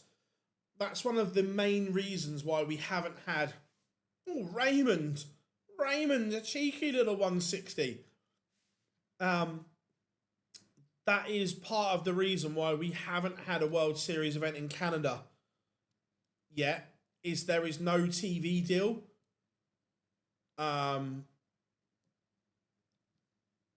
There's no TV deal in place. And that's part of the issue.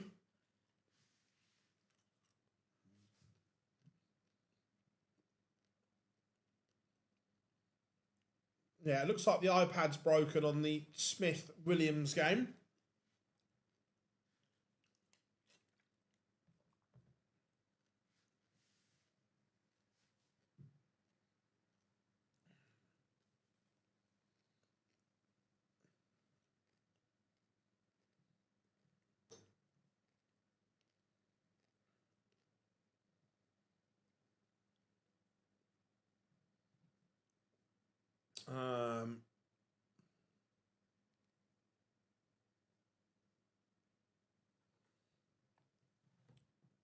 Rob Owen is from 3-1 down. It's now 5-3 in front. Very good from him.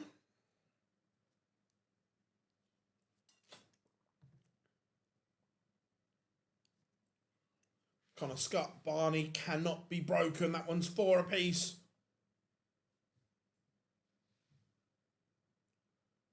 Now look, I think if it happens, it would be in probably either Johannesburg or Cape Town.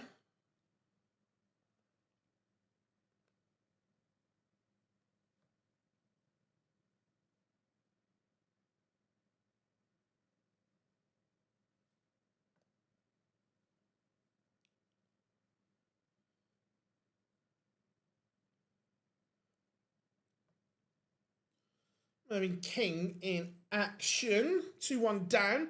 Rob Owen has sealed victory.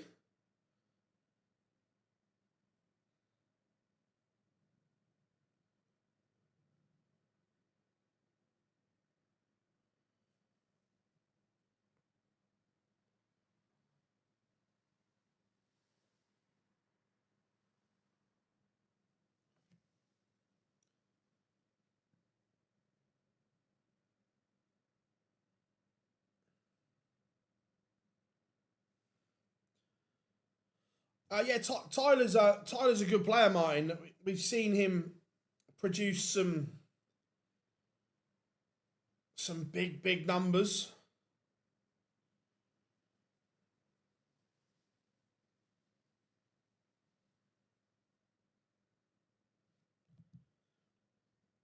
It's the Barney new. I like Raymond's new shirt. I think it looks decent. Cristo Reyes 5-0 up on Keane Barry. Keane served a bagel in his game, and now in the previous round, now he's having one. Sedler Box beats Richie Edhouse 6-4.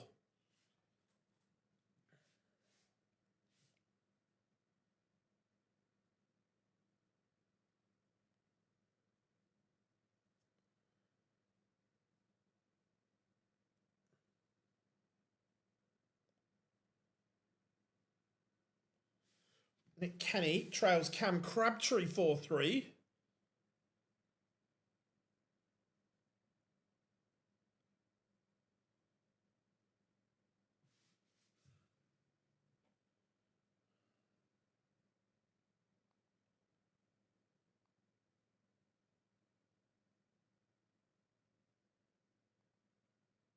Good work, Rob. Good work, lad.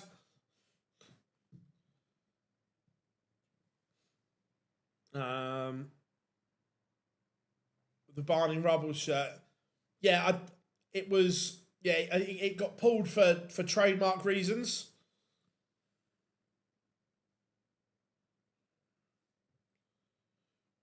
Oh, Raymond, what a ping that is. Oh, it's just decided to absolutely piss down outside.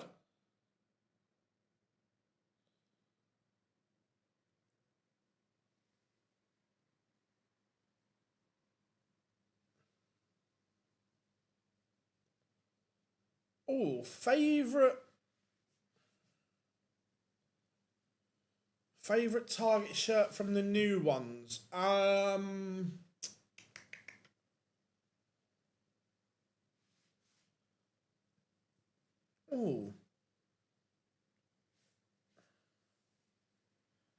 I actually quite like Hollywood's.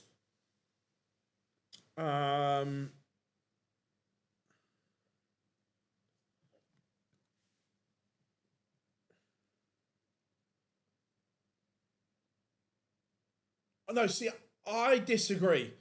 I really like Aspinall's. I love the red and the blue from the Aspinall shirt.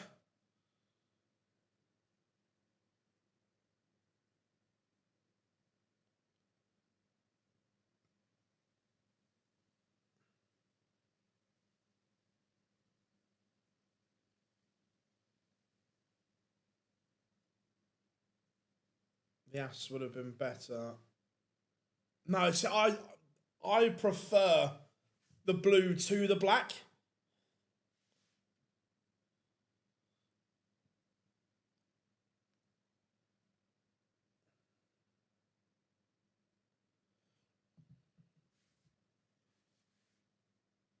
I've said this for a while. Oh, sorry, we need a.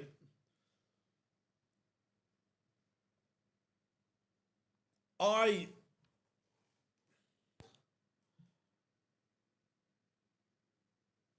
really think they should bring the home and away shirt rule back. I really do. Michael Smith's been suffering with really bad injuries.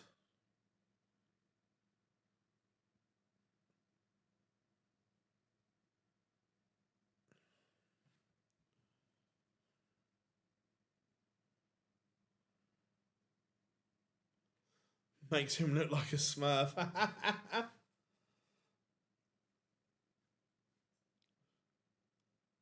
Cord Decker has beaten Tyler Thorpe. That was the last game.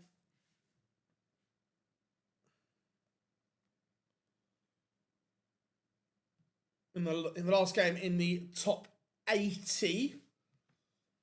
Mentor Sulovic 5-4 up on Ricky Evans. Michael Smith. I think this is broken, don't you?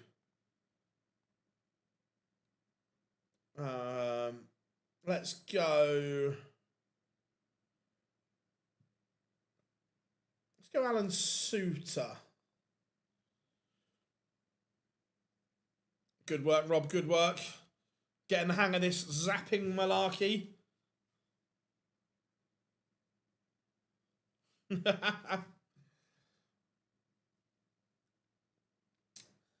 I'm trying to think which other ones. Josh Rocks was or is a massive improvement on his old one.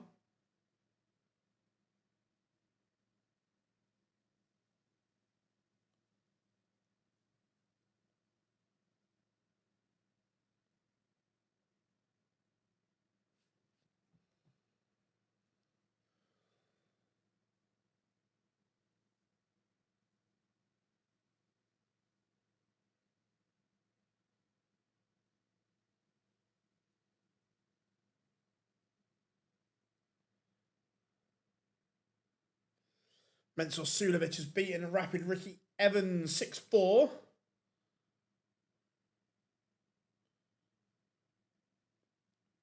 The rock, yeah, I agree. The rock bar was low, but I actually quite like Rob Cross's as well.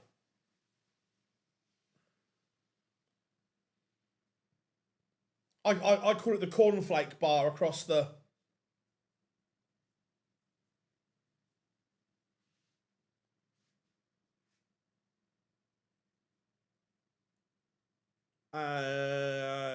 Wasn't it Ronnie Baxter?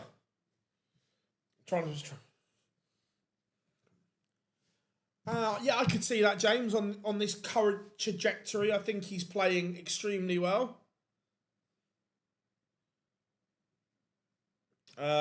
Feeling hot. Dieter and Rob Cross.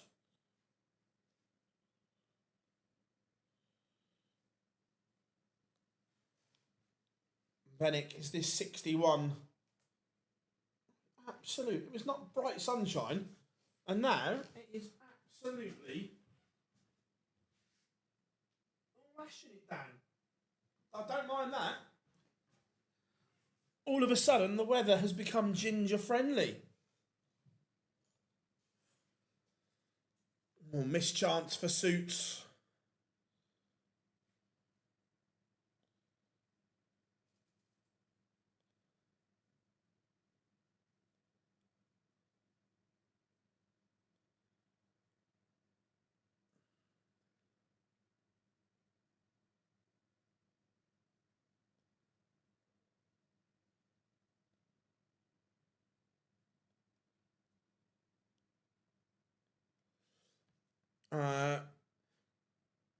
Yeah, I wasn't a fan of Bo's new walk-on song.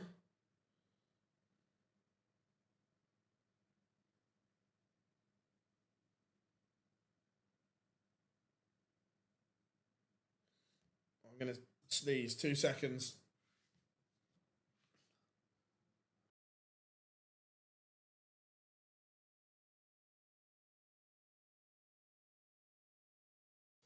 Oh, sorry, I had to sneeze. It looks like Michael Smith has beaten Scott Williams 6-4, but that board nine's been dodgy all day, or certainly recently.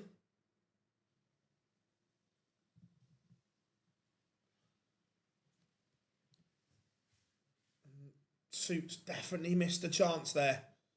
And a big visit here from Venick could be catastrophic. Yeah, the new Target shirts will be out in September at the main launch.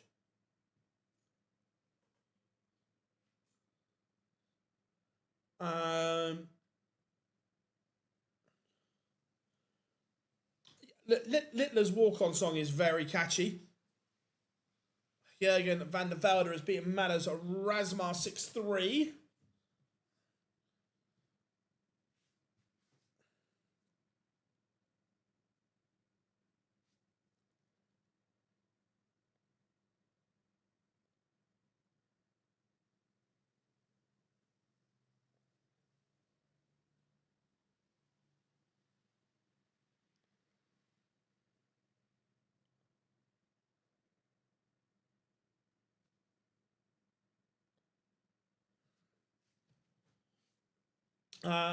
Not yet. I would expect them to be launched in September.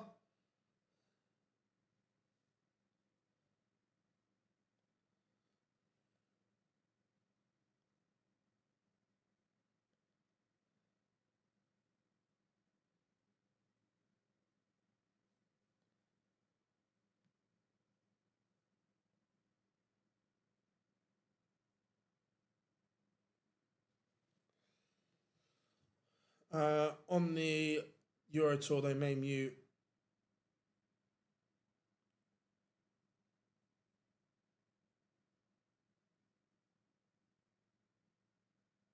Yeah, possibly, James.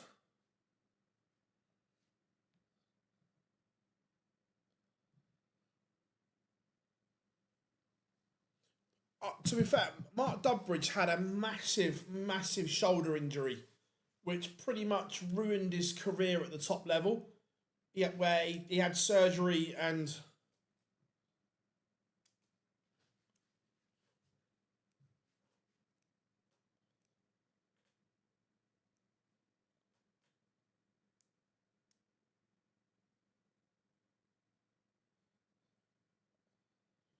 yeah, Dubbridge was class.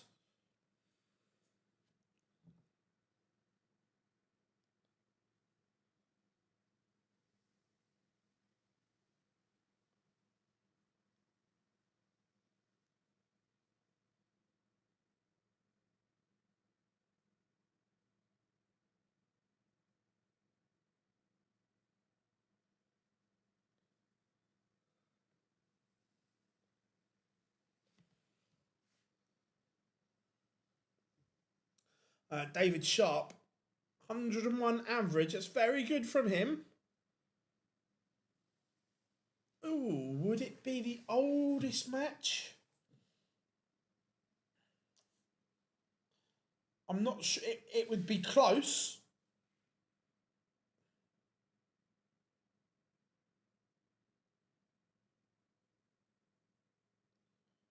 It would definitely be close.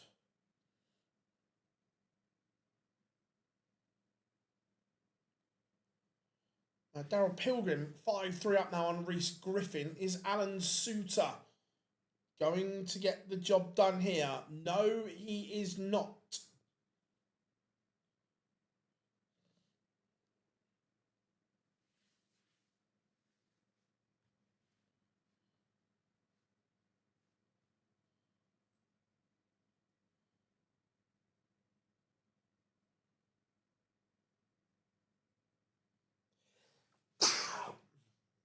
Excuse me.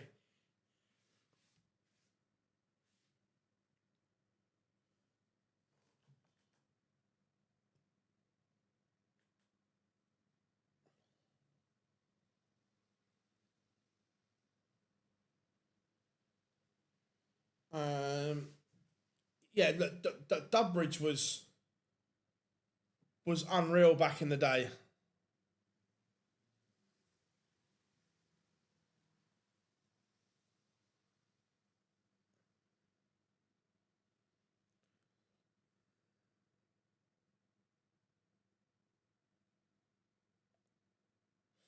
And Charlie Manby being forced into a noble here against Maximilian. Jeffrey de Graaf 4-2 up, and Alan Suter finally gets over the line. Let's go. Let's go to that last leg decider to see if Manby gets himself out of jail or not.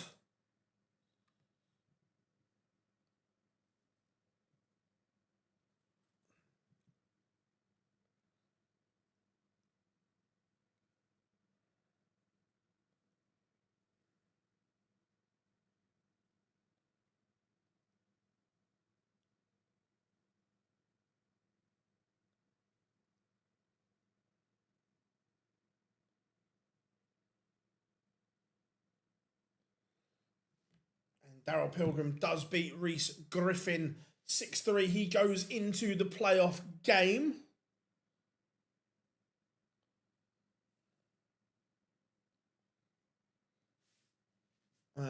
Cordecker Benjamin Pratnamar just getting underway.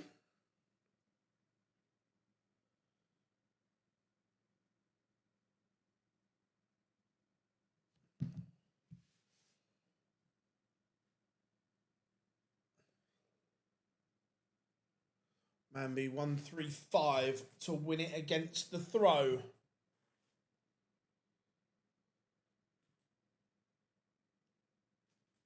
Had missed an opportunity. Now, Maximilian should get at least one match start. Pins it. Charlie Manby is out.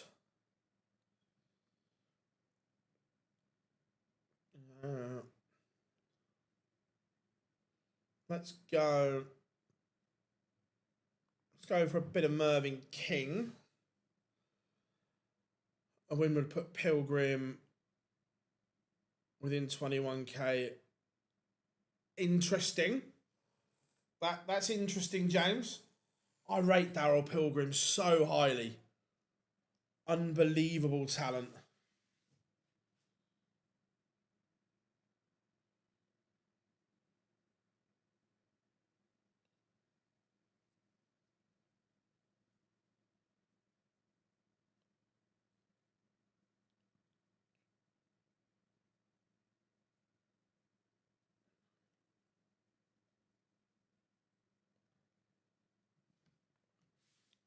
How are you doing, Johnny? Good to have you in, my friend.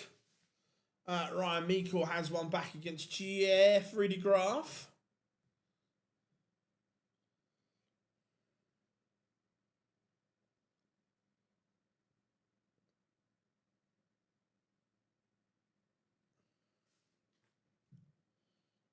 Cordecker takes the opener against Benjamin Pratnamar. There is definitely some surprises coming.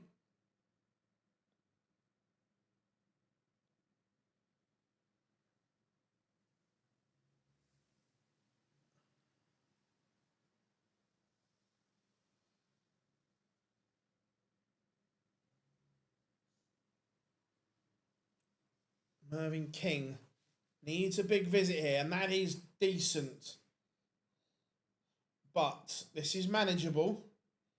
Or are we going to get a decider? Yeah, I saw that the snooker players wishing they had the darts atmosphere.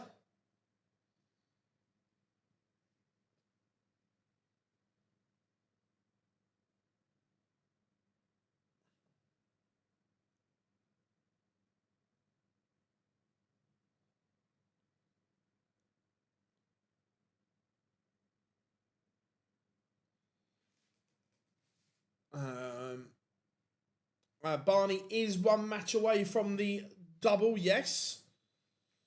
Who'd have thought that?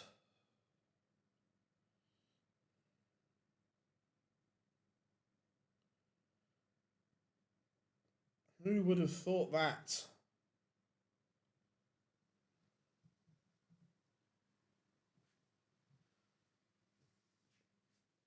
Mervyn King couldn't take the chance. Merv. The Merverts will be disappointed. There'll be no European Tour 14. Let's see if Max Hopp gets over the line here.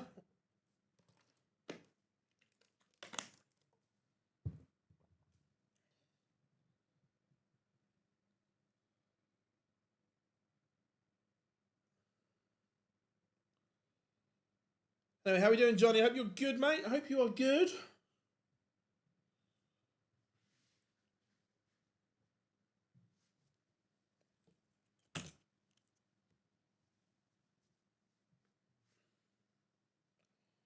Good old Bazza.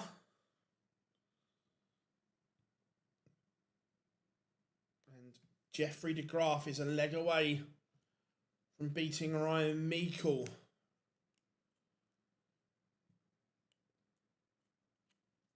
Five, 3 up the Dutch Swede. Max Hopp.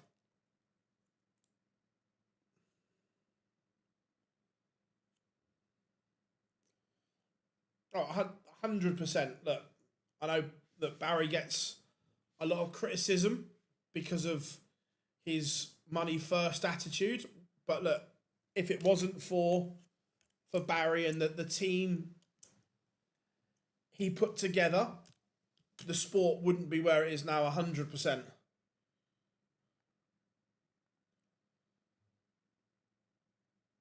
That's like if you do the darts Mount Rushmore properly, the most influential people of the sport, Barry is 100% on there.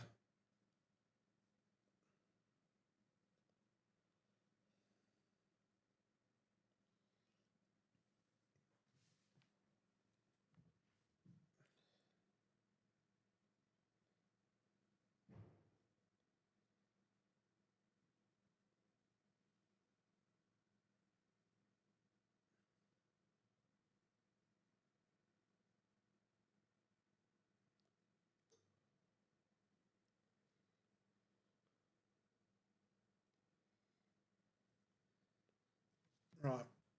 Couple of the playoff games warming up.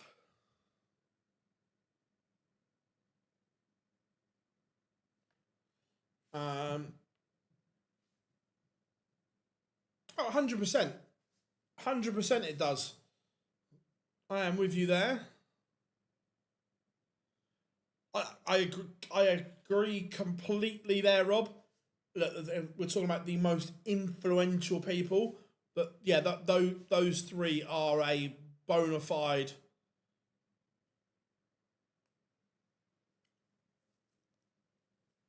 in. Oh, for me, Littler. Look, I wasn't around when the boom was on, but look, Littler has put darts in places that we could have only dreamt of, in my opinion.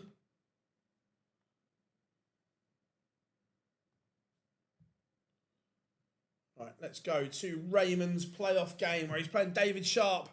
Sharp, who averaged 101 in his last game.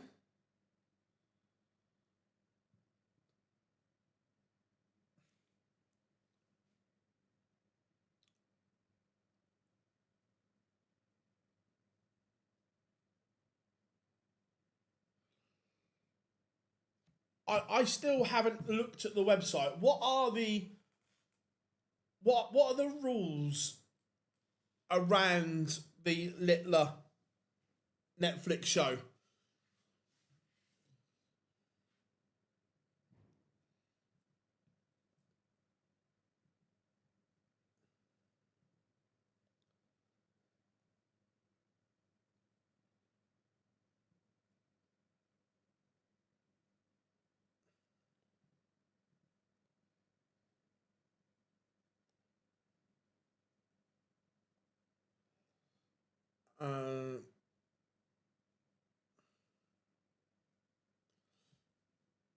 My main memory of Tommy was having a go at Reece Robinson for drop kicking.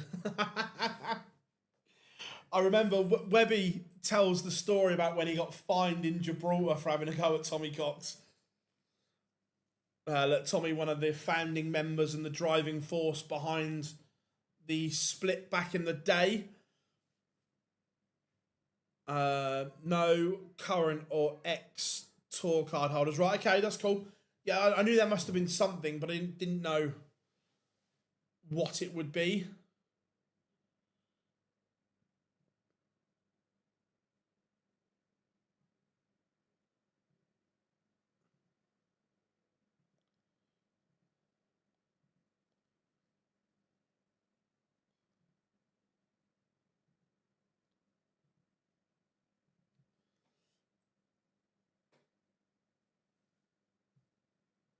If you can get out in 18, you've got to... Is it... I'm guessing there's no handicap system or anything like that. Is it just straight one leg 501 against the nuke?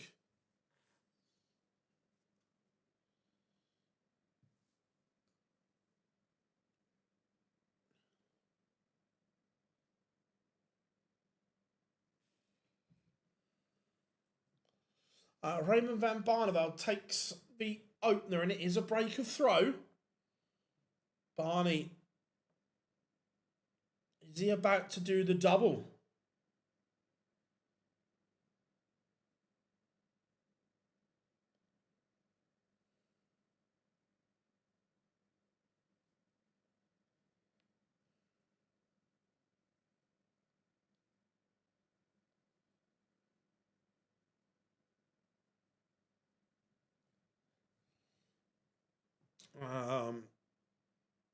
No one knows yet. Right, okay, cool. I need 18. Right, okay. It's a progression. Alan Evans. Yeah, no, agreed.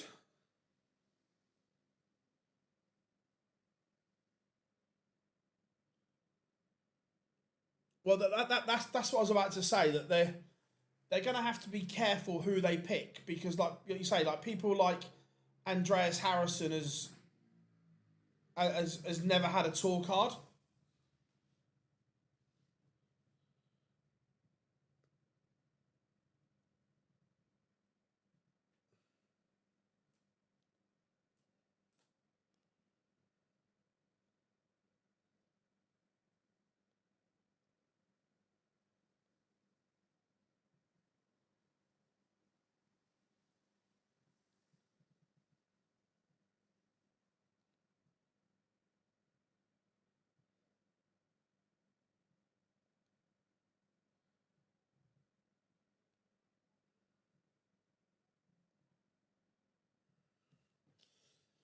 Sedler box, Mensur Sulovic getting underway. That is a playoff game. Kordekov 4-0 up against Benjamin Pratnamar. I say after today, we've got a little bit of time as well that we're going to start filming some different kind of content for you guys as well. The only bit kind of got to work on is whether we film them as videos or if we do them as lives and then they stay on the channel. Just out of interest, what would people prefer? We're looking at doing some opinion pieces and so on. Would people prefer us to do them as a live or record them and put them up as videos? Because after we've done the live, they stay there anyway. So I'm just interested what people think.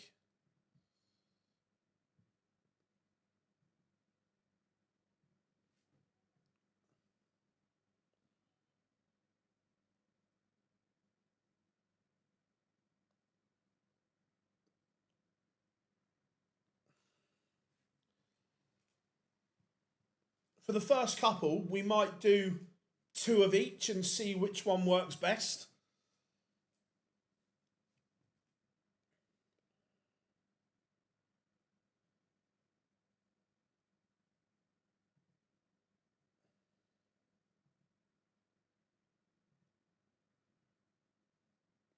yeah, like I say, there's no right or wrong to do this. We're going to experiment, and we want to make different types of content, and we've got some good ideas that I think will work. There may be one on that.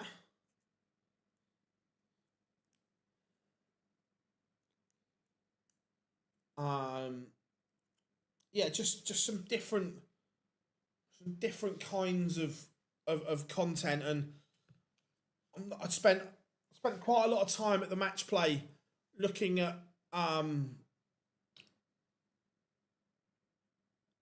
other sports and what kind of content creators in their space did, and took some good ideas and were like, that could work for darts, that couldn't, or that could work, and so on.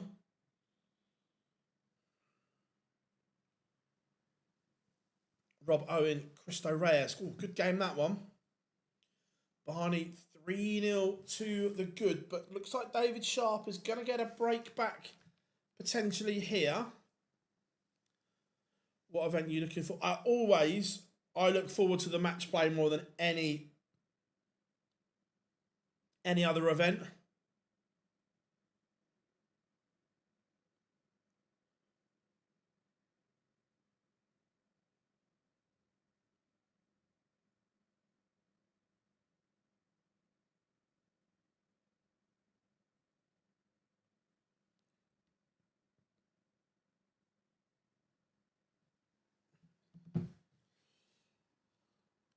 So, Cordeca on the verge of bageling Benjamin Pratnamar.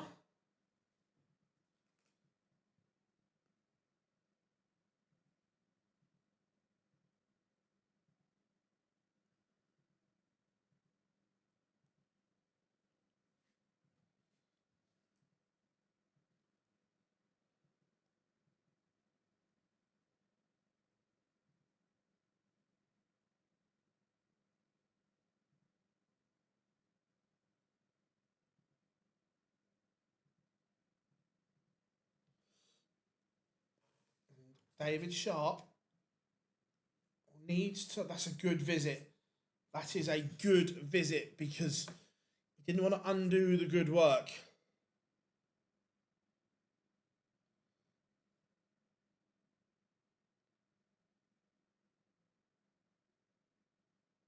So 70 to get back within one of RVB.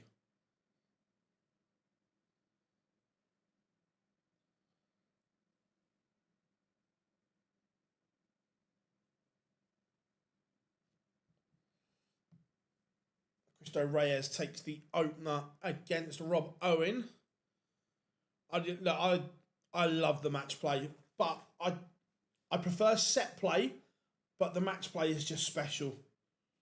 The match play is just something special. David Sharp has got a bit of momentum here. He's upped his numbers. I can't remember. I don't think David Sharp has qualified for a European tour yet, or I certainly don't remember him qualifying for one. Sorry if he has.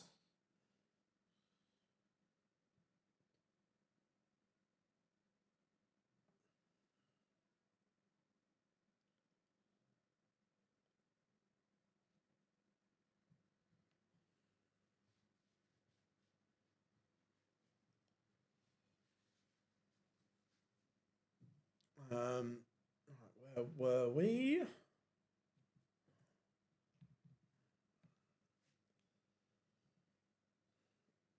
Barney just beginning to feel the pressure a little bit here.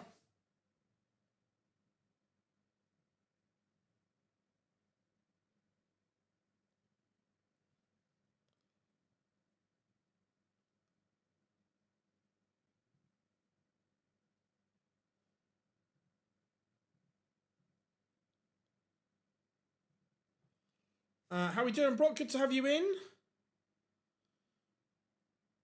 Nice, mate. Nice. I hope it was decent. Sounds good. Bradley Brooks levels it up with Alan Souter.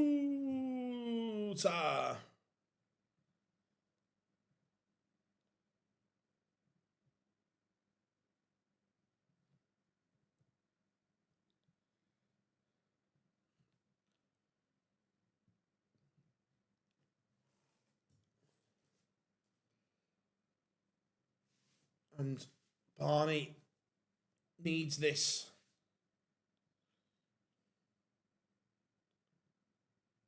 That's a big moment there. Barney just stops this little comeback. And Kordeka is a 6-0 victor.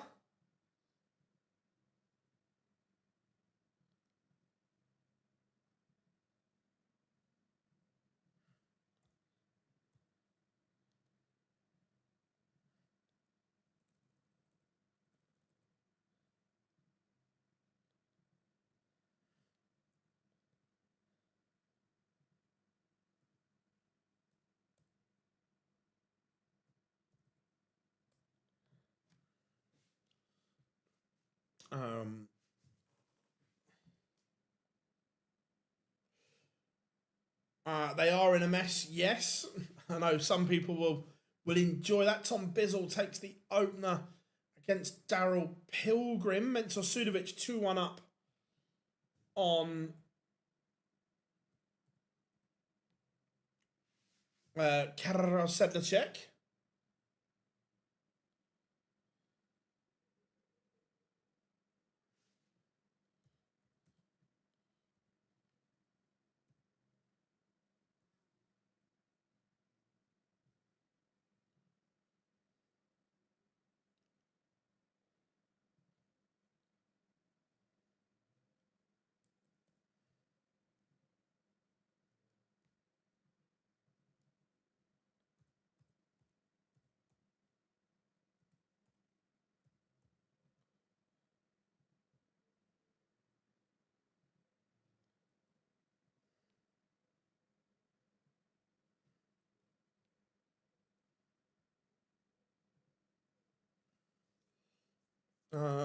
Yeah, Jordan Henderson to Chelsea's it's a funny one.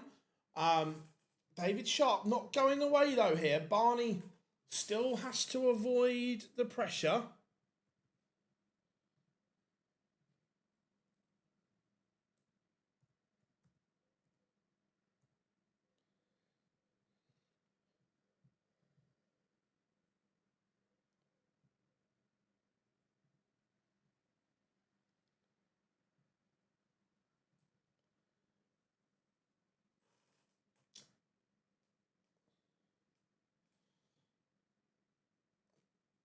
Decent reply though. Barney started off with a dodgy visit, but has recovered, but Sharp responds.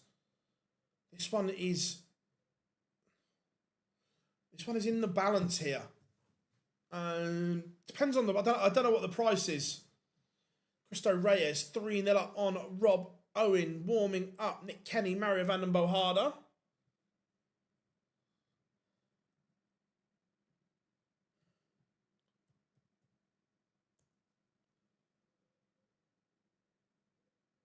Uh, 50, yeah, 52 is all right.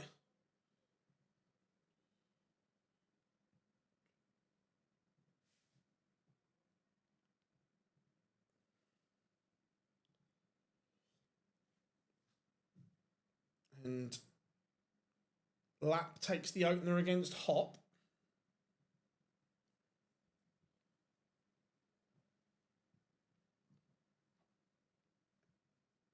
Yeah, good to see as well.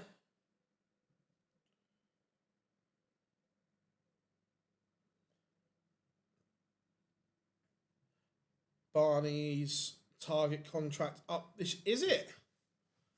I think they'd re-sign him.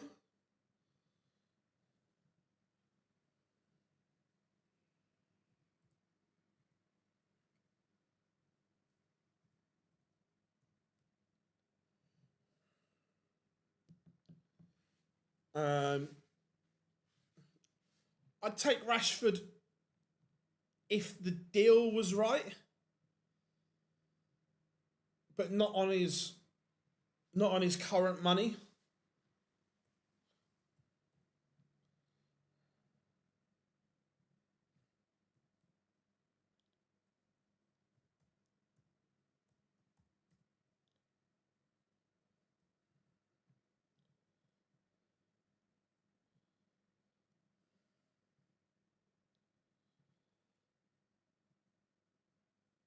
Yeah, that's I don't think. I think Target would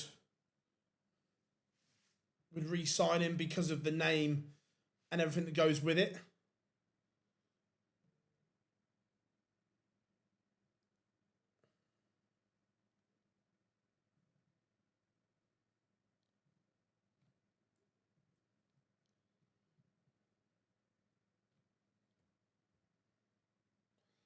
Two seconds, everyone.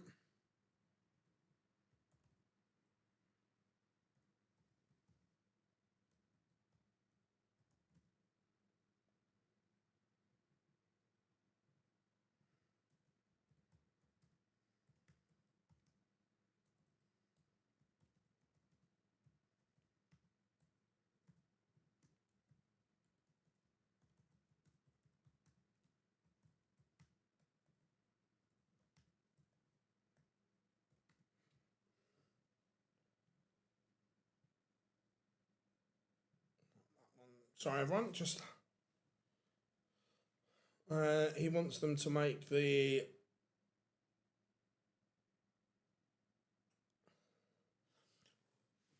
The thing is, those Barney, is he about to blow it? David Sharp has played really well here to get back into this. So the molds to make those, the molds to make the molded flight and stem cost about 30 grand per mold. So that's a big expense if he's the only one that's going to use them and not stick with them.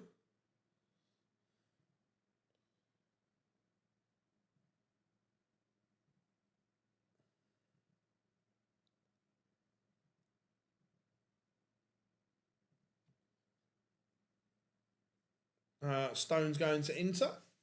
I think Italian football would suit him quite well, to be fair.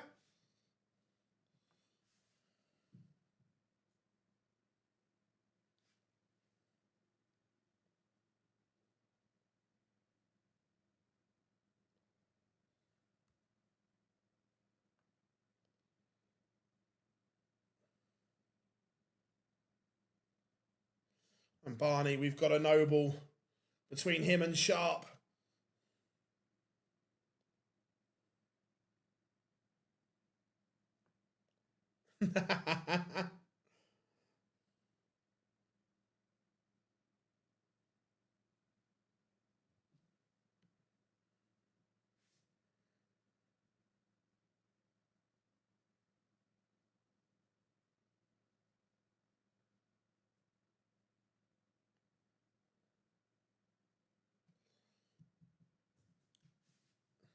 So, Barney is behind the 8 ball here. He's going to have to produce something magical, something special.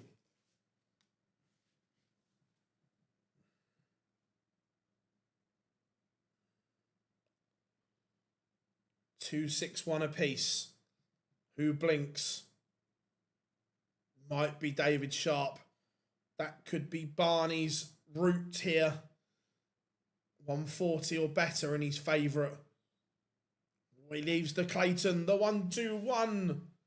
Who is Cord? Tommy Cordecker, Michael Smith. Or David Sharp, 2 trebleless visits. Has that cost you? Cristo Reyes is going to yet another European tour.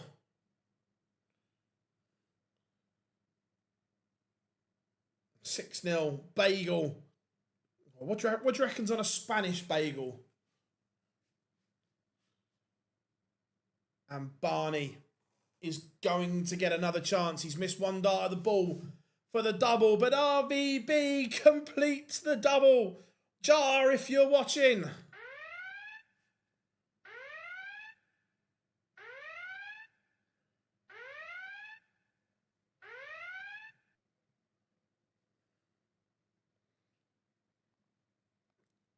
RVB. What a day for him. Let's go. Alan Suter. Bradley Brooks. That one's poised. Poised nicely.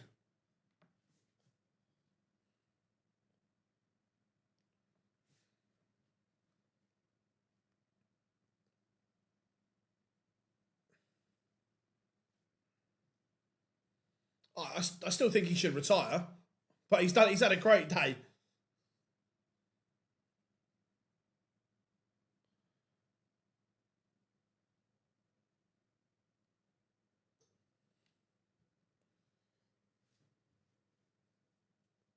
And so Sudovic doing a number here on Sedlacek.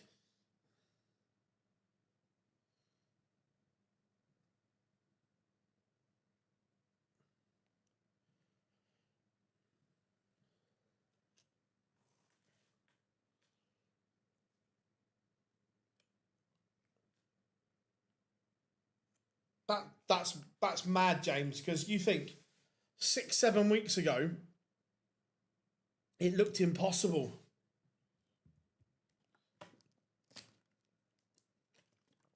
It looked impossible. Bradley Brooks is going to get that's a great visit. He's going to get the chance here, unless Suits has got something explosive. And back in the top 40, nice. Tom Bizzle is 5-1 up on Daryl Pilgrim.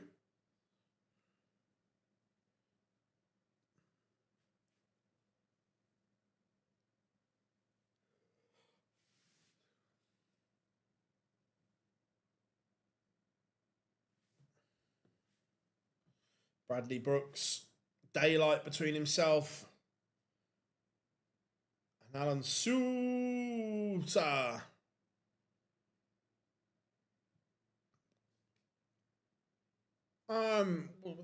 We've heard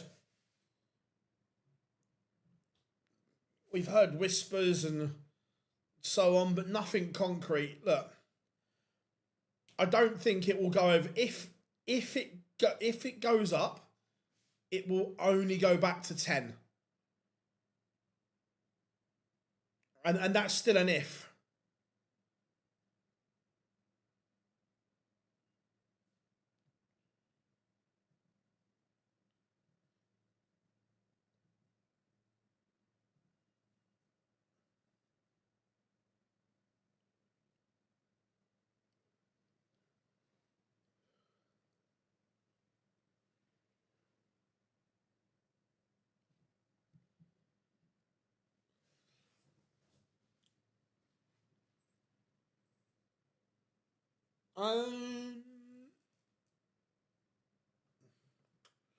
The honest answer is I can't remember.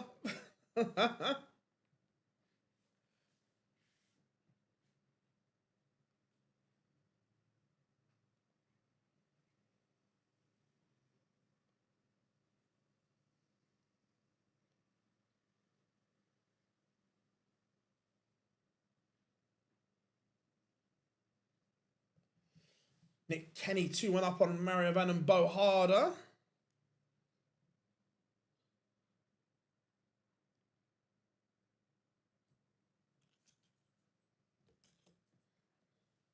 Tom Bizzle does an absolute number on Daryl Pilgrim.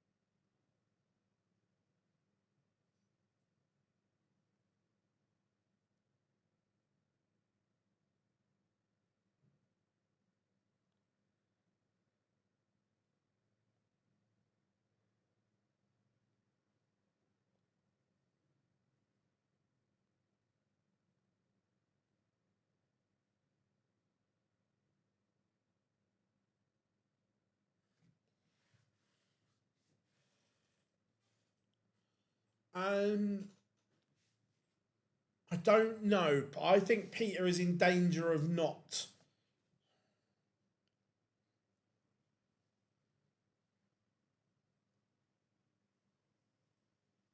Oh, that's a good question, James. I don't know.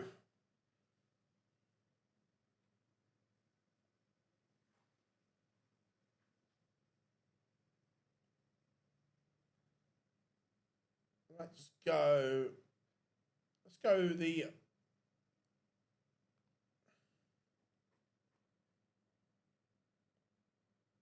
Let's go Michael Smith. Can Bully Boy make it to a European tour? Mike Covenhoven has.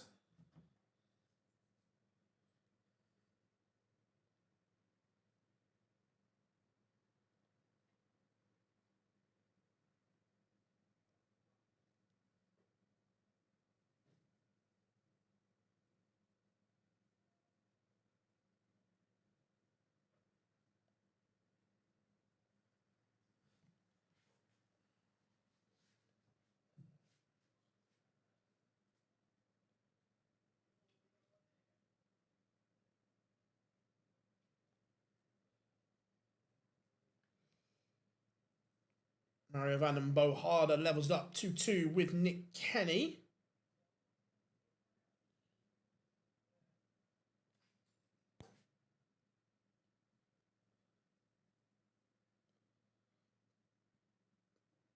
Maximilian qualifying for a Euro Tour would be a shock. That's kind of come from nowhere. 4-2 up on Geoffrey de Graaf. You guys have been absolutely sensational today.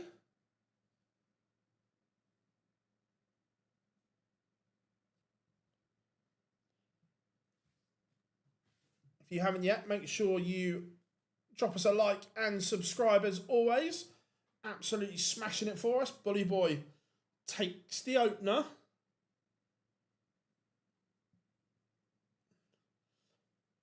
I don't think it'll end up 130, but I agree it's going to be high.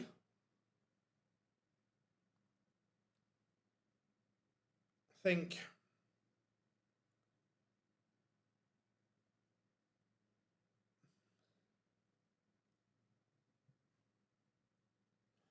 you'd be very unlucky to lose it on 115. No, there are better people at crunching the numbers than I am, but I think you'd be unlucky to lose it on 115. Yeah, last 4 games, 4 spots remain.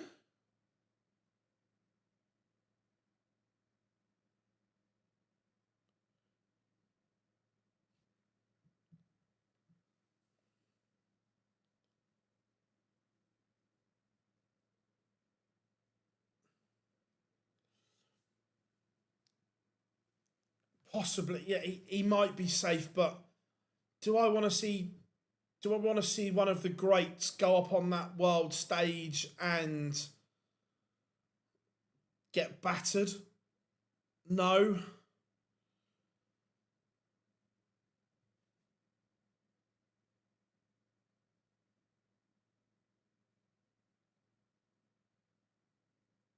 I think 1, 2, 3. Yeah, I get. Yeah, I don't disagree, James.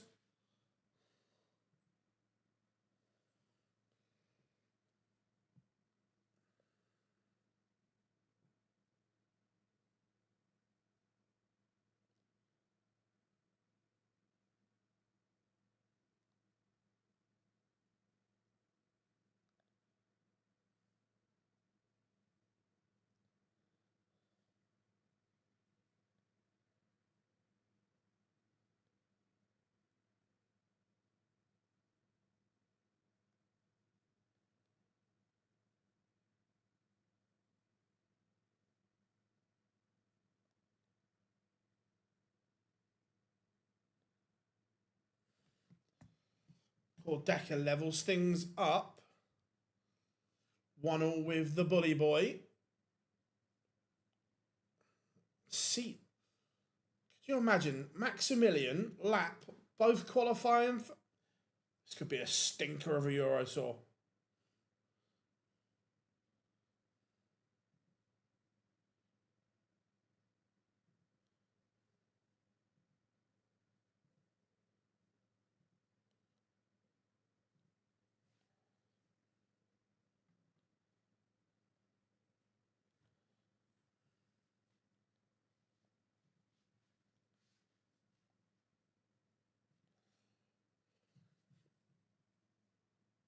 And Michael Smith looking like he's going to go behind here.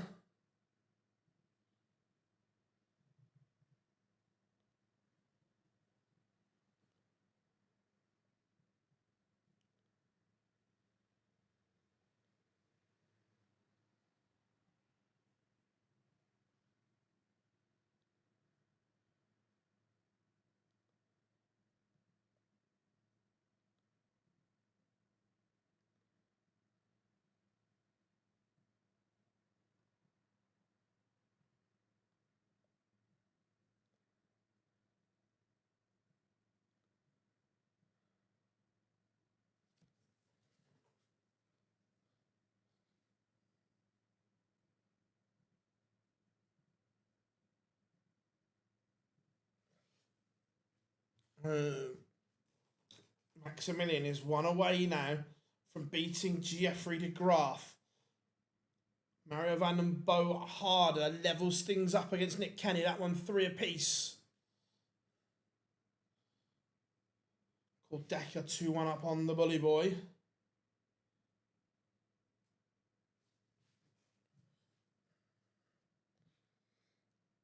Lap, is he about to beat Max Hop?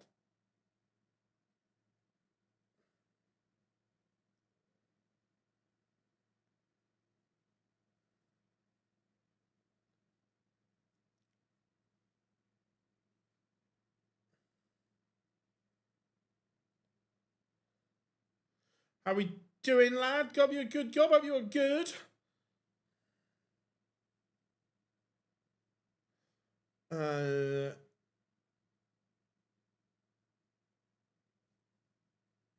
UEFA Nations unanimously back World Cup boycott.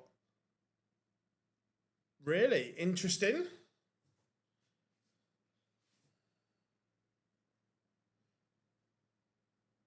Seat Lap is a 6-1 winner over Max Hop.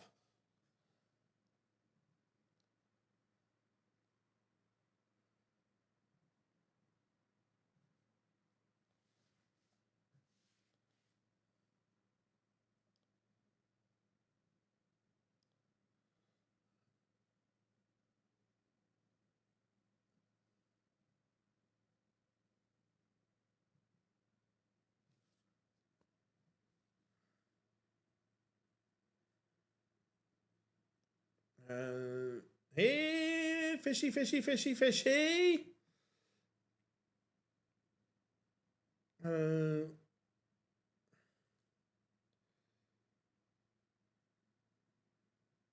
All 55 of those. Interesting.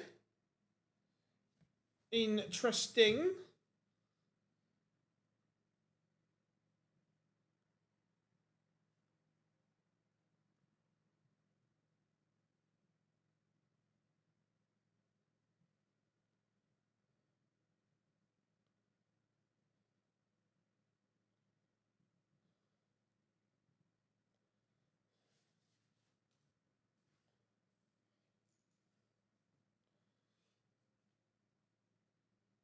What, you mean this one? How about treble, treble to Bolt?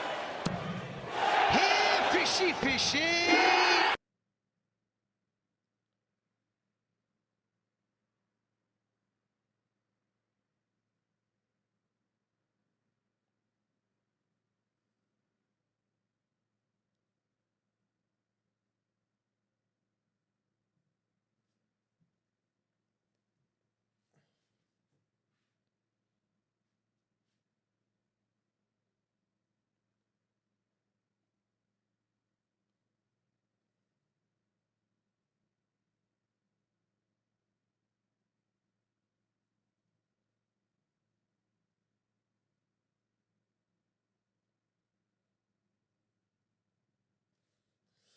Decker back in front.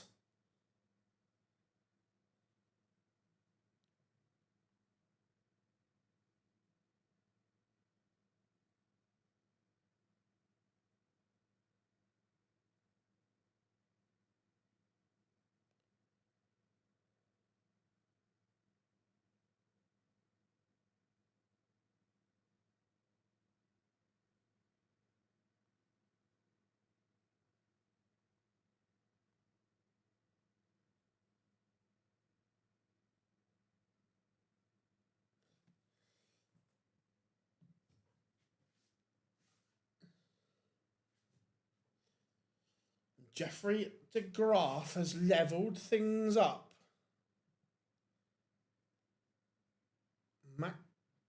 Maximilian, is he going to get the job done, or is the Swede going to come back to win? Mario van Bohada is one away from beating Nick Kenny, and Kordecker. Michael Smith on throw at the moment.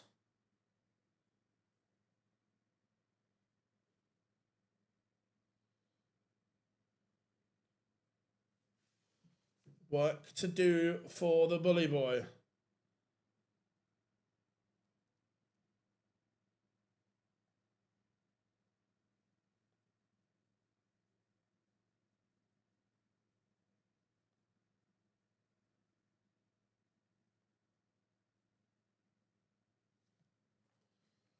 Michael Smith does level up.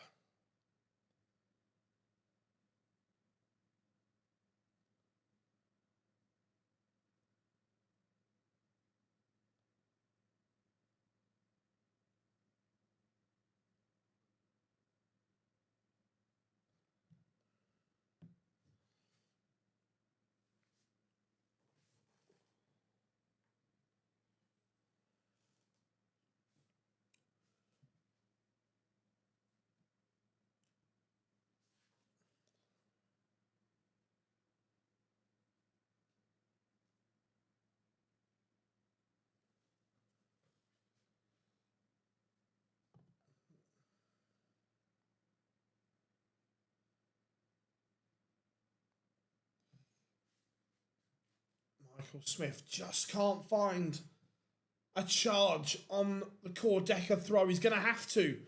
And Jeffrey de Graaf seals a comeback victory. De Graaf, 6-5 winner. 2 games left. Mario van den Bohada is a leg away from beating Nick Kenny.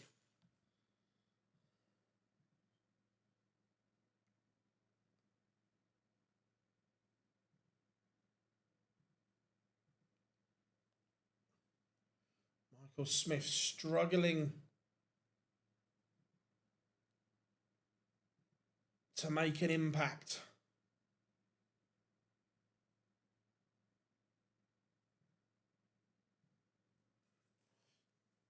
Back-to-back 140s, though, have just given Kordecker something to think about all of a sudden.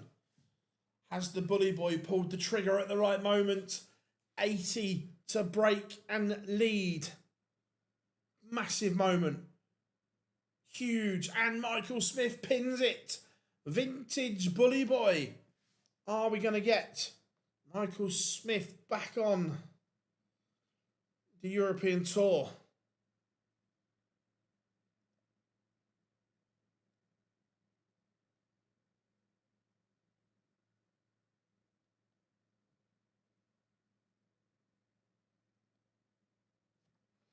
Mario van den Bohada has beaten Nick Kenny. So 9 of the 10 spots are filled. Who is going to take the last one? Michael Smith has the advantage. He's averaging 10 points more than Kordecker here.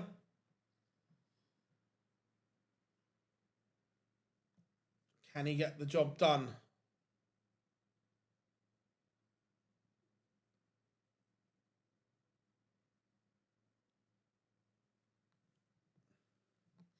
But is Kordecker coming back into this? Yeah, I saw the things about selling stakes in it and things like that.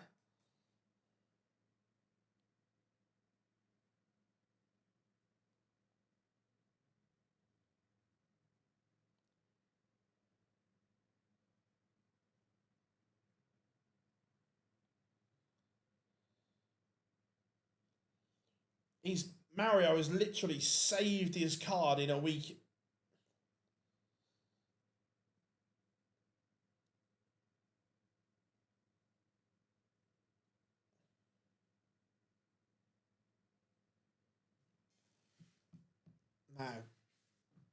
No.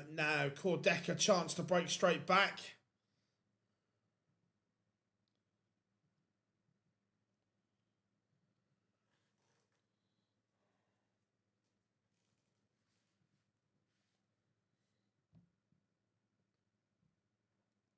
Cordeca does break straight back.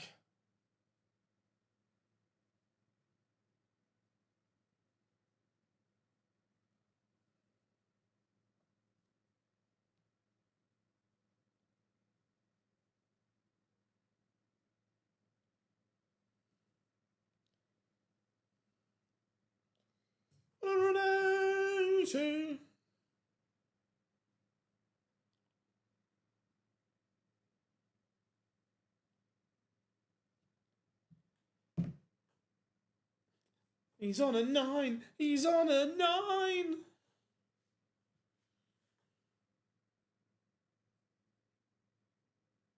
Not anymore.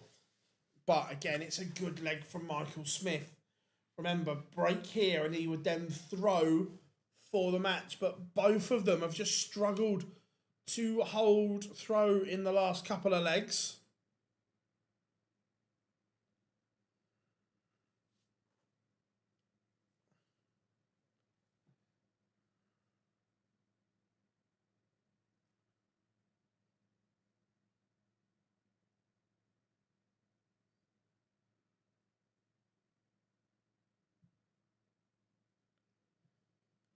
What a leg from the Bully Boy. 180, 122, 139 to leave 60 after only 9 darts. That will do nicely.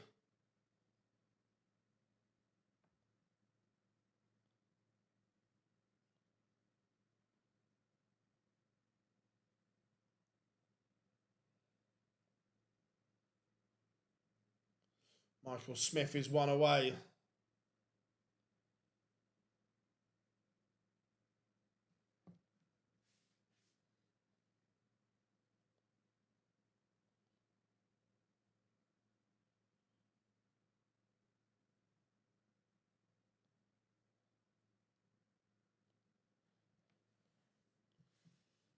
Now, can the Bully Boy just go out in 12 or 15?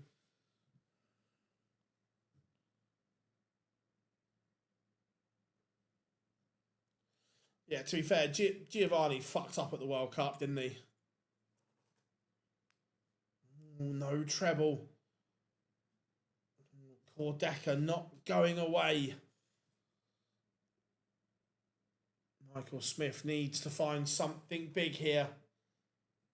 That's okay, but a 140 gets Cordeca to a finish. Remember, the final spot.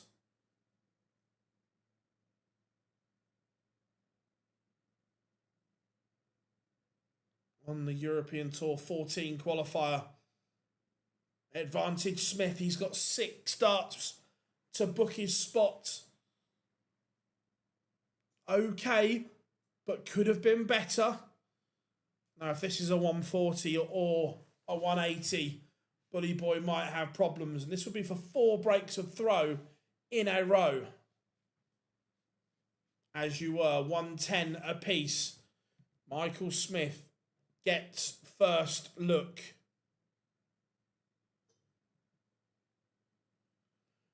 Not the best setup either.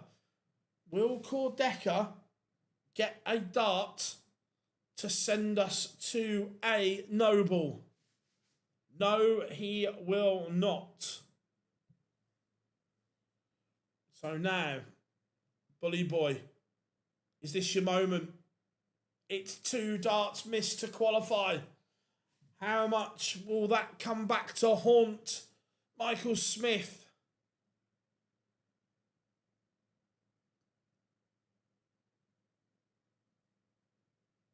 Decker to send us to a decider where he would have the darts. Oh my, Michael Smith. Michael Smith, what have you done?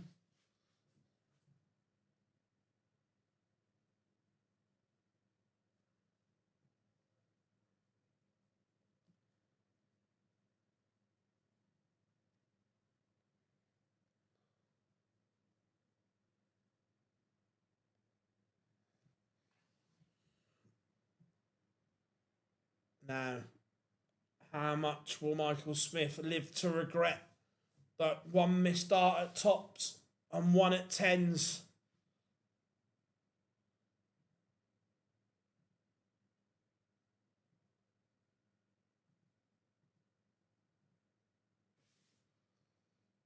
Here we go.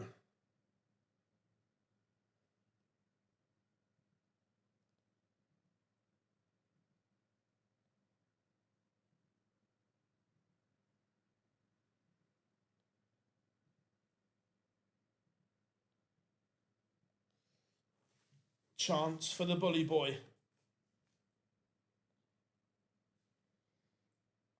Michael Smith, this is vintage. This is what he does when he's at his best. He's taken the darts here. Only a 180. Gets Cordeca back to being favourite. That's not enough as long as this is good. He's got 6 darts at 226. 180. Go on, the bully boy.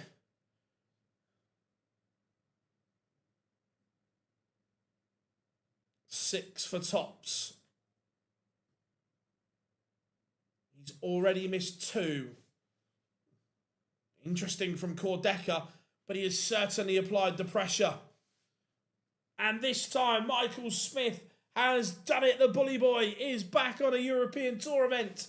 It's averaged 99 there. It is good from the bully boy. It is very, very good.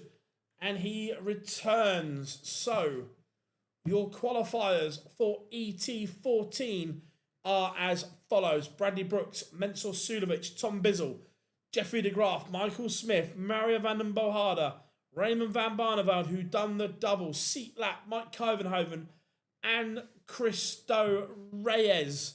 Congratulations to everyone. You guys have been absolutely sensational as always. If you haven't yet, please make sure you hit that like and subscribe button for me because we massively appreciate it as a team. What a 3 days it has been.